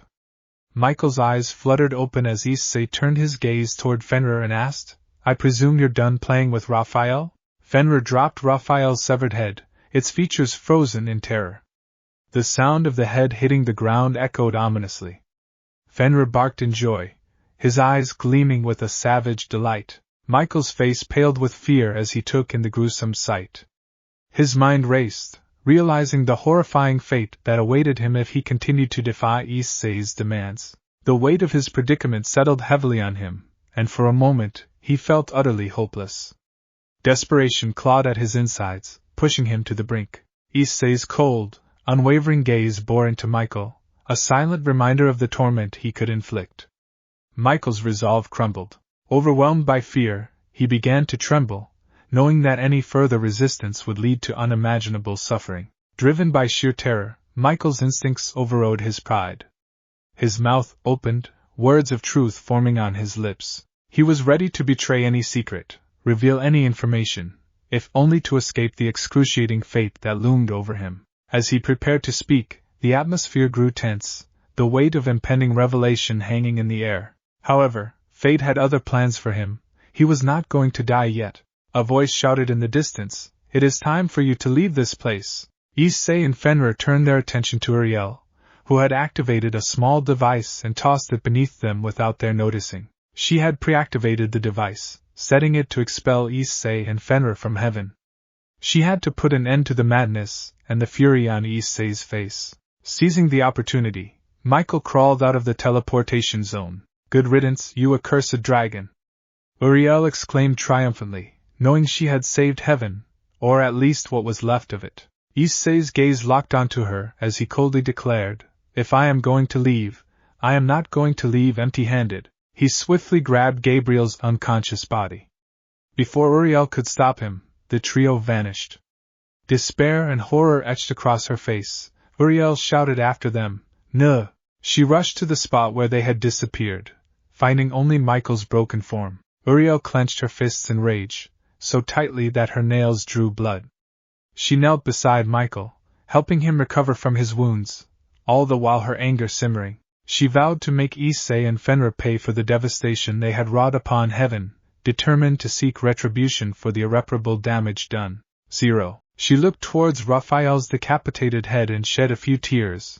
Not only were many angels slaughtered like lambs that night, but the duo did so, and dared them to do something about it. Restoring heaven seems to be getting impossible at this moment. Scene change. Unknown forest, 00 AM. Issei and Fenrir reached an unknown location, as he spoke while losing his juggernaut drive. "It's a shame that we couldn't get the information from Mickey, but on the bright side we were able to damage a lot of heaven, and we were able to destroy many of the population that was present." Fenrir barked in happiness. They can always force Michael again to tell him about his reasoning for harming and destroying his team. He grinned evilly, knowing full well that his card was still present, and they can teleport whenever they can. They soon looked towards the unconscious Gabriel as Fenrir was ready to give the same treatment to Raphael. However, Issei stopped her and spoke. "No, Fenrir, I have a better suggestion."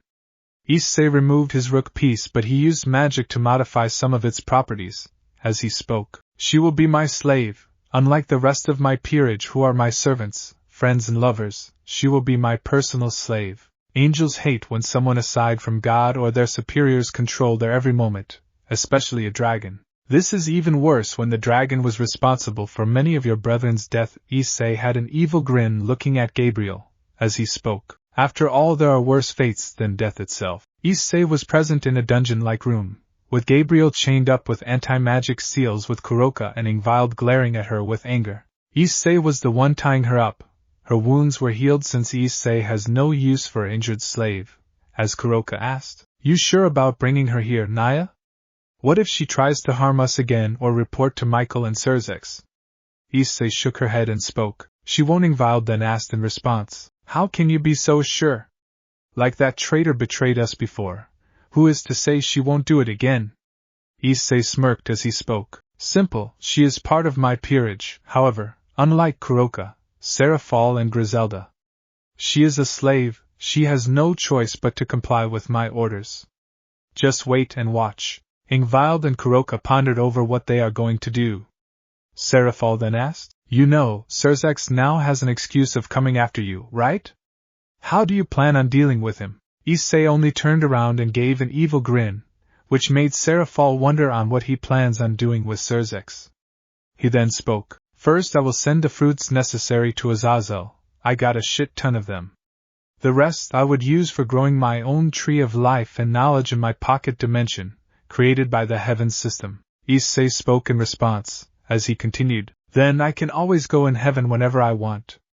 The angels that were already at an all-time low from the great war of the three factions and my first assault were already low, were even lower. They haven't yet gotten rid of the card that had a listening spell as well as an easy access into the heavens chambers, so all in all, we are still in the golden. Serafall nodded, as she asked, but that doesn't explain Serzex? Kuoh will come here soon. Issei only responded with a cold tone. Simple, I expect him to come with an army, since I had an excuse to go after heaven if he comes here, he will only sink his reputation in the underworld down even further. I still have the support of the Devil Council and the Phoenix family, both of whom know on what the angels have done to me. I can just chalk it up to retribution. Serzex will have no choice but to relent his attack and turn them back. Serafall nodded in understanding, as Issei gave a grin towards Gabriel, knowing full well that he is going to enjoy seeing her despair. Gabriel soon opened her eyes. She then spoke, Where am I? She looked around and became horrified. That horror changed into anger. She tried to escape but felt powerless to do so. Issei then spoke while putting her chin up. Don't waste your time escaping, Gabi-chan. Issei spoke with a mocking tone, as Gabriel shook his hand off and shouted, You damned bastard, I will make you. Issei only snaps his fingers, causing a surge of electricity to strike Gabriel, causing her to scream in pain. Her screams were matched with the pain and suffering. As Issei had a cold look on his face, he then spoke once he again snapped his fingers. Are you done? Gabriel was steaming due to the electric charge, her body twitching with electricity. Issei then spoke, Normally, I would kill you in the most painful way imaginable, but I decided something better, something sinister. Issei once again carried her face, as Gabriel seemed to be losing her expression of anger, and having fear in her eyes, seeing Issei's aggressive face. He then continued, I have made you my slave, you will serve me and my peerage till the end of time, either being used as a shield or as a servant.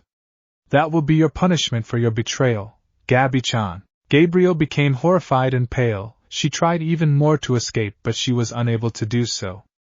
After a while she eventually gave up, as Issei spoke. There you go, that will be your punishment, eternal servitude for someone you hated till the end of time.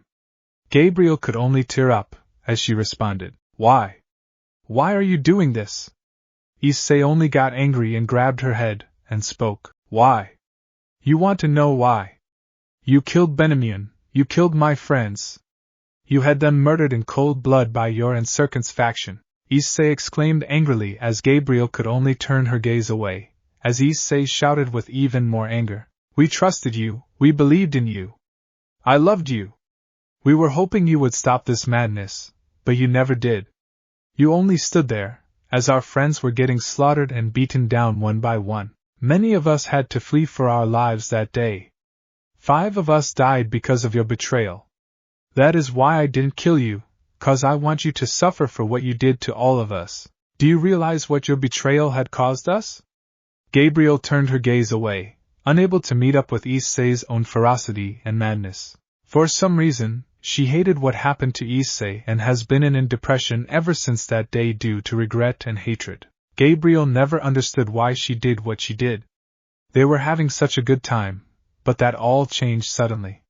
She never knew what happened, and ever since, her mind has been a mess. She was filled with regret and guilt to this day. But worry not, you will be my slave, or I should say our slave for all eternity. After all, what better punishment is there for an angel, who is now a slave of a dragon, lost her entire life in heaven and is now a dragon, the very same creature that her father once despised? Gabriel looked in horror, as she asked, Issei, what did you dash?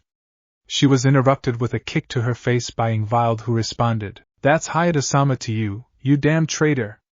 Ingvild spoke with anger and hatred in her voice. Issei didn't understand why, but he felt fear looking at Ingvild. He never felt this fear before. Maybe it was just an illusion. He shook his head at the thought and snapped his fingers. Gabriel's body started to contort and transform, causing her to scream in pain. 2 wings started to grow from her back. They were ripping through her angelic skin, as she started to cry, hoping for the pain to stop. Soon enough, the wings were crystal clear. They were draconic wings, as 4 of her angelic wings fell off. Scales were starting to appear on her legs, as her toenails were changing to that of dragon's talons. Same thing was appearing on her hand, as her fingers were changing into claws. After a while, some scales were growing on her body and face as well, which was painful to her. Gabriel was transforming into an angel-dragon hybrid for now. Tears were falling from her eyes, due to the pain and what she has become. Even Kuroka, Serafall and Griselda were surprised. They only had dragon wings and were dragon hybrids, unlike Gabriel, who was completely changing from an angel into a dragon. This is your punishment. You will no longer be a seraph but a pure dragon once the transformation is done. With this, I have officially stripped you of your very purpose.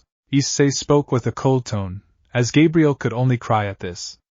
She could no longer serve her father, the biblical god, and she was done for. She had no purpose in life. Let's go, we are done here.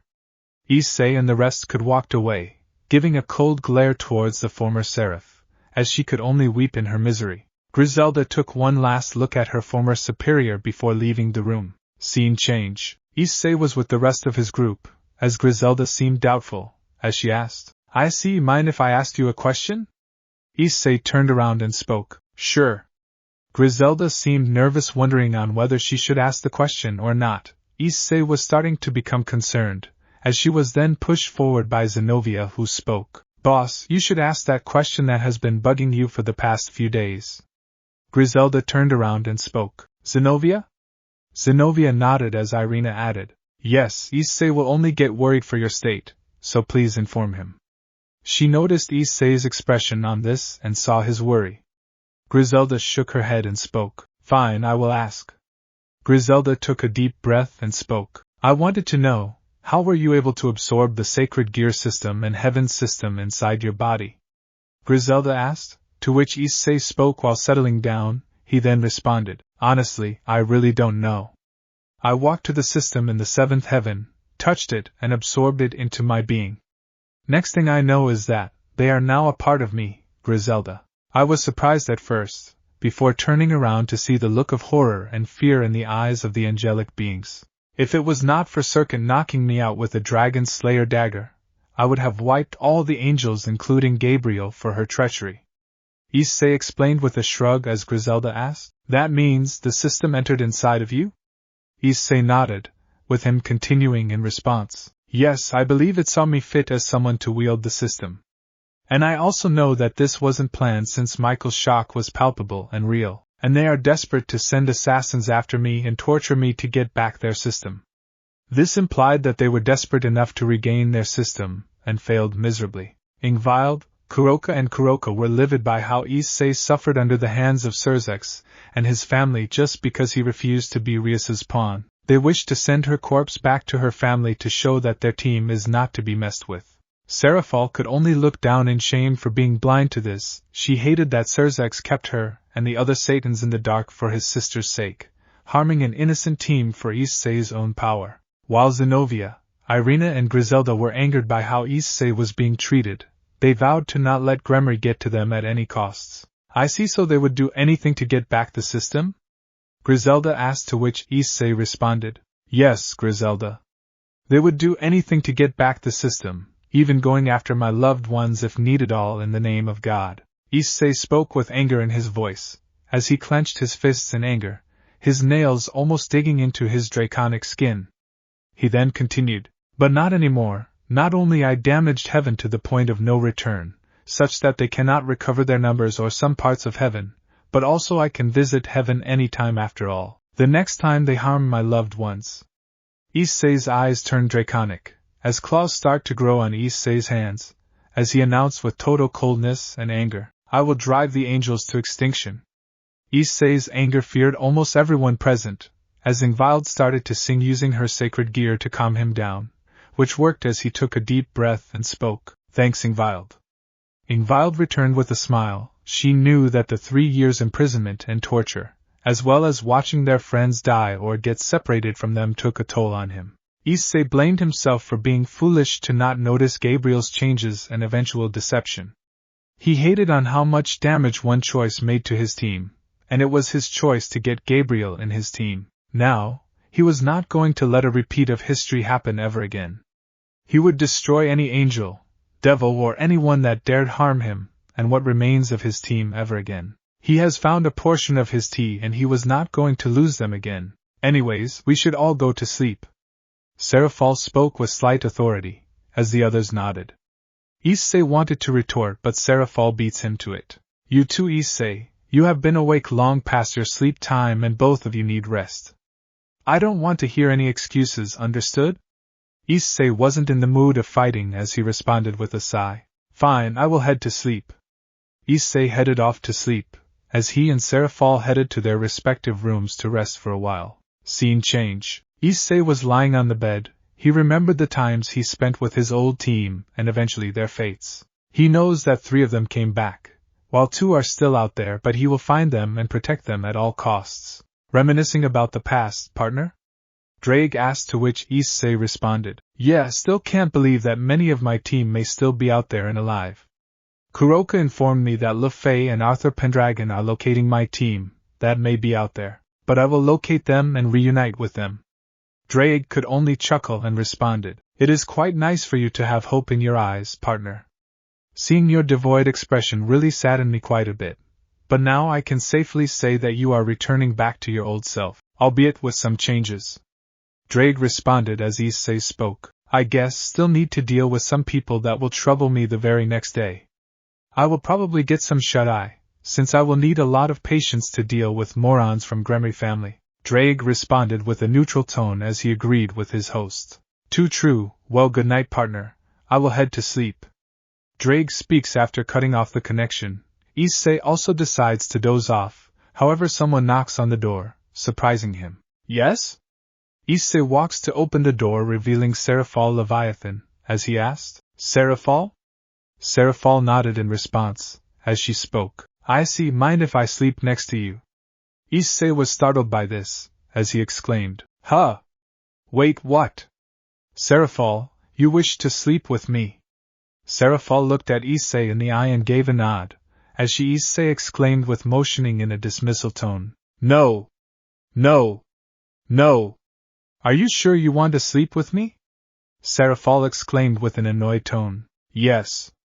Serafall once again looked him in the eye and spoke, I want to stay by your side. I don't wish to be alone when Serzex or anyone else does take you eventually. Serafall turned her gaze away.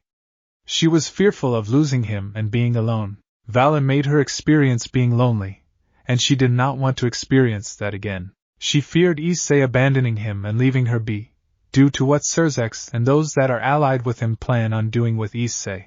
Issei only looked at her and brought his queen closer to his chest and rubbed her head, as he spoke. Nothing is going to happen to me, Sarah-chan. You can count on it. Serafall sniffled in response. A warm smile grew on Issei's face, as he spoke. You can stay in my room if it makes you feel comfortable. Issei spoke with a smile, as Serafall looked at him, and nodded.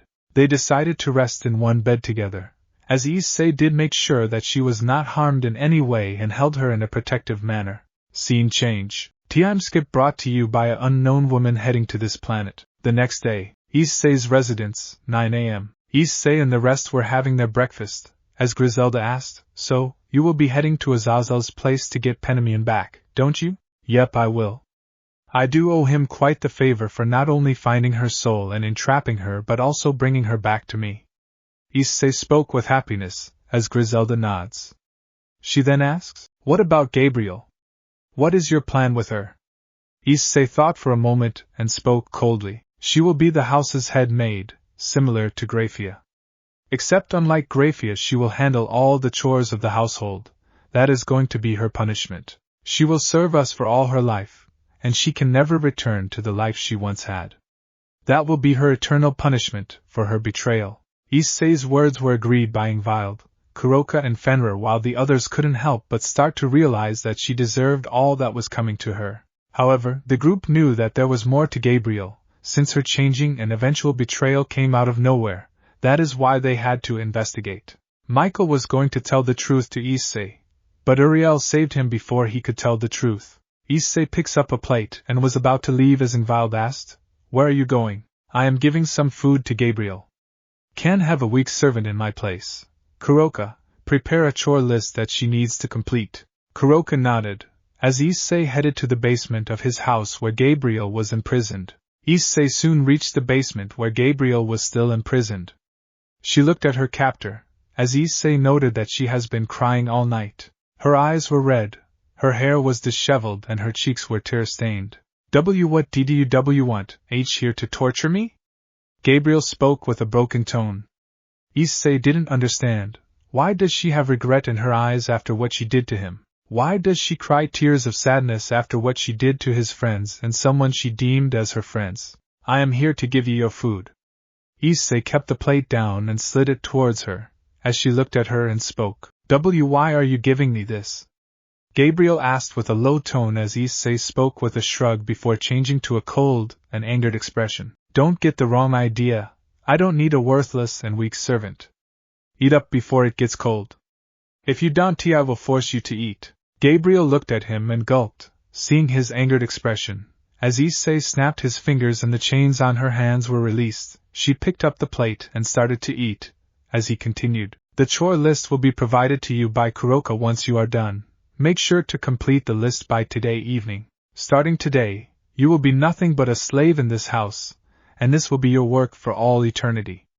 Gabriel only gave a nod, as Issei left the room. He cleared his mind of any thoughts and decided to head towards Azazel's place to perform the revival ritual. Scene change. Streets of Kuoh, 00 a.m. Issei was heading towards Azazel's place as he had two fruits in his hands, one of knowledge and the other of life. He headed to the building when suddenly the dimensions changed and out came a battalion of devils. Hi to Issei!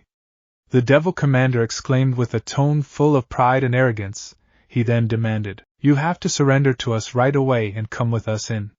Serzex-sama has asked you to come quietly, or we will take you in. The commander was unable to complete as Issei suddenly disappeared from their vision, as the devils were horrified to know he has escaped.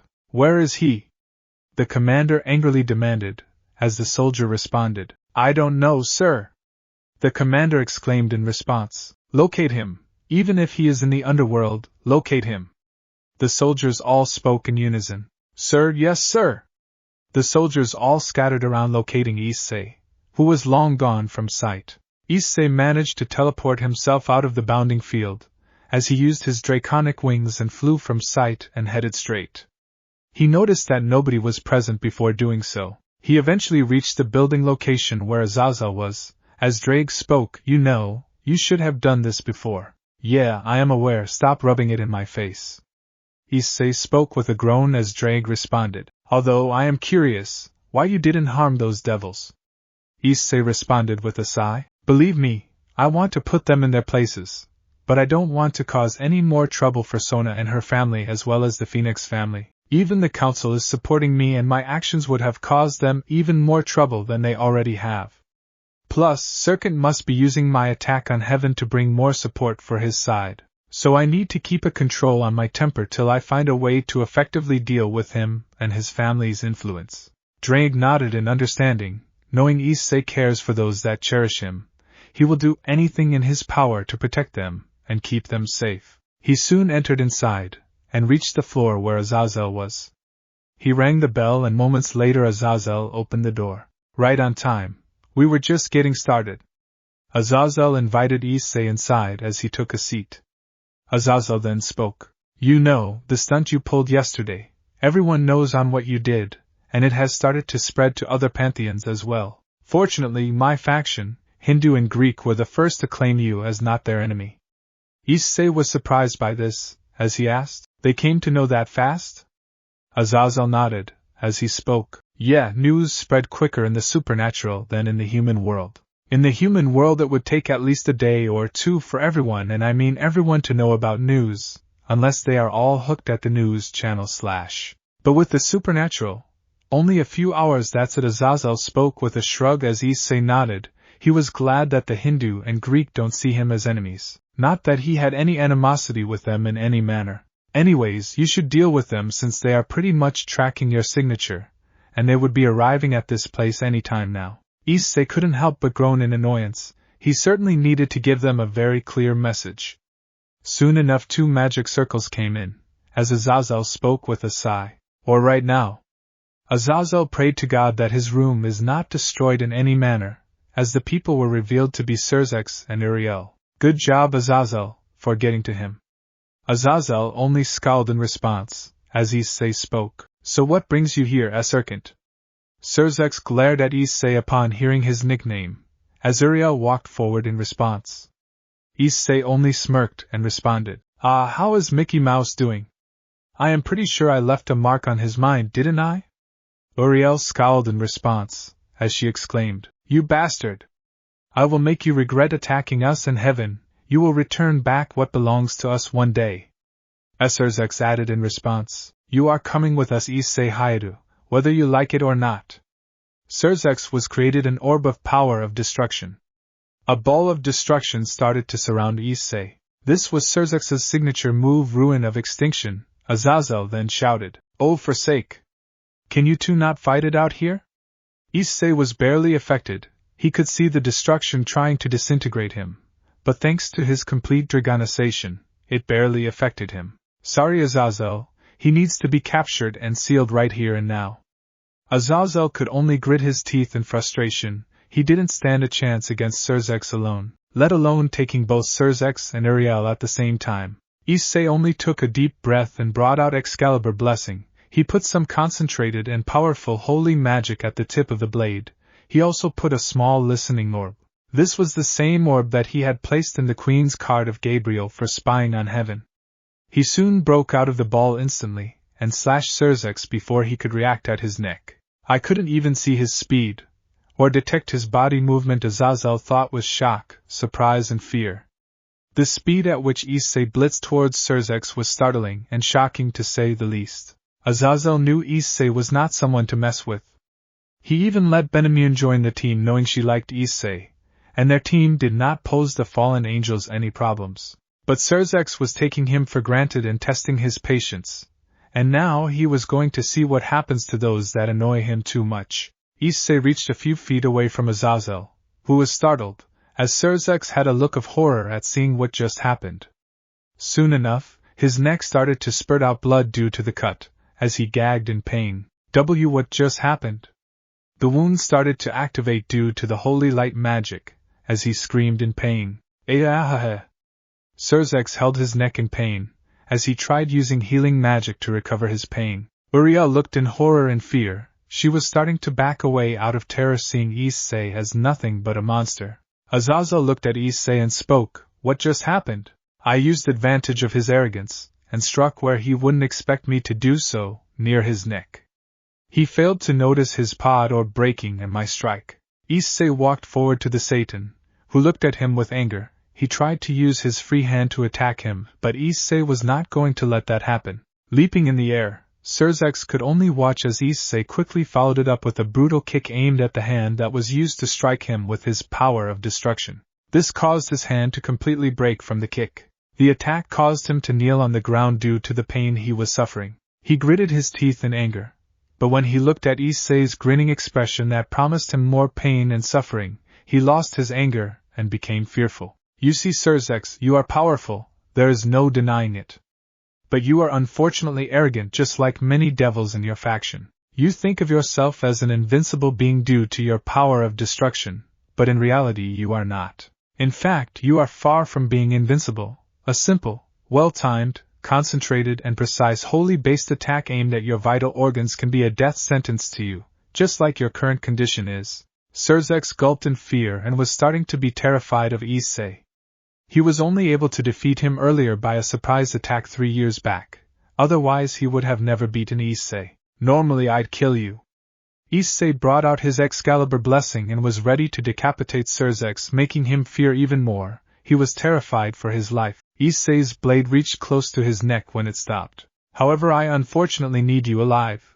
But I am enjoying seeing the fear in your expression, and this is just a taste of what I am capable of. Keep this in mind. Harm me and my friends." Issei grabs his chin and spoke with a very cold tone. "I will rip you apart piece by piece. I promise you one thing. I am going to make you wish for your death." Serzex gulped in fear, and was on the verge of tears. Issei then spoke. "Now get out of my sight." Serzex didn't hesitate and booked it out of there. Issei only scoffed, knowing that he will soon confront him again. Uriel also left soon after, since she feared Issei even more, leaving Aazel and Issei alone. "Sorry about that, Aazel." Aazel shook his head and spoke. "Not a problem. It is a good thing you didn't kill him yet. You don't want the whole devil faction coming after you. Serzex still has a lot of supporters. Issei shook his head and spoke. He is losing that too. Soon enough, he will have no supporters left. That idiot doesn't realize it, but listening to his spoiled sister is causing all this to happen. Regardless, I am sure he will annoy me again in the future. Issei spoke with a shrug, as Aazel nodded, sighing at what happened to the peace treaty that took them so many years to build. But Michael and Serzex are sabotaging their only chance of getting their goals. Anyways, let's head to Penemue's grave. It is time we bring her back. You got the fruits with you. Issei nodded to Azazel's question, as he responded, Great, then let's get started. Azazel responded as he picked up a container that housed Penemue's soul, and they both headed to Penemue's grave to revive her back to the living world. Azazel and Issei were standing over Penemue's grave, as a grumble was heard from Issei. Azazel only spoke with a sigh, just a little more. Did you bring the fruit juice I asked you to bring? Issei nodded, as he brought out a golden-colored juice that looked similar to golden apple distillate. Azazel then spoke, the body was preserved by me, angel. Devil and fallen angel bodies have a higher shelf life as opposed to humans, so you needn't worry. All we need to do is feed her the juice. How did you get the body? Issei asked Azazel, remembering her body was almost destroyed courtesy of Serzex, to which the fallen angel spoke. I had to make some contacts to locate her body, which was done with courtesy of talking with an old friend of mine. After that I preserved her body, since I didn't want her body to decompose. I see. Is there? Azazel shook his head and spoke. No, Chow, George, Persis and Leonardo's body was absent. I am sorry, kid.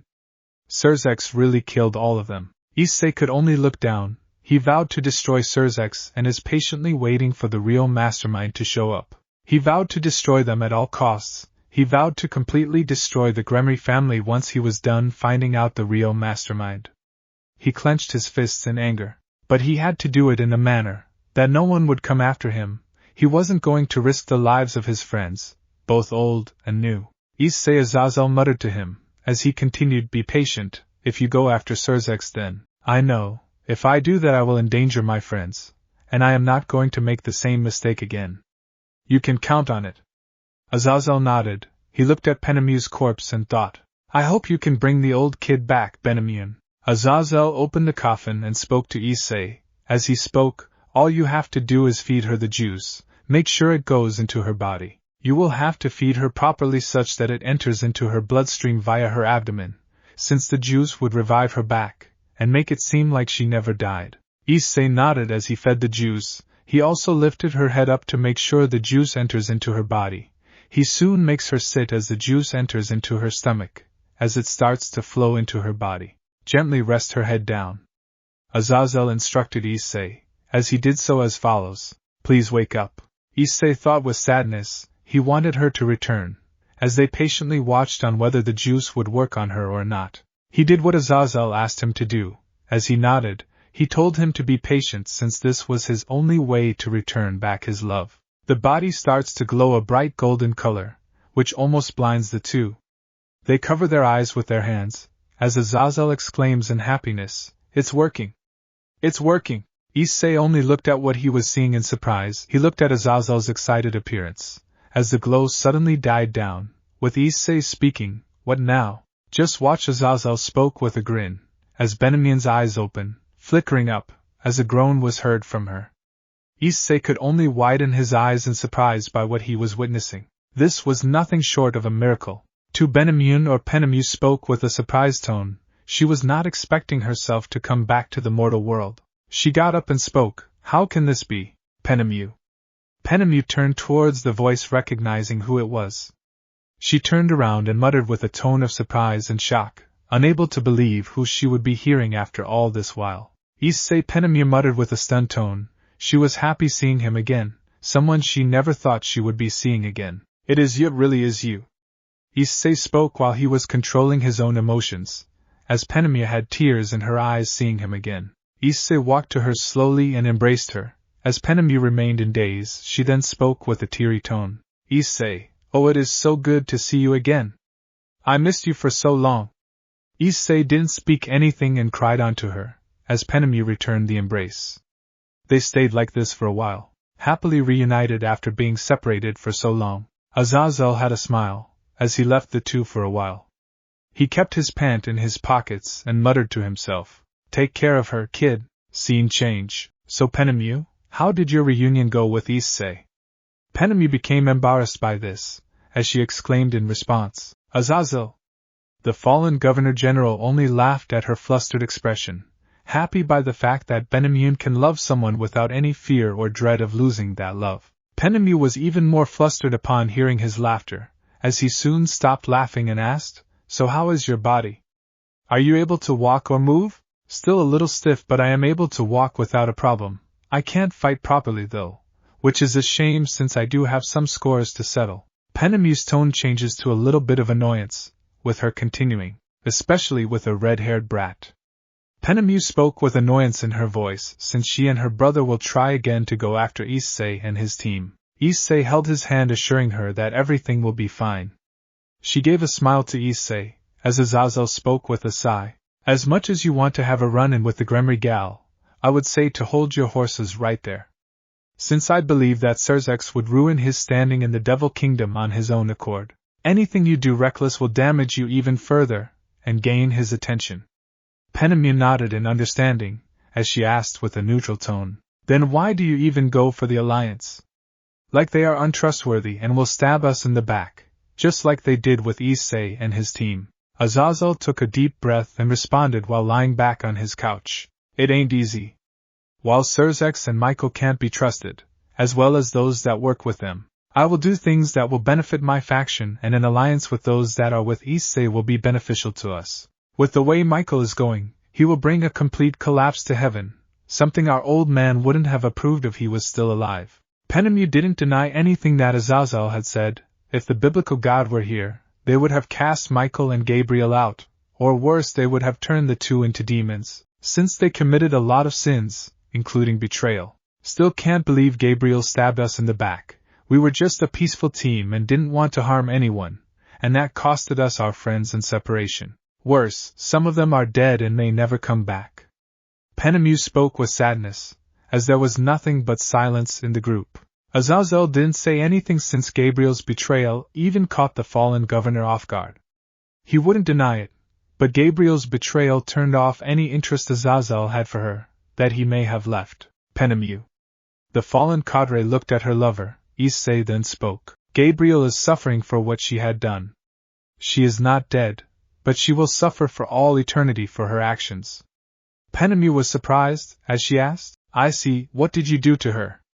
Issei looked at her and spoke. "I have turned her into a half-dragon. Soon enough, she will be losing all of her angel wings and becoming into a dragon herself. She will hate her very existence once I am done with her." Issei spoke coldly, as Aazel didn't say anything. He would normally be angered by how she is being treated, but he knew she had it coming, since she hardly showed remorse for what she did, or that is what many think. Penemue was stunned. She knew the Issei she knew would never go this far.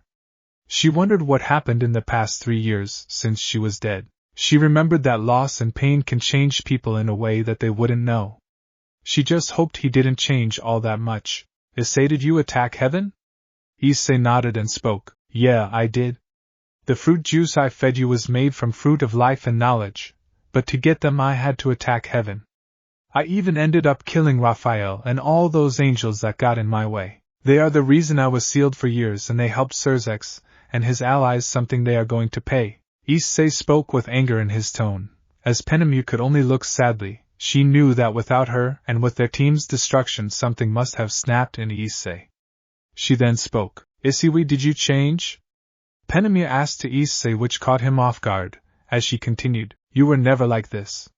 You were one of the few that wasn't all that keen on killing or bringing destruction, unless you had no choice or RageRevan asked you to do so.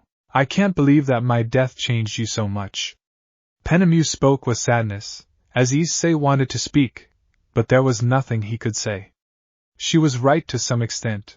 Issei didn't know what to say to her at this point. Aazel then spoke. "Kid, while she may be right, Penemue, you need to consider what happened in the past 3 years, or hear his side of the story." Penemue looked at Issei, who didn't say anything, as she asked, Issei, tell me what happened?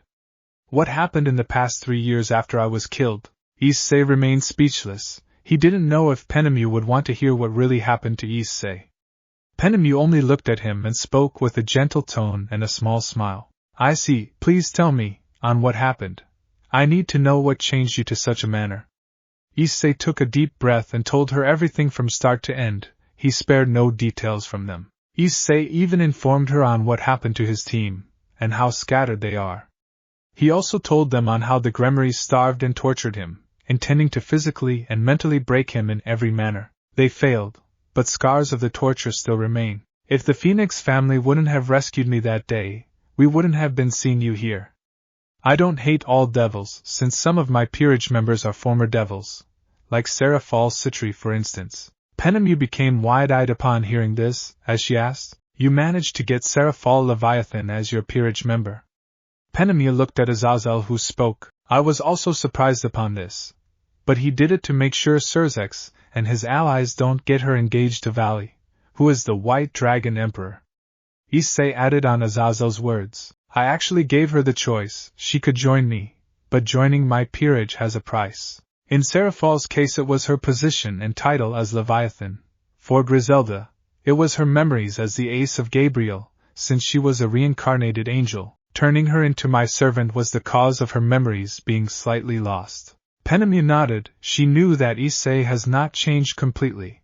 He did change, and it was not like she could blame him in any manner. She understood his change now, since even if Issei changes, her love for him is not going to change. Issei Penemue spoke, as he continued, I know I have changed, but once this whole mess is over, I assure you that we can settle down in peace. Penemue nodded in response, as Aazel spoke with agreement. Yeah, and Penemue, just make sure he keeps his word.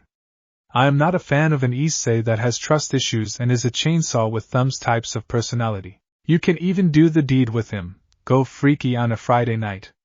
Do bone him, Aazel exclaimed with a cheerful tone, as Penemue became embarrassed by the UAL joke that Aazel made, which made her give a death glare to the fallen angel. She couldn't say anything to Aazel. Her cheeks flushed upon hearing what amendos the two are going to go through once they get back. Even Issei was embarrassed by what he heard, as he looked away unable to meet up the gaze of the fallen angel. Shaking his head, Issei spoke looking at him. Anyways, how can we thank you? Well, since you asked nicely. Aazel spoke with a finger on his chin. He then continued, remembering a certain someone. I have a request. My daughter actually wanted to visit Kuoh, and she will be coming as a student in your academy. Would you look after her? Issei looked at Penemue, since he was unaware of Aazel having a daughter, to which Penemue spoke in response. I see, Aazel had a daughter. Not many know this since she often used to stay with the biblical god. She was the first miracle child, a product of a human woman and Aazel, when he was just a simple angel. Alas, this idiot lusted after other women, causing his fall. Penemue spoke while glancing at Aazel, who shrugged in response and spoke. I have no regrets. The old man may have kicked me out, but I at least get to live as a more free individual. Even you can have your backside penetrated by the boy right there. Aazel pointed to Penemue, which caused her to gain a look of embarrassment. She couldn't help but fall again for Azazel's trap as steam was coming out from her head. Getting back to the point, Issei, look after my girl. She won't be alone since I will be sending one fallen angel to the same place given Penemue is here as well. All three will be joining Kuoh Academy, so tomorrow a lot of people will be joining the academy, including her.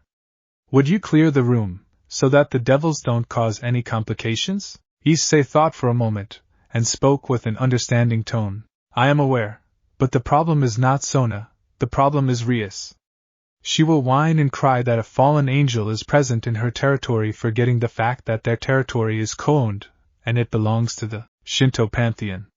She will be a headache that I have to deal with. Aazel. Issei ended with a frustrated tone, as Aazel understood the problems that Issei has to deal with. He knew that Issei will have to deal with the Grimmery family sooner or later. Penemue then spoke looking at Issei. If she ties anything I see, then I will make sure she doesn't try anything funny. If she even thinks about harming my niece, then she will be as good as dead.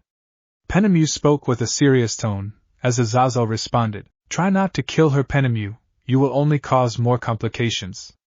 Penemue nodded and spoke. Worry not, Aazel, killing her is going to be our last resort. Issei nodded in agreement, knowing that killing her would harm them, but she will die by Issei's hand one day, when the real mastermind is found. Very well, I will send her by tomorrow. She will be a new student. Just clear up any problems that Gremory will cause, okay? Kill only as a last resort. Issei and Penemue nodded in understanding, as they soon decided to head back home. Once they left, Aazel looked at a portrait of a blonde woman and spoke with a sigh. I miss you, Lena. Scene change. Haida Residence, 00 p.m. Once Penemue returned, Kuroka, Ingvild and Fenrir all had a reunion with the formerly deceased cadre. They were all happy with her return. It was a tearful one at that, as they all were happy that she had returned. She turned her glance to Gabriel, who was now completely different. She was broken, and completely shattered. Penemue couldn't help but feel a small amount of pity for her. However, she remembered on what she had done. They celebrated that day, as Gabriel couldn't help but watch with sadness, remembering she would have been one with them. She still didn't understand on why or what drove her to betray them. Hours had passed and it became night time. The group celebrated almost the whole night. Once the celebration was done, most of the group retired to rest for the day. Issei was inside his room. He groaned in tiredness due to how much exhausting today was. Soon enough, someone came inside his room. This was Penemue. She was now wearing her underwear, and she was completely wet. She had a seductive smile on her face. PP Penemue, PP Penemue. Issei spoke while stuttering. He couldn't help but blush seeing Penemue come out like this, as he asked, why are you in your bikini? Penemue only smirked and spoke while turning her gaze away. I actually was taking a bath and my clothes were kept here. But first, I will be needing a towel. Do you have it? Issei nodded and spoke. I do. Penemue only walked towards him and spoke with a seductive tone in his ear. Or you can wipe the off. Issei shuddered at this. He could feel her breath in his ear, which made him shiver. He then spoke in response while blushing. I will get you the towel. Issei tried to escape, but Penemue was not having any of it. She grabbed his hand and spoke. Please, I insist that you do it. Issei gulped at this, as he mentally asked Drake, please help. Drake responded with a mocking tone. You want my help, don't be and dominate her. Drake soon cut off his connection as Issei mentally screamed. Drake, don't leave me here. Drake.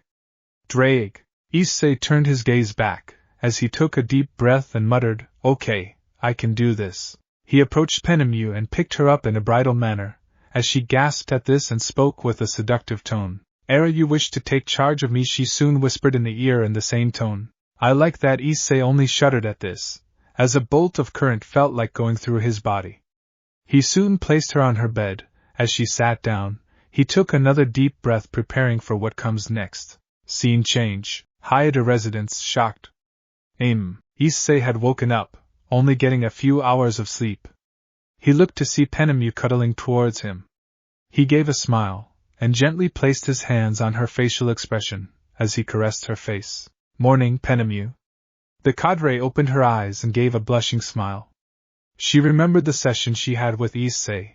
While she wanted more, it was a shame she passed out. Maybe her revival was holding back on her UAL potential as well. She looked at her lower abdomen, near her stomach, and there she saw the dragon's mask.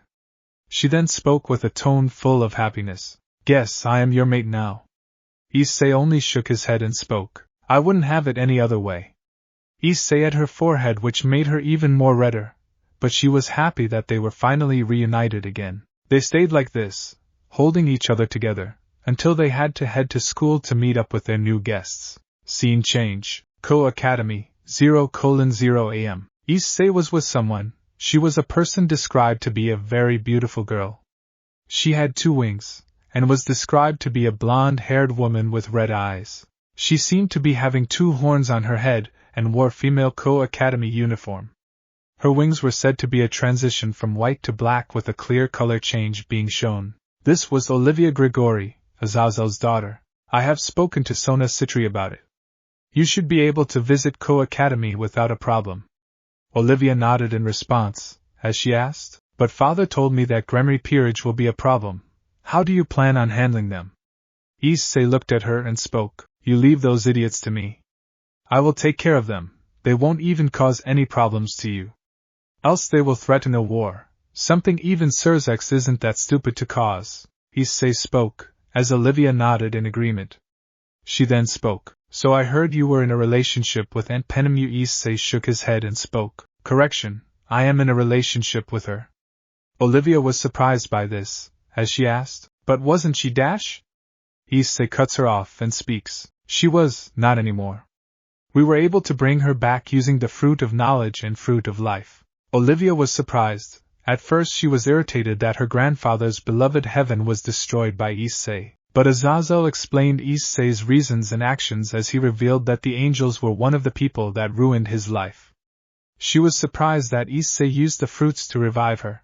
I see. Well, it is good to hear from her again. Issei only gave a smile and spoke. Yeah, and plus she has joined the school as one of the faculty. So the two of you should have a run-in with her soon enough. Issei turns around to another person and speaks. I believe you should also settle down as a second-year student, right, Rainier? Issei turns around to see an attractive young woman with violet eyes, and a curvaceous, slender body. She had long, silky black hair that reached down to her hips. She also wore Kuoh female clothing like Olivia did. Why yeah, but if Grimmery does harm Lady Olivia, she is going to die by my hands. Issei narrowed his gaze and spoke. I will handle the Grimmery peerage, you just take care of Olivia like you were asked to do so. Issei was warned of Rainier's hatred for the devil faction and had to make sure that even she does not end up dying by their hands. Especially from Rias's siscon of a brother. No, I will fight them if they insult Lady Olivia, you can be assured, Lord Hyadu.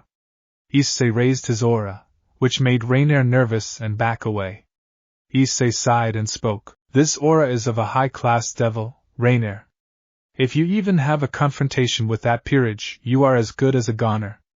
I have told you once and I am not going to repeat this again. The Grimmery peerage is something I will deal with, and that is final. Rainier looked away and reluctantly nodded. She didn't want to mess with someone that brought heaven to its knees and almost tortured and tormented Michael. She seemed saddened as Issei spoke in response. You can be assured that Olivia along with your safety is guaranteed, I give you my word. They wouldn't even come near you. Issei spoke with seriously, earning a nod from the fallen angel, as Olivia adds in response. Thank you, Issei.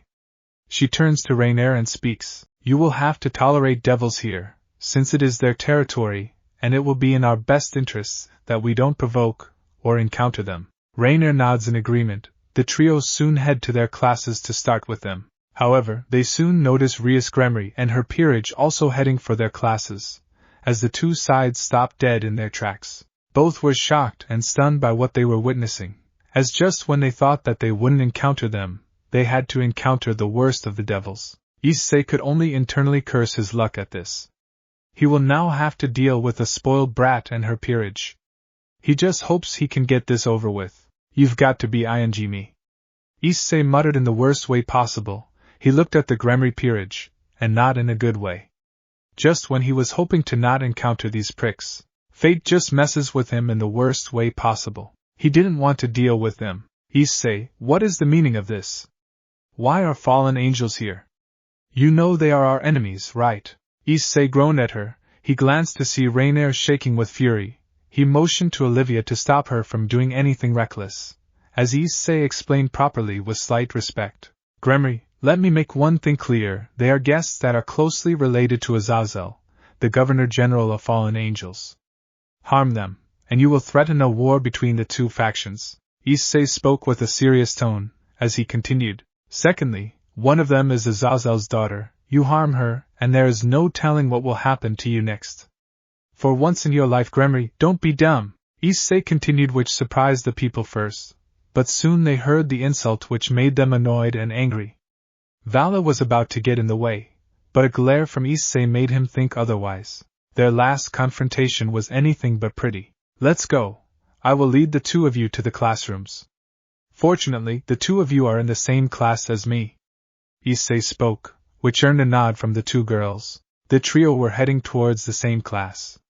Before a sound caught their attention. Wait! Issei groaned and turned around to see Rias Grimmery very angry, as she demanded in anger. I challenge you to a rating game. You have disrespected us for the last time. Issei, Rainier and Olivia were shocked by what they were hearing. Issei could only internally facepalm at what he was hearing. There was no limits to the Gremory heir stupidity. What? You want a rating game? Issei spoke with a tone of disbelief. He couldn't imagine that Rias would be this stupid and arrogant, especially after the fact that Issei almost killed her brother and made an example of him. Rias then spoke in response, yes, I want a rating game, you and my peerage. Now, before Issei could respond, Olivia had spoken. I was warned by my father that you would say something like this. Let me make one thing clear, Rias Grimmery, you don't completely own this territory, and you never will due to your attitude. This is Shinto territory, and it is co-owned by you and Sona Citri. So I believe it would be wise to take your dumb ass and your stupid peerage and get thee out of my sight. Olivia raised her wings, showing her dark angelic wings. Rias and her peerage backed away with fear, hearing rumors of the Dark Angel. Rumor has it that the person that slayed Lucifer Morningstar was Olivia Grigori, the first and only existing Dark Angel, a unique species of angel. Unlike regular or fallen angels, Olivia wasn't particularly affected by the deadly sins in any manner, and the only reason she ended up turning into a Dark Angel was when she had to use up all of her divine magic to slay and defeat Lucifer for good. They didn't want to cross against someone that can easily destroy them. While shivering, Rias had spoken, TT, this is not over. Why you will regret this. Rias and her peerage left the place, as Issei took a deep breath and spoke. Thanks, Olivia, you knew exactly on how to deal with her. Olivia had a smirk of pride and spoke while moving her hair to the side. Not a problem, she will not bother us anymore, and I believe we should head for class, it's getting late. Issei and Raina nodded, the latter being happy that her superior did something about the arrogant and prideful devil. Scene change. Time skip brought to you by Chibi Issei watching Markiplier Let's Plays. Koh Academy shocked. Issei was groaning in annoyance, as Rainier and Olivia both seemed pale by what they had to go through.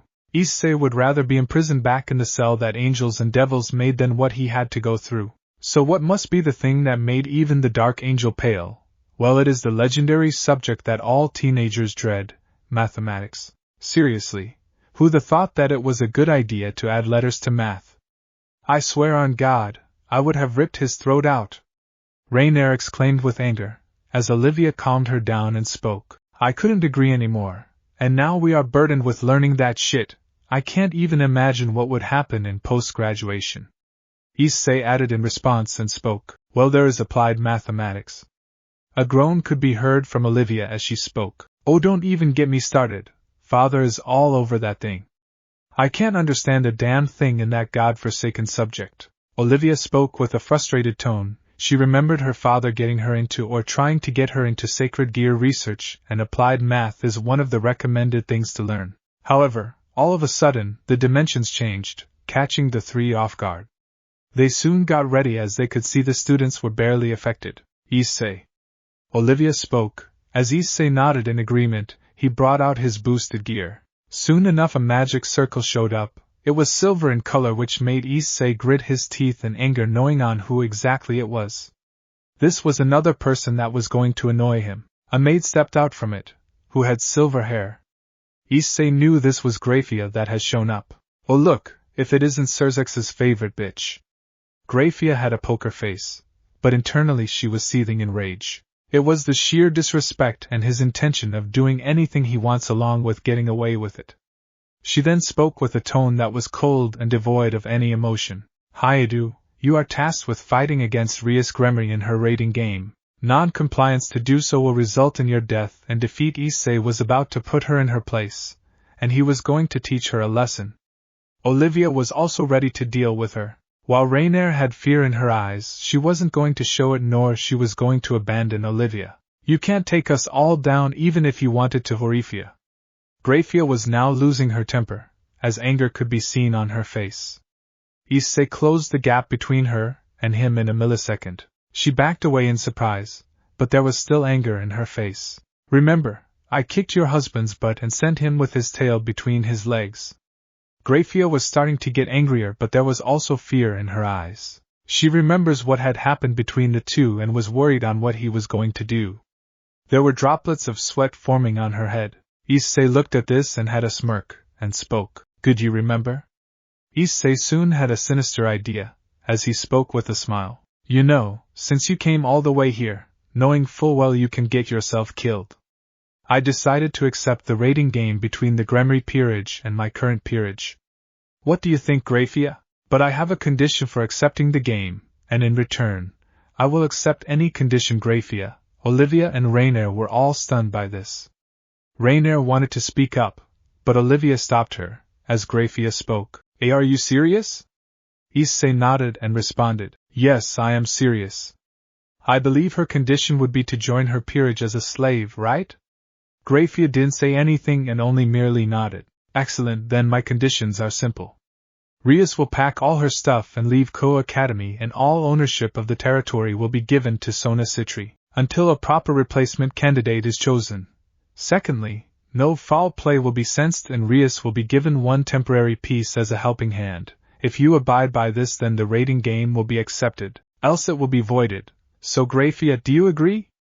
Grafia shuddered by the declaration. She knew that she was asked by Serzex to force Issei to accept the rating game, since Rias, being the spoiled brat that she was, informed Serzex everything, who was annoyed by what Issei was doing. If there was anyone that Serzex hated more than anyone else, it was Issei. He despised the Red Dragon Emperor the most, since he was the one that not only tormented and harassed his little sister, but also he almost would have killed him had it not been for an unknown reason, something he is completely unaware and oblivious to. I agree. Issei only smiled and backed away as he spoke. Excellent. Tell your master that the rating game will be in 3 hours, like the good little bitch you are, okay? And if you don't comply with the deal, I will make sure that you do comply with the conditions.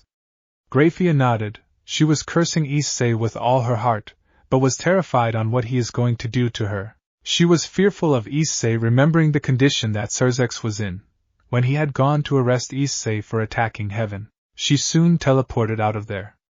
Olivia approached him and spoke with worry. Issei, why did you make such a condition? Issei shook his head and spoke. This was the only way to get Rias out of here for good, is by making this rating game. Rias has pretty much doomed herself when she forced me to make the rating game. They must be thinking I'm getting an easy win and I expect them to cheat. But worry not, I have someone that can help me. Olivia shook her head and spoke. That's not what I meant. What if you lose? Issei smiled and spoke in response. I won't, and like I said, I made a promise that you should be able to visit the Koh Academy and stay here without a problem, right? It is time I fulfill the promise. Issei spoke with a grin, causing the Dark Angel to become slightly red. She never expected someone to say that to her. He was basically going to sacrifice his own freedom if she loses. She heard dragons, and remembered on how they cherished their freedom. The fact that he was ready to sacrifice his freedom for her sake, just to help her live her life in peace, really made her flustered, and it felt like she was in bliss. She could see why Penemue fell for him. Now, if you'll excuse me, I will need to make a call.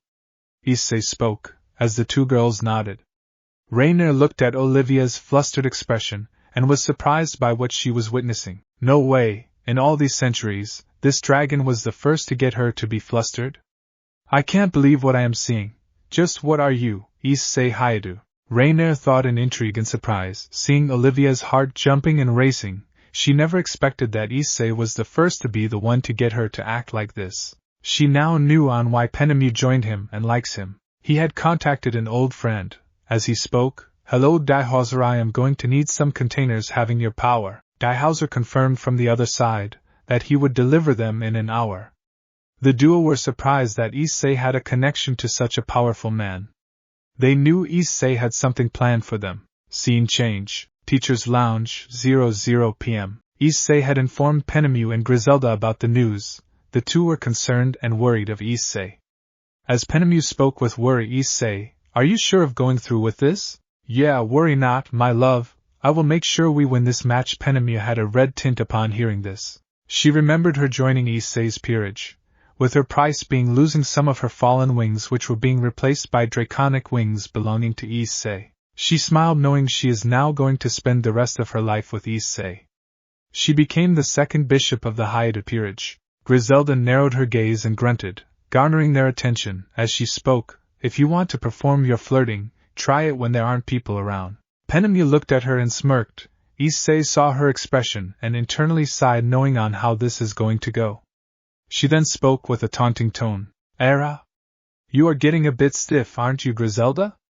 Could it be? I smelled jealousy in the air. Griselda became flustered. She shouted in response. Shut it. I am not jealous. Penemue only leaned in closer and brought herself towards her, causing the former angel to back away. She then spoke. Oh my! I can see the redness on your face. Oh, do you really like Issei? Tell me, Griselda-chan, do you love Issei? Griselda's redness intensified, and she became even more embarrassed. Penemue looked at her expression and responded with a grin. So it's true, you really like Issei. I am so happy for you. Griselda didn't say anything, as she could only fall to her knees and keep her hands on her face with embarrassment. She started to fall for him due to his kindness and good nature, showing concern for him from time to time. He gave her a chance, and even managed to keep her memories with Zenobia and Irina. It was only a matter of when she fell for him. Stop teasing her, Penemue, Issei spoke, clapping her attention, as he raised Griselda up and spoke with a smile. There is no rush, Griselda. If you are conflicted on your feelings, there is no hurry to tell them. Take your time and take it easy. Griselda looked at him with her flustered look and could only nod. She knew that Issei doesn't mind waiting for her. However, a magic circle opened right behind the three, as Issei recognized the Belial symbol. He smiled, knowing who exactly it was. Soon a gray-haired man with gray eyes showed up. He seemed to be wearing a red jacket which was flowing from the back, and he also seemed to be wearing arm bracers and gloves. This was Diehauser Belial, the number #rating game champion. This was Diehauser Belial, the number #rating game champion. Issei, it's been a while, Diehauser called out to his old friend. Issei gave a smile to the man and responded, Indeed, it has, Diehauser. Issei shook the man's hands, as he soon introduced to his team members. Issei then spoke. Come, let me introduce you to the rest. This is Penemue. Penemue waved her hand and greeted Diehauser cheerfully. Hello? Diehauser nodded with a smile as Issei continued. And this is Griselda, former queen of Gabriel. Griselda bowed before him and spoke. Greetings, I am Griselda Korda. It is nice to meet a friend of Issei. Diehauser again nodded and spoke. Likewise, Korda. Diehauser turned to Issei and spoke with a grin. You have got quite the knack of scouting good people for your peerage. You would be an excellent competitor in the rating game world. Issei only laughed heartily in response and spoke. I guess so. Did you bring them? Diehauser nodded and gave the containers to Issei, the latter smirking, as Diehauser asked. I did, but why do you need them anyway? I mean, you can single-handedly take the whole peerage down, so why you need my power? Issei nodded in understanding and responded to his question. 'Cause I know for a fact that the Gremory is going to cheat. I gave them a very powerful offer that I would be joining their peerage, so they will do anything in their power to try and get to my level. I want to use those seals to shut down anything they throw at me, and this would ruin any chances of gaining support in the underworld. Diehauser thought for a moment, and nodded in agreement. He remembered on how Serzex is losing even more support as time passes by. He was just ruining his and his family's life. Well, he is just trying to make his own grave. I should probably get going though. Diehauser spoke, as he soon continued with a smirk. Though, whenever you do wish to join the leagues and come face to face against me, don't expect me to go easy on you. Issei only gave a smirk and responded. I won't, Belial, you can count on it. Diehauser responded with a smirk of his own before teleporting away. Issei looked at the containers and had a sadistic grin on his face. He was going to relish tormenting them before sending a message, a more effective message. So what do you plan with this? Issei turned around to Griselda, who had asked. He snapped out of his thoughts and spoke. Something big, Griselda. Just watch on how these fools dig their own graves. Due to their greed. Scene change. Rating game field, separate dimension, 00 p.m. Issei was with his peerage, that being Serafall, Gabriel, Penemue, Griselda, Kuroka and Fenrir. Now one must be wondering, when did Fenrir join the peerage? Well, it happened right after Issei took Penemue as his servant. Fenrir also wanted to join the peerage, and he took up a rook piece. making him the second rook. The raiding game rules are simple. Issei heard Serzex's voice, as he continued, defeating an opponent's king is one of the rule.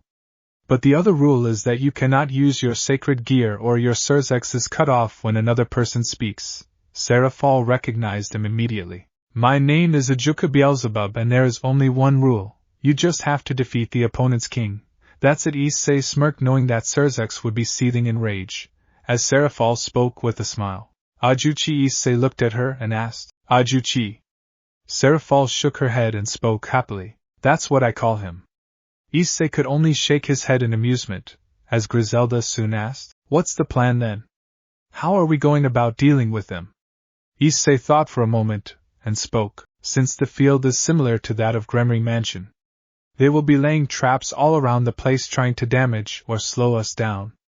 Fenrir, can you try and sniff out the traps? Fenrir barked in response and nodded, in response, as Issei spoke. Excellent, then I have these containers.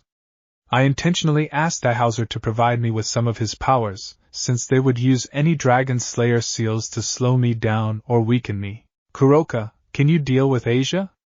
Kuroka nodded and spoke. Yes, but I also want to deal with Chiron. Mind if I deal with her too?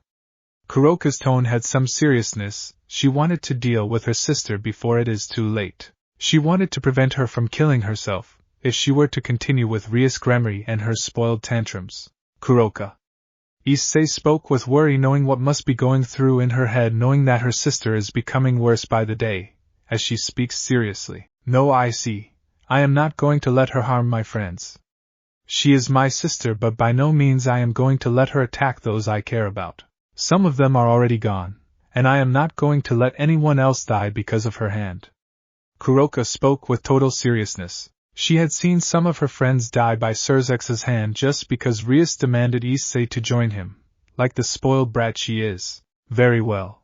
Our goal will be to create discord and divide them. Issei spoke with a deep breath as he continued. You can fight Kaneko. I will handle Rias and Grafia. Penemue will join me in the fight.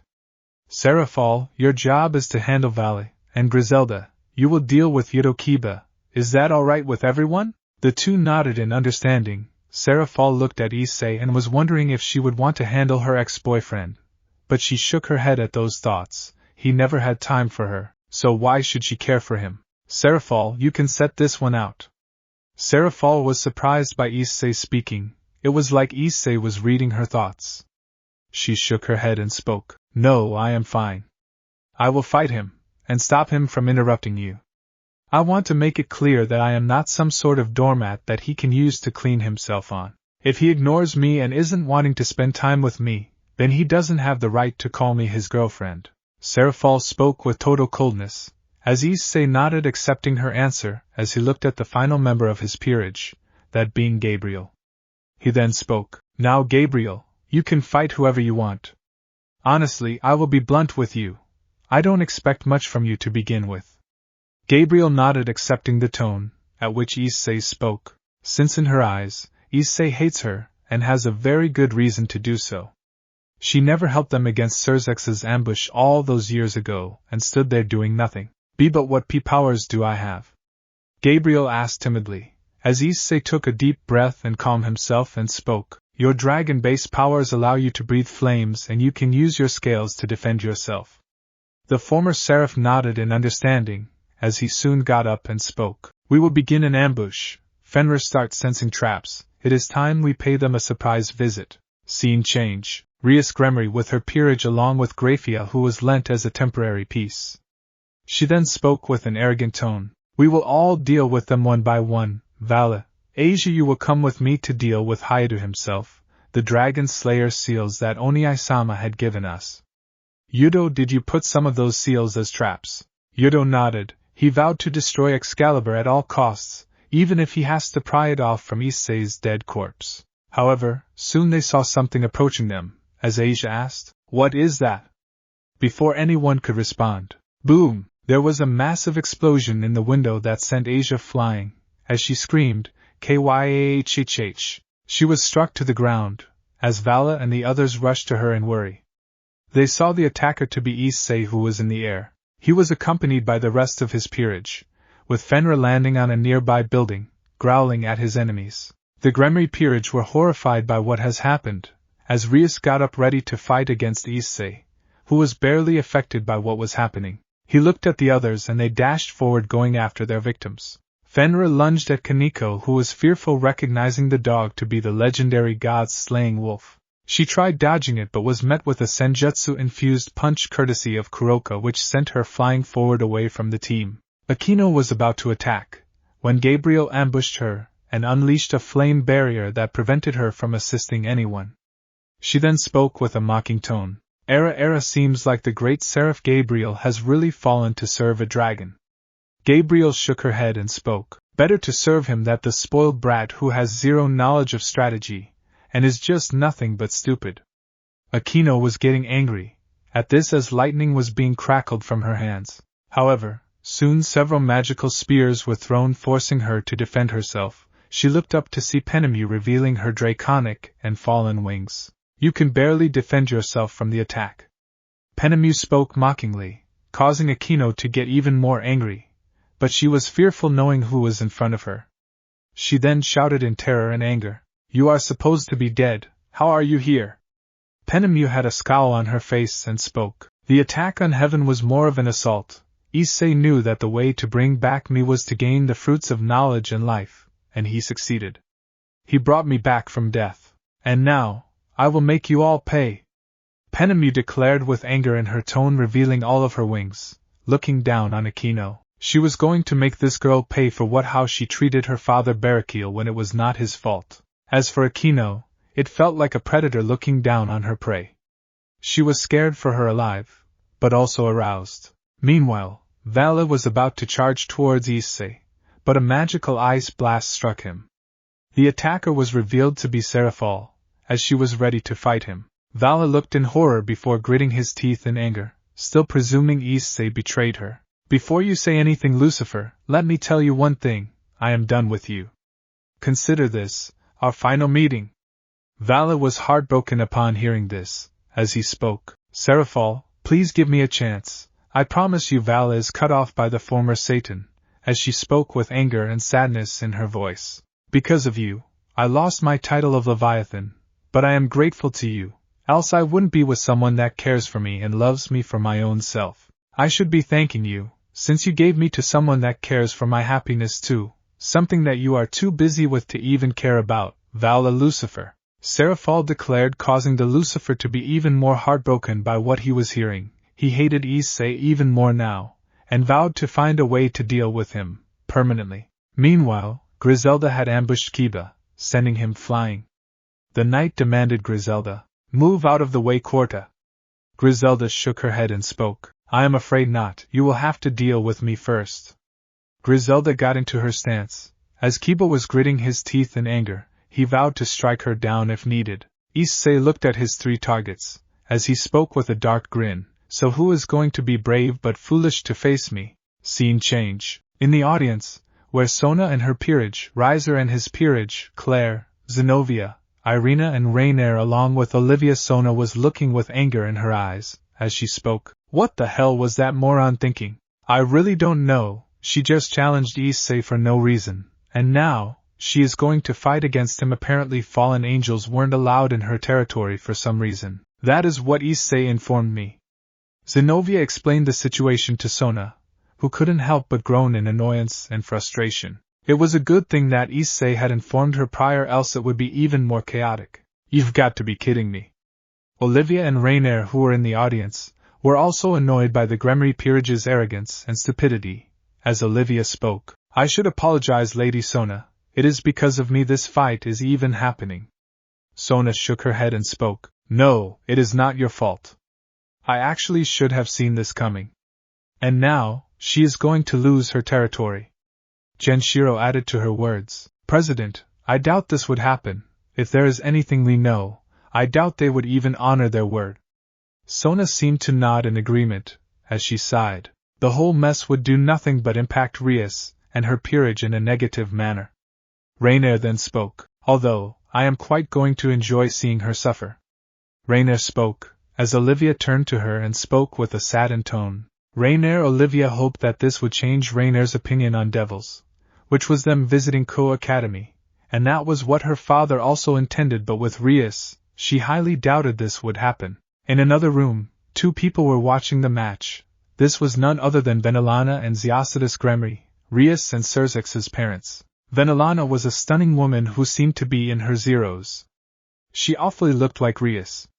Although she had shorter, flaxen hair and violet eyes, she wore an elegant white dress that extends to just above the knees, featuring a fitted bodice with a low neckline and a delicate lace trim. The sheer, translucent sleeves end just above the wrists, adding a touch of grace. A black underlayer peeks out at the hemline, contrasting with the white dress, while a gray belt cinches the waist, accentuating the silhouette. The ensemble is complemented by a prominent necklace with a red gemstone pendant and a matching choker, while Zeocidus has the appearance of a middle-aged, handsome-looking man with long crimson hair that is tied in a loose ponytail with a black hairband. While Zeocidus has the appearance of a middle-aged, handsome-looking man with long crimson hair that is tied in a loose ponytail with a black hairband. He has bright blue eyes just like his two children, Serzex and Rias.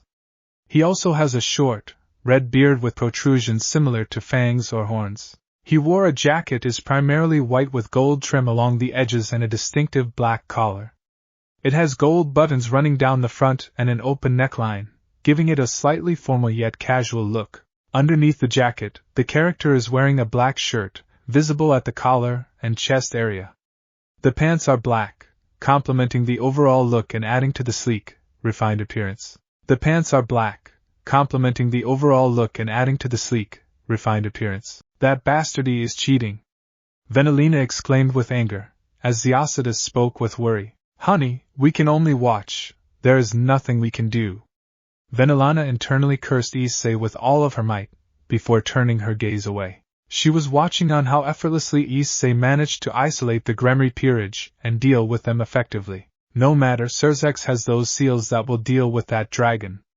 Venelina spoke with anger, before returning to her normal ladylike self. Scene change. The group had begun fighting, with Aquino breathing heavily, unable to fight the combined assault of Penemue and Gabriel, the former speaking with total disdain. You know Gabriel was devastated when his beloved daughter turned against him, blaming the poor man for what your clan did, yet you wear that surname of the very clan that killed your mother. You should be ashamed of yourself. Aquino was getting even more angry, as Penemue wanted to put the girl in her place, before she could say anything. A barrage of spears struck her in different locations, pinning her to the ground. She gritted her teeth and looked at the person responsible, and it was Penemue. You don't know anything. If I hadn't had these dirty wings, I would have never lost mother. Penemue only took a deep breath and spoke, turning to Gabriel. Gabriel, incinerate them. Gabriel widened her eyes and spoke, but Penemue's glare gave her no argument as she looked down and nodded. She took a deep breath and unleashed flames upon Aquino, who was unable to dodge due to the spears holding her in place. Eh! Aquino screamed in pain, as a green light was suddenly seen, which soon took her out of the raiding game. A queen of Rias Grimmery has been eliminated, Ajuka announced, as Gabriel looked at Penemue and was going to ask, but Penemue responded. I know what you are going to ask, but Barrakiel has been broken and this girl fails to see that it was not his fault. I am pretty sure Rias barely did shit to help her in that regard as well. She had it coming. Gabriel could only look away and nod, as Penemue sighed and spoke. I will be heading to help Issei. I have a score to settle with Grimmery. Penemue flew off using her wings, leaving Gabriel to wonder on what she should do next. Serafall was clashing against Vali, the latter being overpowered by his former girlfriend. Despite dividing his power, and even using his own power to force her back, Serafall was barely affected. The reason being, is that when she joined Issei's peerage, her power skyrocketed to new levels. She was able to come extremely close to being Serzex or Ajuka due to Issei's immense power, allowing her to have increased mana regeneration and reserves. Serafall, please, don't be with him. Is not Serafall cuts him off by an ice beam which froze his armor. She then angrily spoke. He is not. Serafall cuts him off by an ice beam which froze his armor. She then angrily spoke. How dare you say that about a man that cherishes me for who I am? You never had time to attend to any of the dates that we wanted to go to. You only care for me because I am the Satan Leviathan. You never spend any time with me, because you keep sucking to that red-haired whore of a master. I won't accept anyone that insults my king for no reason, Serafall shouted with anger. As Vali broke off from the ice, he then fired a beam of magic towards Serafall, as she released her 10 wings. This comprised of her 6 devil wings, and 4 draconic wings which were ice blue, which did catch Vali off guard. She unleashed a barrage of ice beams as Vali kept using his sacred gear and using divide to reduce and eliminate the power. Divide! Divide! Divide! Divide! Divide! Divide! Divide! Divide! Divide! Divide! Divide! Divide! Divide! Divide! Divide! Divide! Serafall gritted her teeth in annoyance. If he didn't have his sacred gear, this fight would have been quicker than before. Vali unleashed another powerful beam of magic, as Serafall flew gracefully around the beams, maneuvering through them. Her experience as a Satan allowed her to have years of combat experience and capabilities. Then, you give me no choice, I will make you mine one way or another. Vali was done reasoning with her. She didn't accept him, then she will make him accept her. Serafall looked at him and narrowed her gaze. Her gaze changed into a much colder one. She was going to put him in his place, right here, right now. Lucifer be damned. Vali attacked her with a beam, as Serafall only flicked her wrist, unleashing an ice wall to defend herself. Vali gritted his teeth in anger, as he unleashed a barrage of magic, screaming in fury. He wanted to defeat Serafall so that she does accept him, completely blinded by his anger and grief of losing Serafall due to Issei. However, the fool doesn't know that Issei and Serafall aren't dating yet. Serafall used this opportunity, as Albion sensed this and warned his host. Behind you! Vali turned around to see Serafall smirking, as she shouted, Cross Celsius trigger! Serafall immediately froze Vali, upon shouting the words of her attack. He was turned into a statue, due to the attack, and everything around him froze completely. Serafall was surprised by the attack, as it froze even more than it usually would. That's a first, even my mana regeneration is higher. It is almost as if I can use another of this attack without a problem. Serafall smiled, remembering her powers and abilities increasing when she had joined Issei's peerage. If she used this attack before, it would have taken a huge chunk of her mana, but now, it barely affected her. She took a glance at Vali, who had a look of terror and fear. She lost her smile and had a cold gaze, as she spoke with a tone of coldness. Consider this our official breakup. Goodbye and good riddance, Lucifer. Serafall brought out an ice hammer and smashed the ice, as Vali was completely passed out, his body temperature dropping rapidly. Vali was shivering in coldness, as a bright green glow surrounded him. A pawn of Rias Grimmery has been eliminated, Ajuka announced seriously, as Serafall spoke with a deep sigh. It felt like a huge burden was removed from her chest, as she spoke. It's finally over. Suddenly, something passed through Serafall, as she turned to the direction where it went. She saw Kuoh being sent flying, crashing towards a wall. His clothes were torn and he was holding a broken blade. Sorry, Serafall, this man was annoying me all too much. Serafall shook her head and spoke. It's alright, Griselda. I can see why you hate the Gremory family. Kuoh could be seen getting up, but his legs were shaking. The girls sensed this, as Serafall spoke coldly. Would you deal with him? Griselda nodded. As Kuoh got ready for a fight, the Knight of the Hyade Peerage spoke coldly. Last chance, surrender yourself before you end up getting even more injured. Kuoh gritted his teeth in anger, as he shouted with fury. Never, I will never surrender. I will destroy the Excalibur, even if I have to pry it off from your master's dead body. Griselda only brought out her sword, as it glowed in a bright white color, as she speaks. It's time I put you down, then. Griselda then shouted her signature attack with all of her might. White prism slash. 2 angelic wings came from her back, which were white projections. It seemed like she was still able to keep some of her magic when she was an angel. She then created a 2 slashes. She then twirled, creating a 3rd slash which took the form of a prism and sent it towards Kuoh, making him scream in pain, due to the holy element. There was multiple explosions. As an announcement happened, a Knight of Rias Grimmery has been eliminated. Twirling her blade, Griselda took a deep breath and shook her head at the knight's foolishness. His blind vengeance is going to get him killed one day. Meanwhile, Kaneko was on her last breath. She was battered and bleeding due to the relentless attacks of both Kuroka and Fenrir. Kuroka spoke to Fenrir. I will take it from here.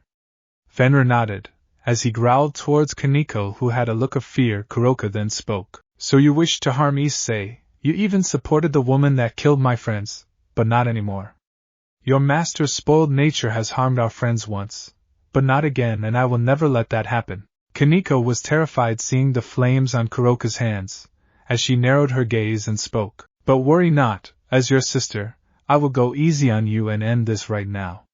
Kuroka threw the senjutsu as Kaneko shouted in pain, with a green light soon glowing, with Ajuka announcing, a rook of Rias Grimmery has been eliminated. Ajuka announced in surprise, all of the Grimmery peerage has fallen like flies. He soon watched the group reunite, and head to the enemy building where the final fight was happening. Serzex was gritting his teeth in fury. He hated that his best friend had to interrupt this, else everything would have gone well. He wanted Issei to suffer, but seeing what was happening, he knew that they wouldn't survive for much longer. Back with Issei, he was already choking Asia, who had a look of horror and fear, as suddenly, snap! Asia's neck was snapped, as she started to glow with green light, with Ajuka announcing with shock, a bishop of Rias Grimmery has been eliminated. Rias and Grafia looked in terror, as soon enough the girls along with Fenrir had shown up. I take it from the announcements you all are done? The girls nodded as Serafall spoke for everyone. Yep, those fools think that they could have easily beat us, but they got done for. The other girls agreed to this, with Fenrir barked in agreement. The two last girls of the Grimmery team grit their teeth in anger, as Penemue walked forward and asked, Issei, mind if I take on Rias? I want to make her pay for my death. Rias looked at Penemue, had terror in her eyes. Her brother had killed her. She was fearful at what she has planned for her. Issei gave a smile to Rias, and spoke. It's all yours, Penemue, give her hell and make it painful. Issei walked to her and gave a container, as she knew what she had to do. She charged at Rias, ready to deal with her, with the Grimmery girl being completely fearful. Rias-sama! Grafia was ready to charge at her, but Issei tackled her towards, as he commanded, I will handle Grafia by myself, leave her to me. Issei's words were agreed by his peerage, as they understood that the two had a primary grudge against the Grimmery family. Grafia gritted her teeth in anger, as she used an ice barrage, but Issei used Excalibur destruction to destroy the ice. Issei then spoke, well, I borrowed this from Zenobia, now let's see what this bad boy has got, unleashing a shockwave that created a crater between the ground, dividing it apart, as Grafia used her wings to fly off. Issei leaped in the air and raised his sword. Grafia responded by using ice magic to block Issei, as he only responded by slashing through the ice, being demonic magic, and with Issei's own power, the ice was sliced through like butter and Grafia was forced to dodge the attack. She used several ice shards as Issei kept slicing through them and unleashed a storm of fire towards her, causing her to block it with her magic circle. Grafia was struggling, as she threw the Dragon Slayer seal towards him, however Issei predicted something like this would happen. He opened the container and spoke, worthless. The seals completely nullified, much to Grafia's horror. How? How can this be? Grafia shouted in terror, as Issei spoke. I have several contacts, Grafia, you underestimated my ingenuity. I knew you would have used something to cheat. So I brought my own items to even the odds. But enough of that, it is time to show you your place. Issei declared as he unleashed the flame intensity, causing Grafia to stagger and shout in exhaustion. Issei sees this opportunity, and brings out Excalibur blessing along with destruction. He charges forward while breathing flames, eventually stabbing Grafia in the chest, which makes her scream in pain. He missed the vital parts since he intends to make her suffer. Ayahawa! Given the swords were holy, she screamed louder than usual, as tears were falling from her eyes. The wounds were sizzling due to the holy element being used against the devil one. She looked at Issei in terror and fear, as he spoke. You know, Grafia, you are nowhere near as powerful as Serafall. Sure, you are strong enough to be considered the strongest queen, but in reality, you are a devil, and like with all devils, holy magic, if used correctly and precisely, can be a death sentence, and there is nothing you can do to prevent it. Grafia's expression had a mixture of anger, despair, and hatred.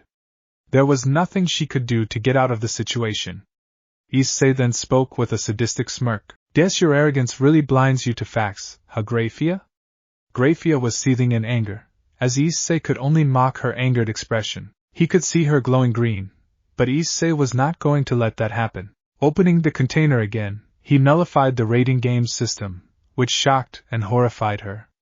Issei then spoke. Did you really think you could escape? I am afraid that I can't let you leave. You will leave when only I let you to. Grafia had a look of terror, as Issei's teeth turned draconic. He was going to make her suffer. Screams of the strongest queen were heard, and these weren't just ordinary screams. These were blood-curdling and fearful ones. Meanwhile, Penemue was blocking every attack that Rias threw at her, as she was backing away with fear. She then shouted in response, "Stay away from me! Don't come near me!" Penemue only dashed forward and closed the gap, and threw a light spear straight at the abdomen, causing her to screech in pain, her wounds sizzling due to the immense holy element present in the spear. You know, I have waited for this a long time, you spoiled bitch. Your reasoning for trying to harm us was to just get more power and fame to bolster your own status, right, Grimmery? Rias was hyperventilating and crying with fear. She wanted to surrender, however Penemue threw another spear, this time aimed precisely at her vocal cord, in a manner that it wouldn't kill her. You don't get to quit that easily, Grimmery. I will make you pay for what you have done. Rias could only look in terror, as Penemue started to unleash many more spears, causing her to cry even more due to the immense pain. The girl couldn't even scream or speak, since if she surrenders the whole rating game would end. Penemue kept torturing her by aiming spears and missing her vital organs as her wounds sizzled each and every time this happened. Scene change. Ajuka and Serzex were watching in horror and terror, the latter having tears in his eyes. Serzex then shouted, Ajuka, we need to get them out of here. I agree, but this is your fault too, Serzex. Serzex gritted his teeth in anger. He was going to respond, but Ajuka beats him to it. You were the one that attacked his team first all those years ago, tortured and harassed him for years, stripped him of his freedom, and then forced him to join your sister's peerage. It is a good thing that he doesn't have a vendetta against all devils. But you are basically testing his patience, Serzex, and this will cause your family's end. Even today, you provoked him by forcing him for a raiding game and thought you could score an easy win, but in reality, you are just throwing your family to a lion's den, and in this case, the lion will be the one to decide their fates. Serzex could only turn his gaze in response, and grits in anger knowing that Ajuka is right. And now, his wife and sister are being tortured right in front of his eyes. Ajuka looked at his expression and gave a frustrated sigh. I will prepare the teleportation spell, just don't provoke him for your own sake. Ajuka activated a magic circle, and started to teleport them out of there. It would take some time, however, as the green-haired Satan hoped that they would survive. Scene change. Issei looked at Grafia. She had half of her face burnt and scarred. Her clothes were torn, exposing herself to him. She had multiple stab wounds, which were sizzling due to the immense pain. She also had her hair open, due to the immense torture. This is your last warning. Grafia could only have a broken look. She was terrified and fearful of Issei. Gone was the prideful oldest child of the Lucifuge family, and was replaced by a scared little girl. He then spoke coldly. If I ever see you interfering in my business again, I will make sure to destroy every part of you and regret you were ever born. Is that clear? Grafia couldn't speak anything out of fear, as Issei only made his tone sharper and asked again, Is that clear? I won't ask again, Grafia. Grafia rapidly nodded her head, and Issei dropped her, removing his blades. He knew that Ajuka would get her out of there, as he looked at Penemue, who was torturing Rias. The once prideful Grimmery heir had stabbed and broken in multiple places. She was crying constantly and was broken mentally and physically. Worse, she even pissed her pants completely. Her panties being wet and dripping with liquid was enough proof. Penemue walked away with a satisfied expression as both Grafia and Rias were teleported out of there and in Beelzebub magic circle. Ajuka then announced with a sigh, Rias, Grimmery and Grafia Lucifuge have been defeated. The winners of the raiding game are Issei Hayadu and his peerage. Some people in the audience were cheering for Issei, This also included those that didn't like Rias Grimmery due to her actions against the Red Dragon Emperor. Others like Sona and her peerage were stunned at the brutality and ferocity Issei and Penemue showed, but they understood why the duo hated Rias, and couldn't help but feel no pity for her. Riser and Claire were amongst the ones who cheered for Issei. They hated Rias for what she did to Issei and his team, which caused their deaths, because of her spoiled nature. Similarly, Rainier and Olivia were also happy by what they were witnessing. The former was even more happier. Those that couldn't handle brutality vomited in the toilets. Not everyone could stomach brutality. Venelana and Ziacitus were horrified and livid at what Issei had done. They vowed to make Issei and his peerage answer for his actions. Issei was teleported back with his team to the audience stands, as some congratulated him on his victory. However, some felt he went a bit too far. Sona then spoke. But Issei, what you did? I think it was too brutal. Issei shook his head and spoke. Understandable reaction. Not everyone can handle brutality, but you need to know on what those two did. They were basically testing my patience.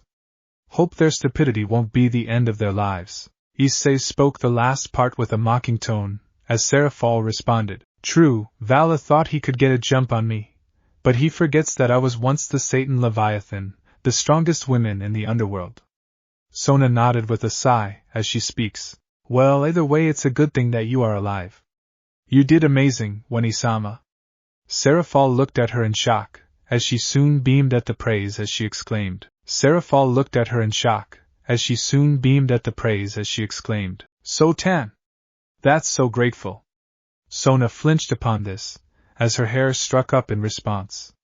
She dashed forward ready to hug her sister, catching her as she started to hug her in response. She also nuzzled towards her, making the younger Citri's sister embarrassed. Wani-sama! Stop, please, you are embarrassing me. Sona struggled to get free from her sister. As many laughed seeing the situation. However, their laughter was cut short, when a servant called out Issei. Hayate-sama. Issei and the others turned to the servant. Even Sona and Serafall stopped what they were doing, the latter splitting up from her sister. Issei then asked, So what brings you here? The servant looked at Issei and spoke. You are asked by Lady Grimmery and Lord Grimmery to come and meet them right away. Issei only looked at him, and asked a very simple question. And what if I refuse? The servant looked at him for a moment, and asked, Pardon? Issei only placed his hands in the coat he was wearing and asked, And what if I refuse? Issei asked again, but with a tone of slight intimidation, as the servant only responded, I am just a messenger, I was telling you what my master told them. Issei nodded in understanding, as he speaks. Very well, we will be on our way. Tell them, I will meet after 0 minutes. Give them this message. The servant nodded and left the room. The others wondered on what the Gremory wanted. Issei gave a glance to his peerage to stick by his side, as they nodded ready for what they plan on doing. Issei entered into the room, where Venelana and Ziacitus were present. He was present alongside with his peerage, who followed him behind the room. They were surprised at what they were witnessing. Didn't I ask you to come alone? Venelana asked with politeness, but internally she was annoyed by the fact that Issei disobeyed her request. Issei looked at her and spoke with a smirk. And didn't your messenger respond by the words, Very well, we will be on our way. Tell them, I will meet after 0 minutes? That is the message I gave him. You should have realized this was going to come. Venelana had her ladylike expression, but internally she was seething in rage. Issei disobeyed her order, as in her eyes Issei was just a former human that gained power. Ziacitus then spoke in response. I believe we should begin with our discussion. Well, I believe since I won, it would be wise for you two guys to honor with your decision. Ziacitus spoke in response.